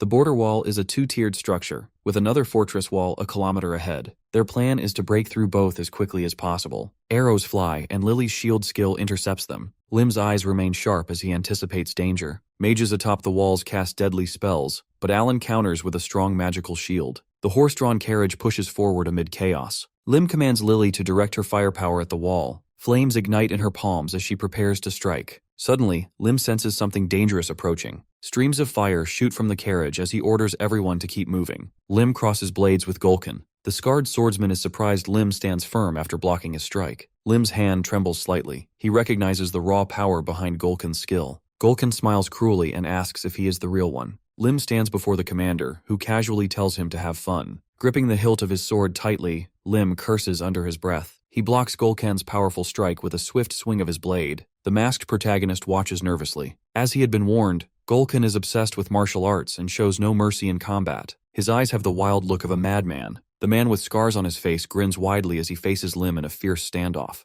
The masked protagonist calculates his odds. Although Gulkin's strength is immense, he realizes that he has the upper hand in speed. As Gulkin extends his hand to the side, exposing his flank, Lim notices an opening. Seizing the chance, he points his sword at the commander. Gulkin smirks and calls it very interesting. Then, swinging his blade forward, he remarks that Lim's sword, like his own, has clearly been tempered in real combat. With that, he invites Lim to show him what he can do. Lim raises his arm to the side and asks if Gulkin is truly curious, warning him that it might hurt. Lim's fist begins to glow with a blue aura. A bright flash erupts as he releases a strike using just a quarter of his strength. The tip of his sword scrapes the ground. Gulkin grips his blade with both hands and says, with surprising sincerity, that thanks to Lim, he feels alive for the first time in a long while. Holding his sword defensively, Lim replies coldly that it's a shame. He was hoping Gulkin would feel dead instead. The commander steps forward and declares that since he started this, he should also finish it. Lim wonders aloud if the man is insane. He detests fights that bring no benefit and notes that the carriage should have reached the fortress gates by now. Perhaps he thinks it's time to leave. Lim stares ahead in confusion when Lily's voice calls out to him. The girl appears in the air, confidently facing forward, and shouts that she will help him. Lim is shocked to see her and asks why she came back, especially when he's here risking everything to buy them time. Lily stands beside Lim and declares she couldn't abandon him. Not after what Shock said, and not when everyone else came back too. A carriage approaches with their comrades. Alan quickly checks if Lim is safe, and the princess insists she couldn't leave without her comrade. Lim mutters that he was wondering why things had gotten so quiet. At that moment, he notices a large number of knights behind the commander, and it hits him. This place is completely surrounded by military forces. And worst of all, they still have to fight Gulkin. Lim lifts his sword once again and declares that there's no other choice. If they're going to escape, they must be prepared for one of them to die. Lim remains frozen, overwhelmed. The commander laughs loudly, placing his hand on his head. When asked what's so funny, he recalls running across rooftops and answers that he's simply curious. He wonders aloud why Lim hasn't killed anyone yet. Surely with his power, he could have punched through a wall in seconds. Gulkan's expression turns serious as he suggests that Lim finds them unworthy. Just then, a blonde figure appears beside Lim. He calmly explains that it was the client's request. Gulkan's pupils narrow as he questions him again. Alina, still wearing her mask, stands silently. Lim reveals that the client was, in fact, a princess, and she didn't want anyone to suffer. For Lim, it wasn't hard to comply with that request. The commander steps toward Lim and asks if he's still eager to fight. But then, to everyone's surprise, Gulkan declares that the fight is over. He offers to write them a pass, requesting only that they stay the night. Lim, sweating slightly, questions him again, amazed at the sudden change. Later, during dinner at the Black Lion's residence, it's revealed that Gulkan is fascinated by strong warriors. According to rumors, he even once invited superhumans from Earth to dinner during their passage through the wall. Lim raises his pint and reflects on how strange it is to find himself in such an honorable place. He's heard that if Gulkan enjoys a fight, he sometimes gives gifts. Looking at Lim,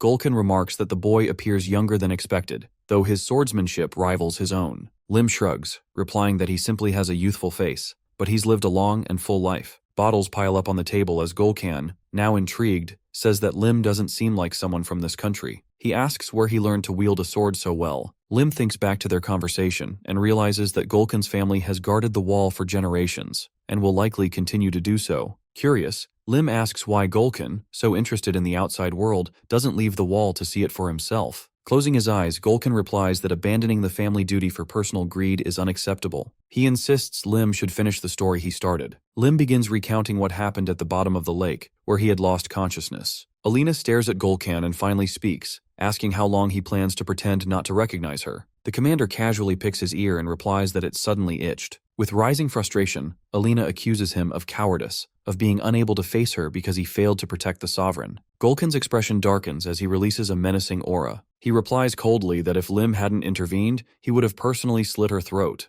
She should be grateful to still be alive. The blonde princess clenches her fist and defiantly declares her name, Alina Reinhardt, rightful heir to the throne. She reminds Golkan that he is a knight of the wall and demands he remember his oath. Golkan smirks, saying she is better than her father, bold and well-spoken. The blonde protests, asking him not to insult her father. Golkan scoffs, calling her father a coward who feared his own strength and never supported him. Lim grows tired of the conversation and calls it boring. Alina objects, saying that's no excuse for insults. Golkan then explains that his decision not to intervene in the civil war was strategic. If the wall were left unguarded, it would risk invasion. He argues that her father was not worth endangering the entire country for, and warns Alina not to return to this land. If she does, there will be consequences. But Alina refuses to back down. She promises to return, punish the traitors, and reclaim her country. When Golkan questions her belief that she can change things, Alina firmly says yes. She recounts the bloodshed she witnessed, the brave knights who died for her, and the poor citizens suffering under tyranny. She vows to change the system. Standing tall, she announces her first decree.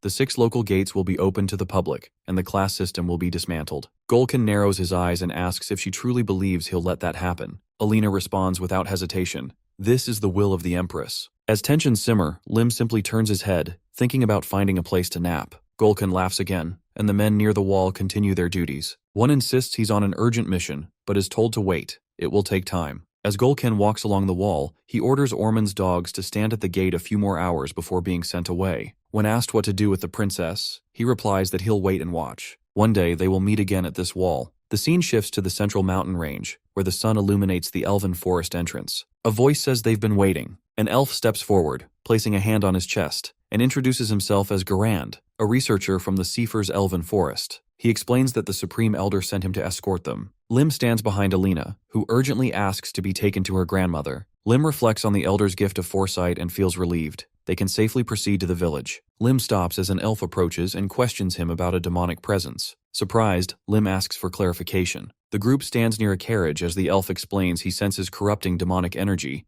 making Lim unfit to enter the village in this state. Lim wonders if it's just elven prejudice against humans. Garand reaches out for the blade, confirming it's a demonic sword. Lim suggests it's probably his fault and offers to take the weapon. Lim calmly replies that the matter is settled and proposes they move on, but the elf disagrees. Holding the sword out, the elf accuses Lim of being a vile devil. Lily gasps in fear, shocked by the accusation. Lim approaches Garand and asks what he's doing. Garand, visibly disturbed, exclaims that his eyes aren't deceiving him, that the girl is the devil. Worried, the girl looks ahead and pleads with him, insisting that she isn't like that at all. But the elf, sensing terrible demonic energy, explains that he can feel a great evil within her. He accuses her of suppressing a deep, burning desire to kill, calling her utterly disgusting. Lim steps in, standing behind Garand, and urges him to stop. Garand calls Lim ignorant and demands to know if he even understands who he's protecting. The elf then points his sword at Lily. Lim, unfazed, calmly replies that he does understand, and that's precisely why he's asking Garand to stop. He explains that although the girl appears to be an ordinary child on the outside,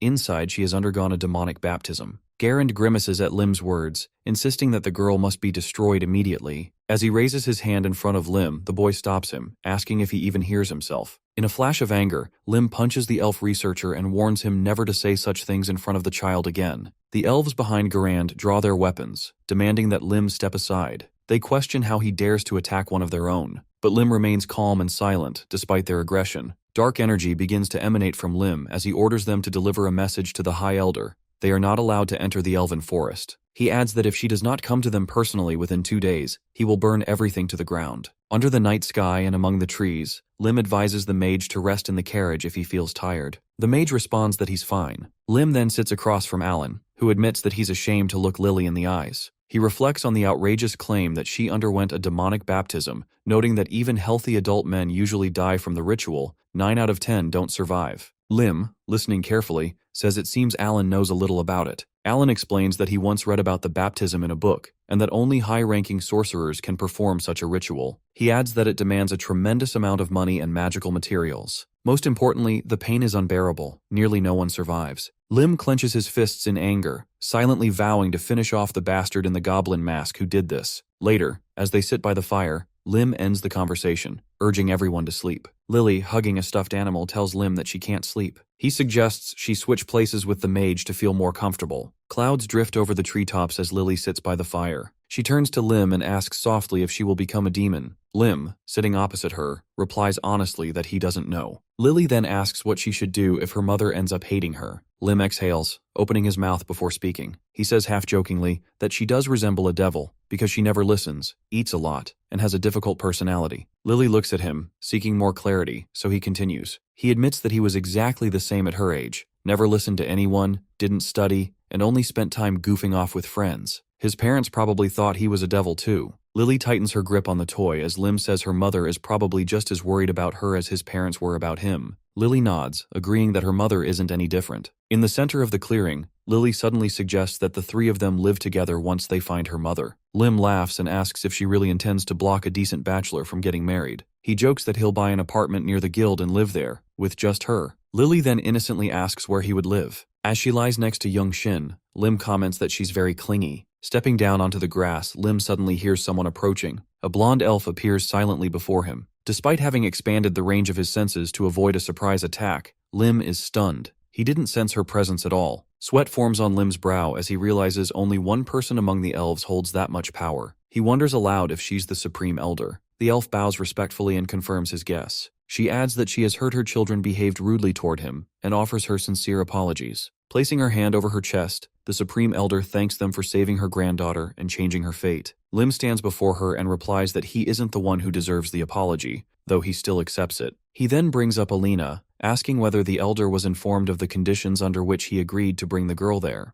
The Elder confirms that she has already contacted the dragon. Lim then asks about the response. She tells him that the answer hasn't come yet, and it may take a few days. Lim, deep in thought, considers whether they should check the kingdom of Teru in the meantime. The Supreme Elder asks if they wish to wait for the dragon's response in the Elven Forest. As buildings come into view under the forest canopy, she formally invites them to Seafers, the heart of the Elven Forest. Looking away, she privately reflects on Lily's tragic fate. The carriage pulses with dark energy as the Elder resolves to purify Lily from the effects of the demonic baptism, fearing the child could become a disaster for the world. In Seafers, elves gather near the carriage, alarmed by the demonic sword and aura it emits. They question why the Supreme Elder would bring such dangerous things to their sacred land. Just then, Alina smiles brightly and rushes over, relieved that everyone arrived safely. Alan runs toward her, thrilled to see her again. Lim nods and says he's glad to see her doing well. Alina admits she felt uneasy for not traveling with them. Lim mentions that the old woman accompanied her, but is now nowhere to be seen.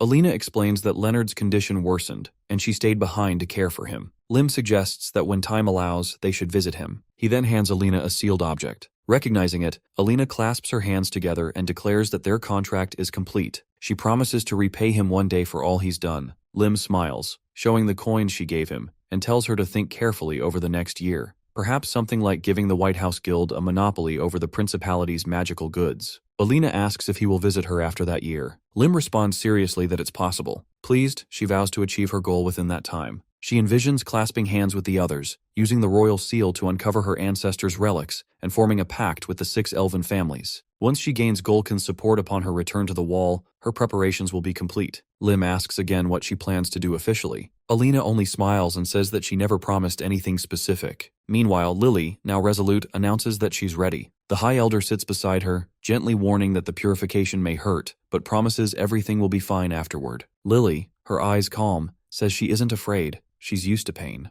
The Elder acknowledges her courage. Lim appears and asks if the preparations are complete. The Elder confirms, and Lim draws a sacred sword from its sheath, which will be used in the ritual. They stand beside a sacred spring as the purification begins. Elsewhere, in a dark dungeon lit by torches, a man approaches the bars. Gordon holds a glowing sphere, remarking that despite everything, the man is lucky to be alive. Inside the sphere, an image of the carriage and the group appears. Lily opens her mouth as if casting a spell. A dark-haired man stares forward in shock, recognizing her as the Child of Fire. When asked for confirmation, he's told that she's the one he missed. Alan and Lim wear masks as the man grits his teeth in fury, recalling how he became a test subject after that day. Grabbing the bars, he's told this is his last chance. With trembling hands, he reaches for a red mask and is ordered to correct his own mistakes. Lim and the elf watch as Lily steps into the water, moving slowly. The Elven Elder raises her hands and begins chanting a green energy spiral around her fingers. A magic circle forms around Lily, and water rises, enveloping her. Suddenly, a surge of dark red energy bursts from her, and she screams in pain. Monica watches, concerned. She had expected this outcome but is still shocked by the intensity of the demonic energy radiating from Lily. She warns the ritual will be difficult and urges patience. Dark energy pours from Lily's stomach, She cries out in agony. A red cloud of mana erupts, echoing with tormented screams. The elf collapses, gasping that something must be done. Lim charges forward and places himself in front of Lily. The elf warns that the baptism can only be broken by defeating the demon within. As she speaks, the swirling red energy solidifies, and a monstrous insect-like creature emerges. Lim releases his blue aura. He leaps back, then launches into the air toward the demon. The creature flees, leaving a trail of red smoke. Lim slashes through it, trying to close the distance. While chasing, he mutters bitterly that he's tired of fighting demons. Meanwhile, Lily collapses into Monica's arms, trembling. Monica gently asks how she feels. Lily averts her eyes and asks about her uncle. Watching Lim fight, she senses his rage. Monica explains that when someone dear is harmed, anger is a natural response. Lily listens quietly, comforted by the thought that she matters that much to him. Back on the battlefield, Lim pants, facing the injured demon. Though it's weakened and slower, it still tries to escape. Drawing his sword with both hands, Lim activates his autumn energy. He runs through the heaven-destroying mind technique, a sequence he knows by heart. The demon lunges. Lim counters with the first divine sword technique, landing a powerful slash. He follows immediately with Heaven's Vengeance. The blast of light is so intense the girls shield their eyes. When the dust settles, Lim stands victorious but barely. His body shakes from exhaustion.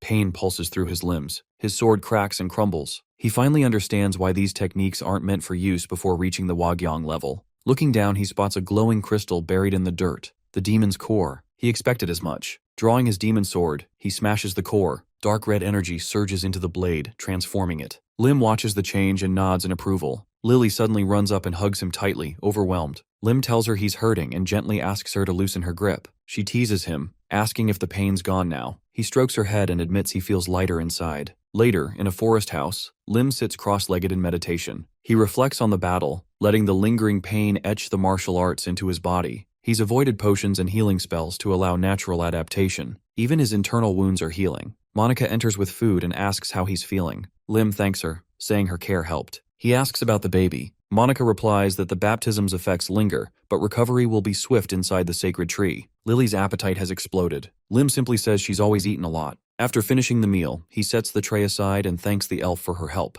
Monica says it was repayment for saving her granddaughter, Alina. Lim explains their deal with the princess is separate and insists he'll repay the favor in his own way. Monica tells him to focus on getting stronger. She expects nothing in return. With a smirk, Lim offers to explore the foggy forest for her. Monica is surprised he knows about it. He admits to overhearing a conversation. Thinking about the forest, Lim recalls that its fog is lethal to elves, but harmless to others. He declares confidently that he'll go. The elf's voice carries into the room, saying if he's serious, she'll prepare an official request and reward. Lim waves it off, saying he wants to repay their kindness and doesn't need the money. Elsewhere, Leonard quietly admires the forest. Lim approaches and asks how he's doing. Leonard smiles, saying he heard about the demon's defeat from the excited princess. He notices the familiar book in Lim's hands and chuckles, asking if he's reading it again. Lim flips a page, remarking that it's full of self-praise but still worth reading. Leonard reminisces about the border wall battle. He poured out all his strength and mana and saw his limits. He wonders how things might have gone if he'd realized that sooner, a year earlier, or even 3. Leonard gazes at the huge mountain wall before him and reflects, there is a different world sword skills beyond this wall. He once thought he could overcome this wall and reach a new word of sword skills. Lim continues reading the ancient martial arts book from Murim. He reads out loud even though his body feels shriveled and his mana core empty. With a serious expression, he continues that his appearance is more corpse than human. The old man beside him, puzzled, asks what he means. Without looking up, Lim keeps reading. His first day with a sword, near-death experiences, and how he had forgotten why he even started. All he sought now was mastery of martial arts. Leonard, moved, begins to cry. He says that although the words come from a different world, he understands Lim completely. Leonard then asks if he might be allowed to show his swordsmanship. Lim rises, unsheathes his blade, and says he's not good enough yet, but he'll show him once, so watch closely. Lim positions his sword and freezes. Then, in a burst of motion, he begins executing precise movements. Leonard, inspired, grabs a stick and mimics him, smiling as he repeats the boy's technique. Their training emits a bright light. Lim shields his eyes, realizing he must push past his limits. Looking at Leonard holding his sword confidently, Lim remarks that he can't even be called an old man anymore. The scene shifts to a foggy forest. Leonard swings his blade through the mist, loudly telling enemies to come at him. Lim warns that monsters could be drawn by the noise. Leonard is confident he'll handle them all with his aura blade. Seated on a log, Lim adds that the deeper they go into the forest, the thicker the fog becomes. Alan agrees, saying there are no monsters nearby but wishes they had a golem for safety. Lim recalls young Shin sitting by a tree, refusing to move until his girlfriend wakes. There are rumors that this fog had been a pain in the ass for the elves, as well as for goblins too.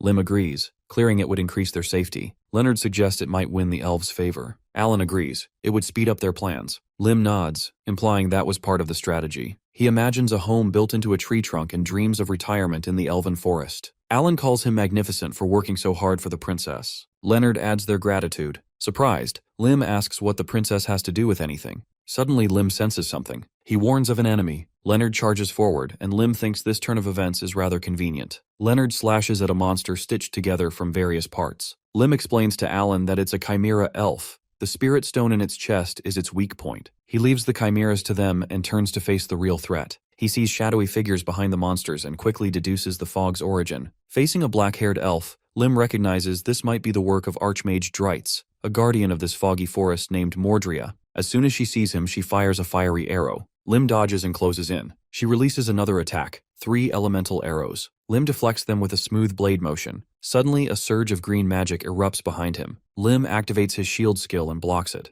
Looking sideways, he remarks that the original far outclasses the fakes. Remembering his past life, he recalls that Mordria is a doll modeled after the elf that Archmage Darius loved the most, and this incident took place thousands of years ago. She was killed by superhumans long ago. Later, the production method was leaked that allowed many copies of her to be made, but none matched the original. Lim knows capturing her will be difficult, but it must be done, so he uses his skills to vanish. Mordria is stunned. In an instant, he reappears behind her and strikes. Wounded, she tries to counter but fails. Lim delivers a fist strike directly into the magic stones embedded in her body. Standing before the defeated elf, Lim admits she was tough. Alan and Leonard finish their battle. Leonard realizes the problem was the doll. He asks if Lim really plans to take her. Lim affirms she's too valuable to leave behind. Lim suggests as they are done here, they should pay a visit to the Guardian's place. The group heads to Archmage's wooden hut. From the outside, it looks like a small shack, but inside, its basement holds great treasures. Alan rushes to the bookshelves, marveling at rare magical ingredients and lost manuscripts. Lim tells him not to fuss. They need only the essentials. Lim opens a small chest on the table. Inside is Archmage's second greatest legacy besides Mordria, spirits of various elements. They burst out and surround him. Lim thinks they'll be useful if he can harness their power. The spirits ask if they can live with him. Lim agrees, but demands a high rent. They happily merge into his hand. There's no outward change, but he feels their energy inside. Leonard asks what just happened. Lim downplays it and urges them to collect what they need.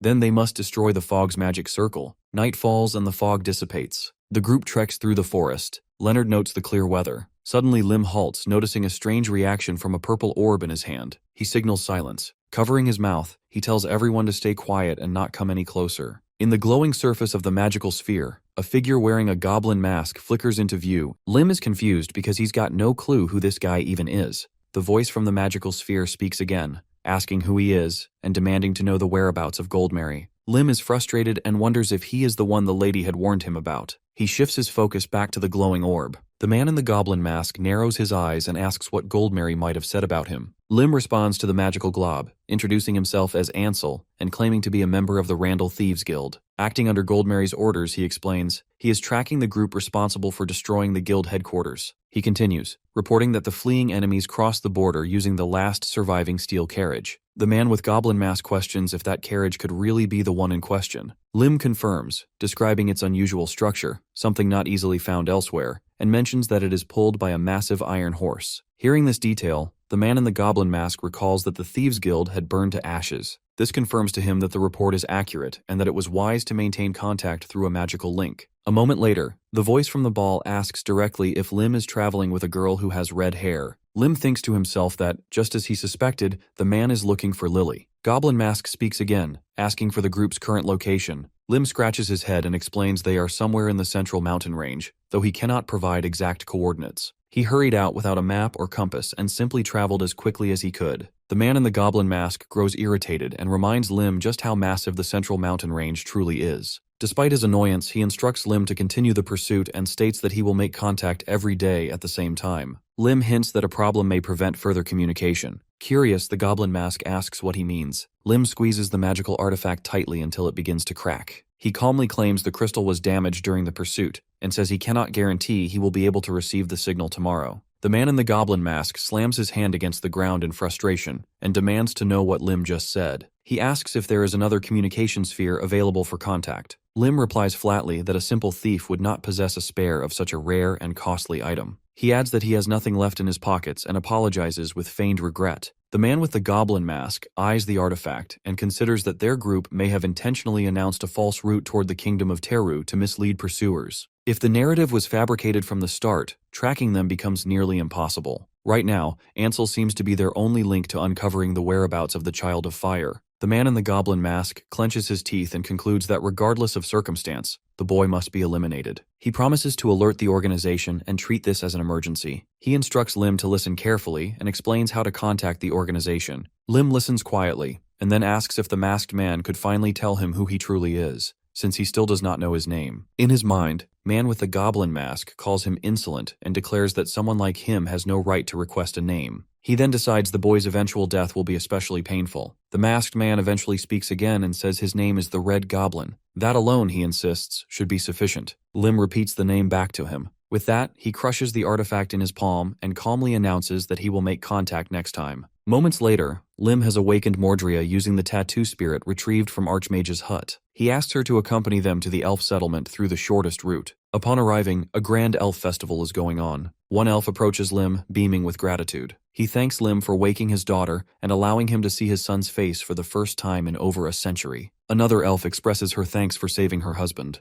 Lim waves them off, saying they should enjoy themselves because he is too tired and wants to rest. The elves present Lim with countless gifts, and he stares at them in confusion, unsure of what half of them are. As he examines the items, Monica walks toward him with a knowing smile. Monica remarks that this is simply how people react after the foggy forest has been cleansed. Lim sits next to her and says he owes her for saving the little girl. Monica admits this is true, but also reminds him that he has altered Alina's fate. Lim agrees and reflects that Alina would never have reached this place without his help. Monica now looks ahead with a serious gaze and explains that she can read the essence of living beings. However, she can only observe and never interfere. She turns back to Lim and says that, curiously, his fate remains hidden from her sight. Despite this, she has seen many destinies shift around him. Lim looks away, suspecting that the reason lies within the title clock. He asks what Monica's conclusion might be. He wonders aloud if she expects him to sit idle with folded hands. The elf laughs and tells him that nothing of the sort is expected. She believes he is a good person and appreciates the changes he brings to the world. She expresses hope that he will continue altering lives. Lim turns away, clearly flustered, and claims it is not so difficult. All it takes, he says, is doing what feels right.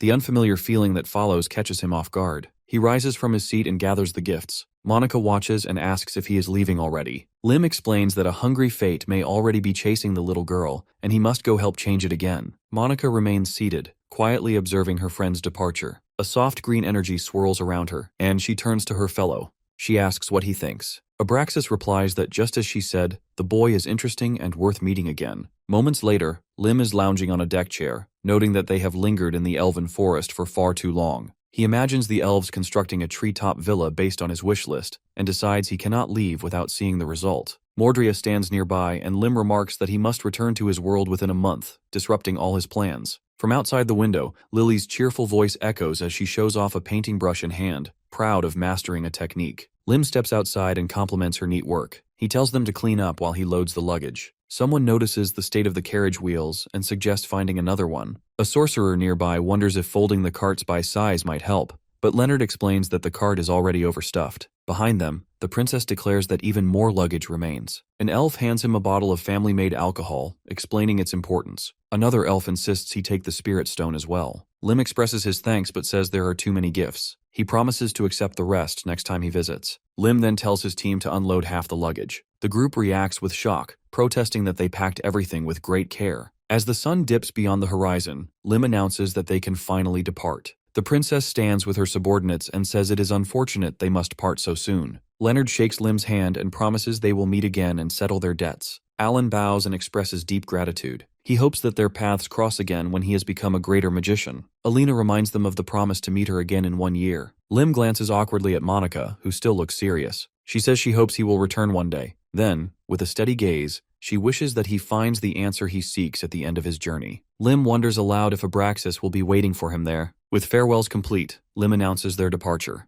The carriage begins to roll, and Lily waves from the window. Lim warns her not to lean out or she might get hurt. The princess and her companions wave back. As the dust settles, Alina lowers her hand and quietly acknowledges that he has truly gone. The knights behind her declare it is time to focus on their duties, and she agrees. A carriage enters the kingdom of Teru, in the bustling city of Florence under the cover of night. Lim sits inside, contemplating his new white-haired disguise. Gaining entry had been simple, as Golkin had prepared the passes in advance. As they approach the hotel, he sees buildings of red brick and yellow concrete. He realizes this is the meeting place mentioned by the goblin. Inside, the group is greeted by the manager, who questions their appearance and suspects they may be the kind who flee upon hearing the room rates. Lim calmly places a bag of coins on the table and requests the 2 most expensive rooms. The manager stares at the gold in disbelief. Lim also asks for a magical communication tool, which is handed over without delay. He reflects on the grandeur of the Great Florenza Hotel, one of the most iconic gambling establishments on the continent. Its casino spans 3 floors, with the deeper levels offering riskier games. A massive golden chandelier hangs above, mesmerizing the group. Lily gazes around with delight, calling everything shiny and beautiful. Yongxin promises to craft similar treasures once they return. Lim hands them a pouch of gold and tells them to enjoy themselves. If they grow tired, they should return to their rooms and sleep. They agree without hesitation. Mordrea is assigned to watch over them and report back if anything happens. With a nod, she joins the others. Lily leads the group toward food, and Lim, watching them disappear down the hallway, wonders if it is time for him to enjoy himself too. He flips a gambling chip into the air and decides to have fun while he still can, before he reaches the hidden 4th floor. Lim walks into the casino while voices murmur around him about losing bets and bigger risks. This is the 3rd and lowest floor of the Grand Florence Casino. The entrance looks open and unguarded, but Lim senses that the stakes here are more dangerous than above. Though no one stares at him directly, he feels the shift in the room. The managers have started paying attention. He doesn't recognize any faces, and they likely don't recognize him. Near one of the gambling tables, Lim pauses. His senses pick up on the presence of a skilled swordsman, a mage, and a couple of assassins blending into the crowd. There's also a magical barrier here, one that suppresses spell work. This is no casual gaming den. It feels like a trap, or a staging ground for secret meetings. A man with brown hair steps forward and places a hand to his chest in greeting. He gestures toward a roulette table and tells Lim that there's a game with simple rules. Pick a number between 1 and 50. If the spinning ball lands on that number, the player wins a chip. He asks if Lim is interested. Lim lays his hand on the table. He likes the simplicity and agrees to play. He pushes forward all his chips and announces he's betting everything on the number 7. The dealer pauses to clarify if he truly wants to risk it all. Lim simply nods. People call him reckless and a fool, someone ready to lose it all. The roulette wheel spins. The metal ball clatters against the board. When it settles, it stops on 7. Shock ripples through the onlookers. Lim clenches his fist. He says that today must be his lucky day. The dealer congratulates him and asks if he wants to go again. Lim doesn't hesitate. He pushes all his winnings forward and declares another bet on 7. Laughter and disbelief erupt nearby. The crowd thinks he's mad. The wheel spins again. Once more, the metal ball lands on 7. The dealer freezes. He asks Lim to wait a moment, explaining that the amount is too high to handle with normal chips. He needs to write a check. Before he can finish, men approach Lim and offer him congratulations. Lim turns, eyes cold, and tells them to keep their hands to themselves. When someone asks what noble family he's from, Lim scoops the chips into his hand and tosses them into the air. The onlookers scramble to catch them, claiming the winnings as their own. Lim walks away from the table, murmuring that he's not doing too badly. On his palm, a faint glow pulses. Lim looks down at the creature resting there. It's a synthesized spirit he picked up in Dre's basement. Though weak for now, it's made with ancient magic and remains undetectable by most magical tools. A casino worker approaches and offers Lim a formal check. Lim accepts it, noting the hefty sum. He says it's enough to make him nervous. The stranger standing nearby scoffs and says that amount is pocket change to people like them. The man with gray hair steps in closer and whispers to Lim that high rollers like him are usually taken to a special area. Lim accepts the offer out of curiosity. They descend the stairs. As they go deeper, distant screams echo through the air. The man explains that people who come here want more than money. Sometimes they gamble with body parts. The deeper they go, the heavier the air grows. Lim smells blood. He hears pain. The 4th floor awaits behind a heavy black door. Escorting him inside, the staff says they chose room 7 just for him. Lim steps in and finds a few others already seated. They ask if he's here to play or just observe. Lim steps forward. He asks what the game is. The casino staff member says it's dice. Each player rolls 3. Highest sum wins. Matching numbers are better than mixed. 3 ones are the best. Lim listens. He understands. He places his chips on the table and says he's ready to begin. Another player rolls first, getting 3 4s and laughing about his win. Lim picks up the dice and tosses them. All ones. Silence fills the room. A bald man stares ahead, speechless. Another man with one eye grumbles that everyone gets lucky the first time. Lim offers to roll again. He throws the dice. Once more 3 1s. Then again, and again. The crowd grows restless. Some mutter about tricks. They say he's cheating, but the anti-magic circle shows no tampering. Lim suggests his luck is heavy today, almost a burden. He puts a few chips on the table as a thank you and prepares to leave. But before he can go, the man with gray hair steps forward and blocks him. He tells Lim to stop. He knows he's using something. From his cane, he draws a concealed blade and tells Lim the games are over. He demands Lim drop the bag. Lim doesn't flinch. He asks if they have proof. The gray-haired man says they'll make him talk if needed. Other players draw weapons. A one-eyed man rushes him. Lim reacts instantly. His blade flashes. 2 men fall defeated. The gray-haired man curses and strikes. Lim counters. The blade splits in 2 under the force of his aura. The man stares at the severed weapon, realizing Lim is no ordinary gambler. He asks what a swordmaster is doing here. Lim glares at him and declares that the organization's treasurer needs better eyes. Shocked, the man asks who he really is. Lim raises a crystal and channels magic into it. A symbol glows in the air, the mark of pandemonium, the secret organization. Lim recalls the man with the goblin mask's warning. If they ask questions, say nothing. Trust no one. Lim dons a mask, the symbol of his position. The gray-haired man stiffens. He recognizes it. He whispers that Lim must be one of the red goblins, those handpicked by the organization's priests. Fear creeps into his voice as he asks if Lim is pursuing the child of fire. He doesn't understand why someone like Lim is here. Lim answers coldly. This is a surprise inspection. The man leads him to the vault. Along the way, he claims their bookkeeping is clean. Lim suspects otherwise. He's read the patterns. The money moves continent-wide. He wonders how such a vast operation stayed hidden in his past life. The gray-haired man urges him to inspect the records. Lim flips through them, piecing together how far the corruption spreads. Afterward, the man offers to show him their real work. A button clicks. A hidden mechanism whirs. A new door opens. Inside, cages line the walls. Unknown creatures shift restlessly in the shadows. The man explains that failures are kept out of sight. He invites Lim to see the more promising results. Lim follows him deeper. Another cage appears. 2 children sit chained. The man claims these are the successful ones. He says they look ordinary, but once stressed, their monstrous traits emerge. He says he will now demonstrate what these children really are. At that moment, red fur begins to ripple over the girl's skin, and Lim watches closely, recalling his original plan. In a blink, the child transforms into a massive wolf, and the boy observing this figures out that the goal was to disguise themselves as red goblins to gather intel on the organization.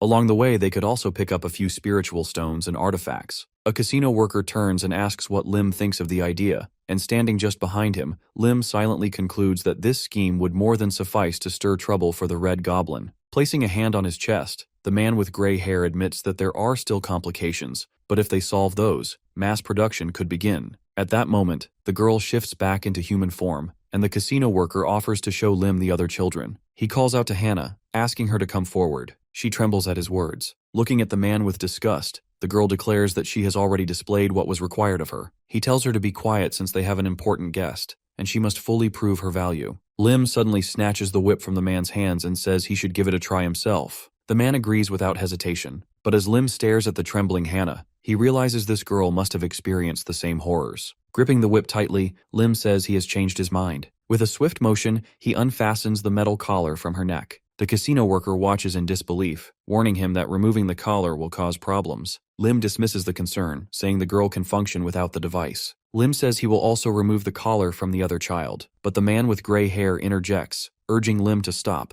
warning that if they continue like this, it will become difficult to catch and control all the children later. Lim tells him to shut up. He wraps the whip around the enemy's neck and, with a sharp pull, decapitates him. Lim turns to the side with a dark glare, knowing well that his actions will bring serious consequences. Just then, figures appear out of a cloud of purple smoke. The shadowy figures are generous enough to give our boy a chance to explain his horrible actions. He swings the whip and says he simply does not like any of them. His blow lands and he wipes out the stranger in one strike. Another boy with purple hair steps forward, accusing Lim of betrayal and attacks. But suddenly he winces in pain and drops his blade. Lim snatches it midair and swiftly dispatches the second guard. Without pause, Lim keeps fighting off the attackers. The children huddle in the corner, fear etched on their faces. After a fierce battle, Lim stands victorious and declares that they must escape together. He smashes the bars of the cage and approaches the opening. One child asks why he is helping them. Lim replies that there is no time for questions, and if they prefer to stay, they may. but he cannot protect them because he must continue fighting.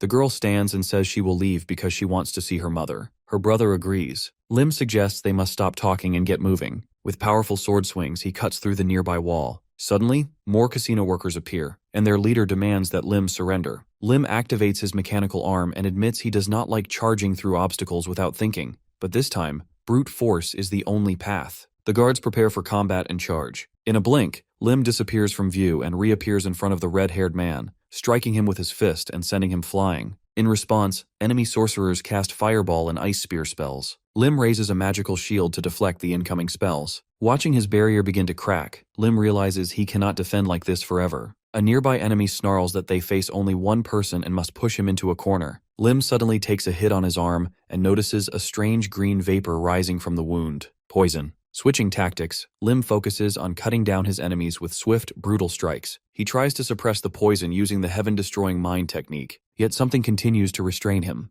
The fog, the paralysis, he recognizes the layered curses designed to wear him down. Looking ahead, he spots a door and realizes the longer he fights, the worse his position becomes. Freedom still lies far ahead. Taking down another guard, Lim announces he is heading for the treasure vault and urges everyone to follow. But as Lim advances, an enemy suddenly appears behind him. Gritting his teeth, Lim regrets not bringing someone to watch his back. Before the attacker can land a blow, one of the children transforms into a beast and saves Lim, who is both surprised and grateful. Reaching the vault door, he urges everyone to get inside. While the children rush forward, Lim stays at the door, telling them to grab anything they can. Armor, weapons, magical tools, everything must be used. He cannot hold off the enemy for long. Pointing to the top shelf, he tells them to bring the red stones glowing faintly. Hannah retrieves them without hesitation. Lim takes the stones with his mechanical hand and a red light bursts from it. He watches this and calls it excellent. But then the mechanical hand freezes. One of the children asks what is happening. Before Lim can respond, a massive blast of fire slams into him and throws him across the room. Shaken and trembling, Lim struggles to rise.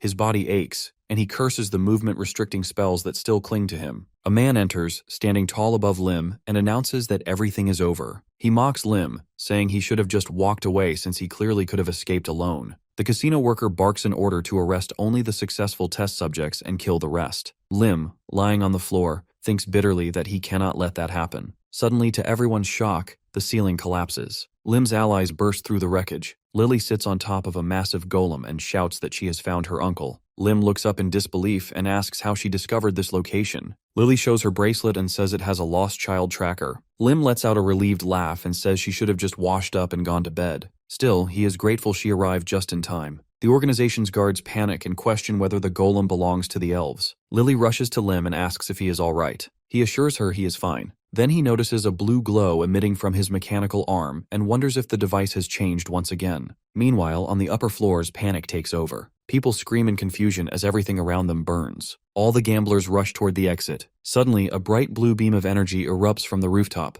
Out of the wreckage climb our boy and his allies. Their enemies scream for them to be stopped, ordering that the mutated children be taken out first. Our guy, meanwhile, is having the time of his life, decimating everything in sight with that blue laser, courtesy of his newly upgraded glove. Then, the enemy captain arrives on the scene. He demands to know what's happening, and one of his subordinates steps forward, explaining that the building suddenly caught fire and collapsed. Upon hearing the full report, the captain struggles to believe that the Red Goblin has betrayed the organization. Even now, doubt clouds his mind. But then, a carriage bursts through the flames, and standing atop it is none other than Lim rocking that red mask. The captain recognizes him instantly. All doubts vanish instantly upon noticing that familiar mask. It really was the Red Goblin. The betrayal is real. He roars and demands to know why Lim did this. But my guy doesn't bother answering and activates his glove, preparing to fire. Eventually, he unleashes a beam of blue energy, slicing clean through the commander's body. The commander falls dead, and his men can do nothing but watch. By the next day, the entire city is abuzz. Crowds gather around leaflets posted across walls and shop windows. The headlines scream of a traitor, someone who not only stole the treasures of Great Florence, but also reduced the place to ashes. The identity of the traitor is revealed.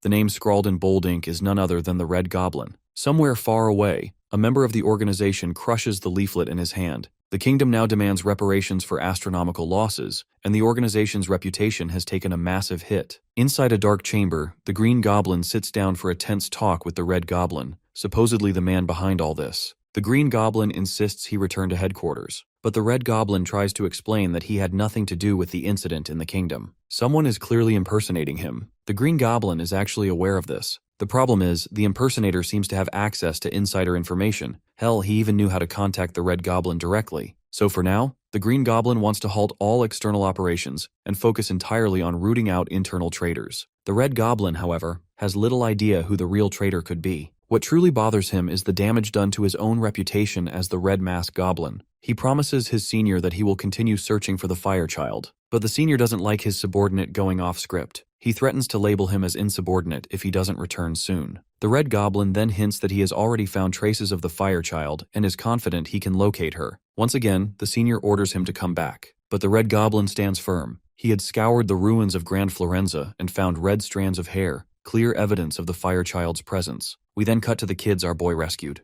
They're skeptical about this mysterious man showing them so much kindness, feeding them, treating their wounds. It seems too good to be true. Suddenly, one girl's leg starts hurting, and our boy quickly pulls out a potion to heal her. He even makes sure they're all properly bathed and dressed in clean clothes. One of the kids even suspects it might be a trap. Too much generosity always comes with strings attached. A short while later, that same kid, Zoe, is finally reunited with her mother. Lim advises them all to leave quickly before the organization's agents catch up. Meanwhile, Zeke, one of the rescued kids, watches everything from the carriage, still suspicious. The Fire Child overhears and assures him that Lim is trustworthy. In her eyes, he's nothing short of an angel. Zeke isn't fully convinced, but he decides to trust him, at least a little. Night falls, and they decide to camp in a nearby village. Lim promises the children that he'll help find their families and reunite them with their loved ones. But their reactions say otherwise. They don't seem eager to return. Lim understands. Not every family will accept these mutated children back, so instead he decides to take them to the elf forest, a decision that brings joy to the kids. With the plan in place, it's time to cook some good food and fill their bellies.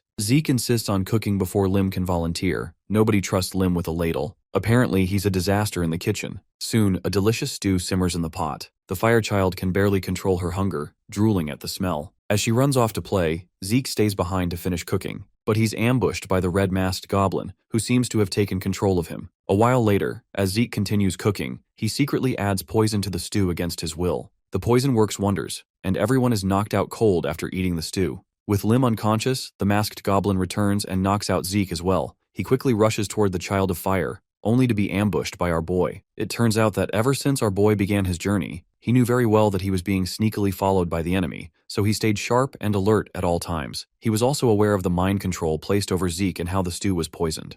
Lim cradles a battered enemy, telling him to open his eyes. They have much to discuss. The goblin begins glowing red, casting a mind control spell. Lim notices and immediately counters it with his own ability. He drops to the ground, muttering something. The goblin leaps up, eyes burning with hate, and accuses them of stealing the Child of Fire and starting the fire in the gambling house. My guy cracks his knuckles and punches the bastard for objectifying the girl as if she is some sort of property for this bastard to exploit. The goblin flies sideways from the blow. Out of nowhere, Mordrea appears. The man glances at her, surprised, and instructs her to stay and protect the children, sending a signal if anything happens. Meanwhile, Kim notices this weird green aura surrounding the bastard. It's as if he isn't harmed at all. It doesn't even feel like mana reinforcement. It's something else entirely. It is then that Lim suspects that this red bastard is likely a test subject too. The goblin reacts with fury to the accusation. Roaring, he launches forward, flames erupting from his hands. Lim observes how the fire reminds him of Lily's magic, though it's far less refined. He dodges, analyzing how the body has been altered. Lim punches him again, doubting the enemy's ability to control his own strength. The goblin crashes into the ground, skidding to a stop. He pulls out a crystal and extends his hand, snarling at Lim, who nimbly avoids the attacks and retaliates with calm precision. Birds fly over the forest under the moonlight as the goblin lies motionless. A thought flickers about how helpless he truly is despite his rage. The goblin screams again, claiming he's nothing like Lim. Someone reflects on the many dark baptisms he must have endured to shape such a body. He can crush stone with ease and control fire and ice without uttering a single chant. A blue potion splashes onto the goblin's face. A firm voice tells him to be silent. This is the kind of body he has now, but he still lacks the instincts to fight properly. The enemy rises slowly. Lim states it's time to talk, as he has plenty of questions. Calmly, the goblin raises a hand and glances at it. When asked about his link to the Child of Fire, he sneers, saying the child's family and relatives were unremarkable people. Lim cuts him off, insisting he stay focused and answer the question directly. The goblin glances skyward, relaxed, ignoring the seriousness of the moment. When asked about the purpose behind their chaos, he replies that he doesn't even know. He mocks Lim, insisting he'll gain nothing from this conversation. Lim flexes his fingers and warns that the lack of answers will only bring suffering. The goblin dares him to try. He has survived all forms of agony this world can offer, Lim remains calm, fingers twitching slightly. Light bursts from the enemy's body. His face twists in disbelief. Patterns form across his skin. Lim reminds him he claimed to have endured all pain, so now it's time to experience a different kind. The enemy collapses in pain, groaning. Lim lifts a hand, speaking of the art of joint manipulation, something he has mastered to such a level that no one has endured his interrogation for long. He wonders aloud if Blade is stronger than them. The enemy howls in agony. Dragging him across the dirt, Lim reaches the carriage where Mordria stands nearby. He checks if she was the one who transported the children and thanks her, asking her to stay with them. Inwardly, he notes how she made the decision without being told and silently approves. Lim moves over to Lily, brushing his hand across her face with a spell to clear the sedative. He tells her to wake up. She rubs her eyes and asks how long she has been asleep. Lim gestures for her to come with him. There is something she needs to see. They reach a tree where the red goblin is tied, beaten and immobile. She looks at the goblin and asks who he is. One of the men answers grimly, calling him the enemy tied to the Child of Fire. She stares, remembering how she had once escaped him.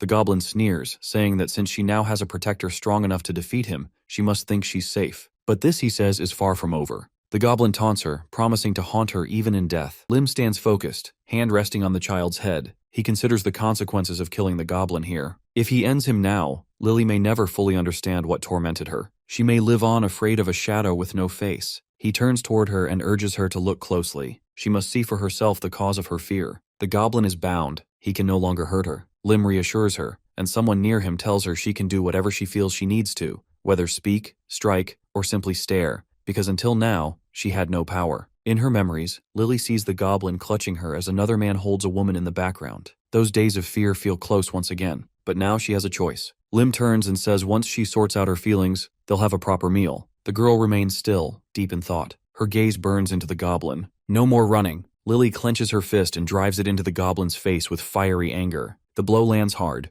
The goblin reels back, stunned, but quickly snarls and demands to know how she dares strike him. Her eyes burn with defiance as magical spheres shimmer into existence above her. With a fierce scream, she declares she fears nothing. Fire ignites around the goblin, flames dancing like vengeful spirits. He cries out, first in agony, then in disbelief. He watches her rise, her figure suspended mid-air, a dense storm of mana forming above her head. His horror deepens. This girl, this child who once escaped the experimental chambers of the organization, now demonstrates growth far beyond what he thought possible. The sight unsettles him. Her power dwarfs what any of the other test subjects ever showed. As flames roar around him, Lim steps in. He halts the girl before she delivers the final blow. Her eyes flare as she glares at the charred goblin, but she complies and turns away. The goblin now lies defeated, alone with Lim. Lim kneels beside him, silently contemplating how little information they've extracted. His thoughts swirl around pandemonium, the answers that keep slipping through their grasp. Time is ticking. Endurance only lasts so long. He pours a green liquid onto the enemy's wounds and mutters that this is where they pause. For now, Lim casts a glance over his shoulder and states plainly that they are off to have breakfast. When they return, they'll talk again. The streets lie empty as the morning fog lifts. Time shifts.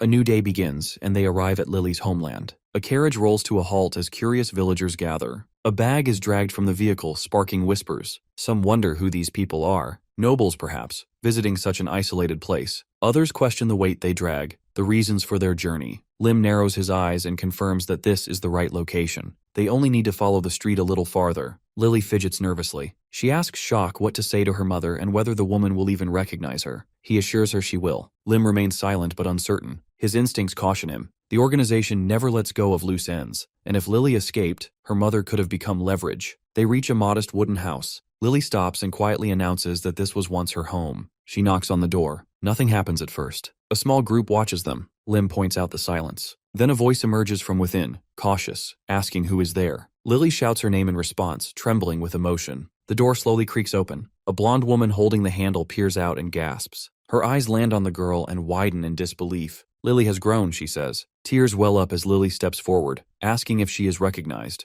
The answer is clear. They embrace, and Lily sobs into her mother's shoulder, confessing how deeply she missed her. The air smells of grilled meat as the village prepares for a feast. Lim surveys the scene with quiet contempt. They have emptied their stores for this celebration. Still, seeing Lily happy makes it bearable. Sacrifices, he muses, must be made sometimes. A mustachioed man approaches the family and confirms that the daughter has returned. He comments that Lily is her mother's mirror. They thank him with kind words. Lily begins recounting how she met the group. Her mother listens, visibly shaken by the dangers her child faced. Lim hands Amanda, the mother, a small toy chicken. She accepts it with a grateful smile and says she's heard of his friendship with her daughter. He introduces himself, keeping his expression guarded. Lily, glowing with joy, watches him. To her, her brother figure is invincible, a dependable force. Later that night, Lily lies fast asleep, and someone jokes that she's sleeping like a log. Lim approaches Amanda and quietly invites her outside. There are things he needs to discuss. They walk through the quiet village under moonlight. Lim explains that today has likely become an unforgettable memory for Lily. Her favorite foods, heartfelt conversations. This is a day she'll carry with her. Amanda agrees, saying it was special for her too. Lim stops walking. When Amanda thanks him for giving her hope for the future, he looks away, annoyed. He leans in and flatly states that she is a fake. She stares at him in confusion, her steps slow. She begins to walk away, asking why he says such a thing. He accuses her of acting well, too well. He nearly believed her. But there were signs. Too many coincidences. Too few inconsistencies. He draws his sword, making her tense up. He explains that since Lily's escape, the organization would have searched everywhere for her. The first place they would target is her family. Amanda flinches. Lim continues, observing how she acts like someone with no knowledge of the threat. There is no fear in her eyes, no hesitation in her voice. Not once did she show the signs of someone hiding. He asks again where the real mother is. She responds with a cryptic tease.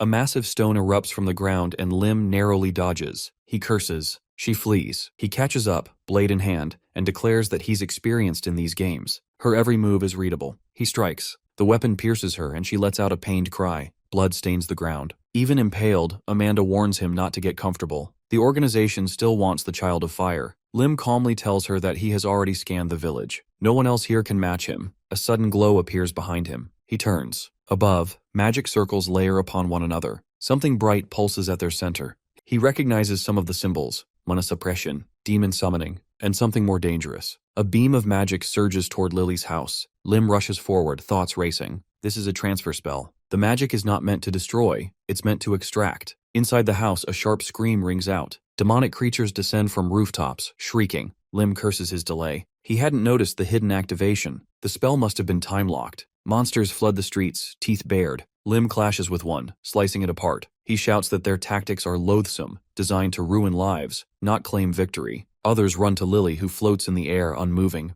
Panic sets in. They call her name. Her body doesn't respond. The mark on her forehead glows faintly, and it confirms his suspicion. The target of the transfer spell was her. He gently touches her shoulder, telling her to wake up. She opens her eyes slowly, still groggy, mumbling that she feels cold. Lim turns toward the red-haired girl lying nearby and, analyzing the situation, concludes that the spell's destination must be pandemonium. He estimates they have around 5 minutes, depending on distance and size. There is no time to waste. Without hesitation, he dashes off, calling out to Young Shin to follow. He yells for the others as well, heading back to where they had left their supplies.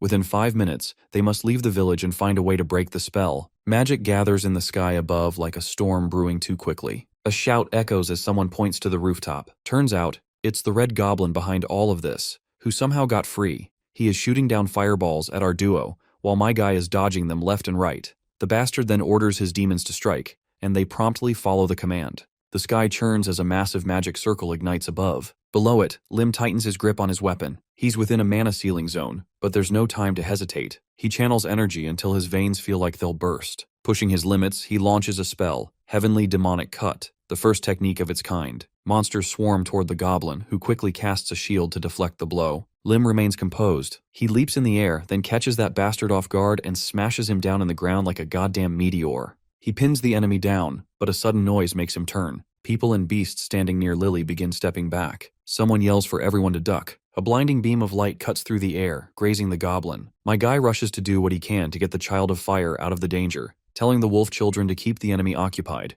He knows that even without magic, artifacts will do the job. The hero scans through the loot, choosing an item from the Thieves' Guild first. Holding a strange mask in one hand, the item allows for a temporary transformation. Only 5 minutes, but enough. As soon as he puts the mask on that red goblin's body, he transforms into Child's twin. He then draws that spell on the enemy's forehead with a magical pen, replicating it perfectly. Afterwards, he pulls out this leaf. Sacred tree leaves rest gently on Lily's face, neutralizing magical effects. She rises into the air as a magic circle encircles her body. Someone says the connection is now broken. Now the target for transportation spell is the clone.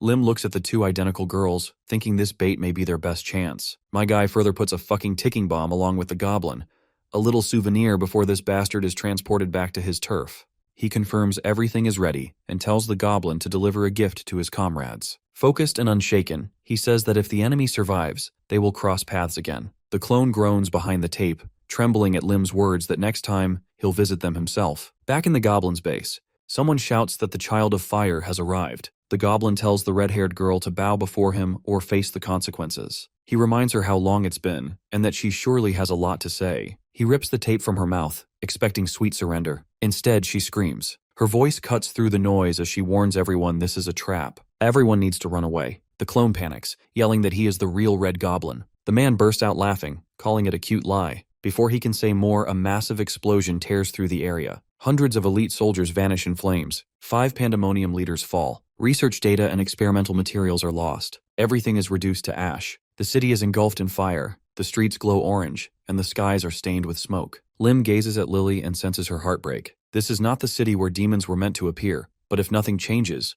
undead will rise here soon. In Lily's soul, something collapses. She watches her homeland burn by her own hand. Tears form as she asks if her mother was fake. Lim answers calmly, saying she already knew deep down. She nods slowly, noting her mother must be gone. Lim reassures her by saying until they find the body, there's still hope. Maybe her mother is wandering around the continent, looking for her daughter. Lily's eyes widened with hope. She suggests they should keep searching for her together, maybe travel to another country. Perhaps her mother stepped into another dimension, just like she had. Before plans take shape, someone says they first need to regroup with the others. The group rides in a carriage, quiet but satisfied. Their mission on the continent of Gaia is complete, and now it's time to return. Still, one last thing must be done. Lim visits Mordrea and tells her that as their business here is now finished, they are heading back. Mordrea does not reply and keeps staring at him. Lim steps forward and addresses her by name, then corrects himself, calling her the wisest dragon Abraxas. Now that the cat is out of the bag, the blondie appears, saying she played the doll role well. She wants to know when Lim noticed the ruse. Lim admits that it was intuition, though he avoids saying he had filmed her on the CCTV. She approaches Lim saying he should give her the full story. She notes that she's never met someone like Lim in a long time. She probes deeper and guesses he must be from another world. That is obvious by the carriage's otherworldly design, the demonic sword, his intent in seeking her. Lim wonders even though Abraxas has deep knowledge, she always pursues mystery. He extends his hand, stating his desire to buy her wisdom. She is clearly intrigued, and suggests if that is the case she will decide the price. When Lim asks what she wants, she states she is not interested in jewels or money. Her eyes shine gold as she warns that if Lim can't pay with his abilities, he must be ready to bear the consequences. Lim remains silent as she makes it clear that if he cannot repay her for her requests, she will still take what is owed.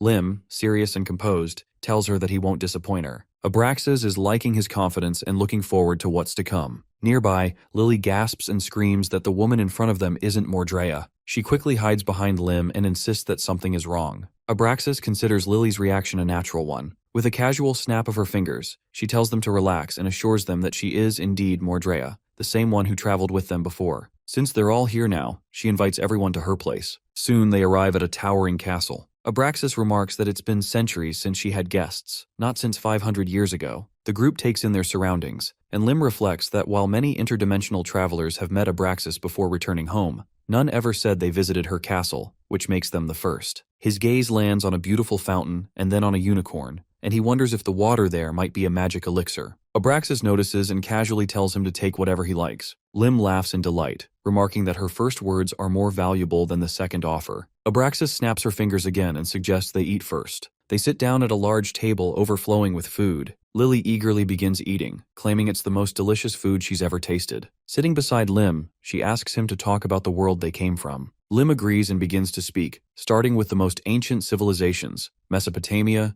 ancient Egypt, ancient India, and ancient China. By the time he finishes, his plate is empty, and night has fallen. Pouring wine into a glass, Abraxas casually asks Lim what he truly wants to know. She offers him the chance to learn how to become immortal, to master the sword, or to destroy the world. Lim places a mysterious watch on the table and replies that he wants to understand all of it and how to use it properly. He explains that the watch consumes a massive amount of magic and that each time a certain amount is absorbed, the hands move. What interests him is what might happen if all 5 hands move at once. Abraxas examines the watch and sends a stream of green mana into it. She notes a protective barrier is in place and says she'll need time to analyze it. Lim asks how long that would take and what happens if she fails. Holding the watch in front of her, Abraxas promises that if she fails, she'll grant him any wish. Lim agrees to the deal, but asks what she wants in return. Extending her hand, Abraxas tells him to surprise her. Until she finishes analyzing the watch, he has free reign. Her expression darkens for a moment as she warns that if he fails to surprise her, she'll take his soul. Lim doesn't flinch and replies that they have a deal. Abraxas looks at him with curiosity, surprised that he doesn't seem afraid of anything. Standing up, Lim says that he's ready to surprise her now and sees no reason to delay.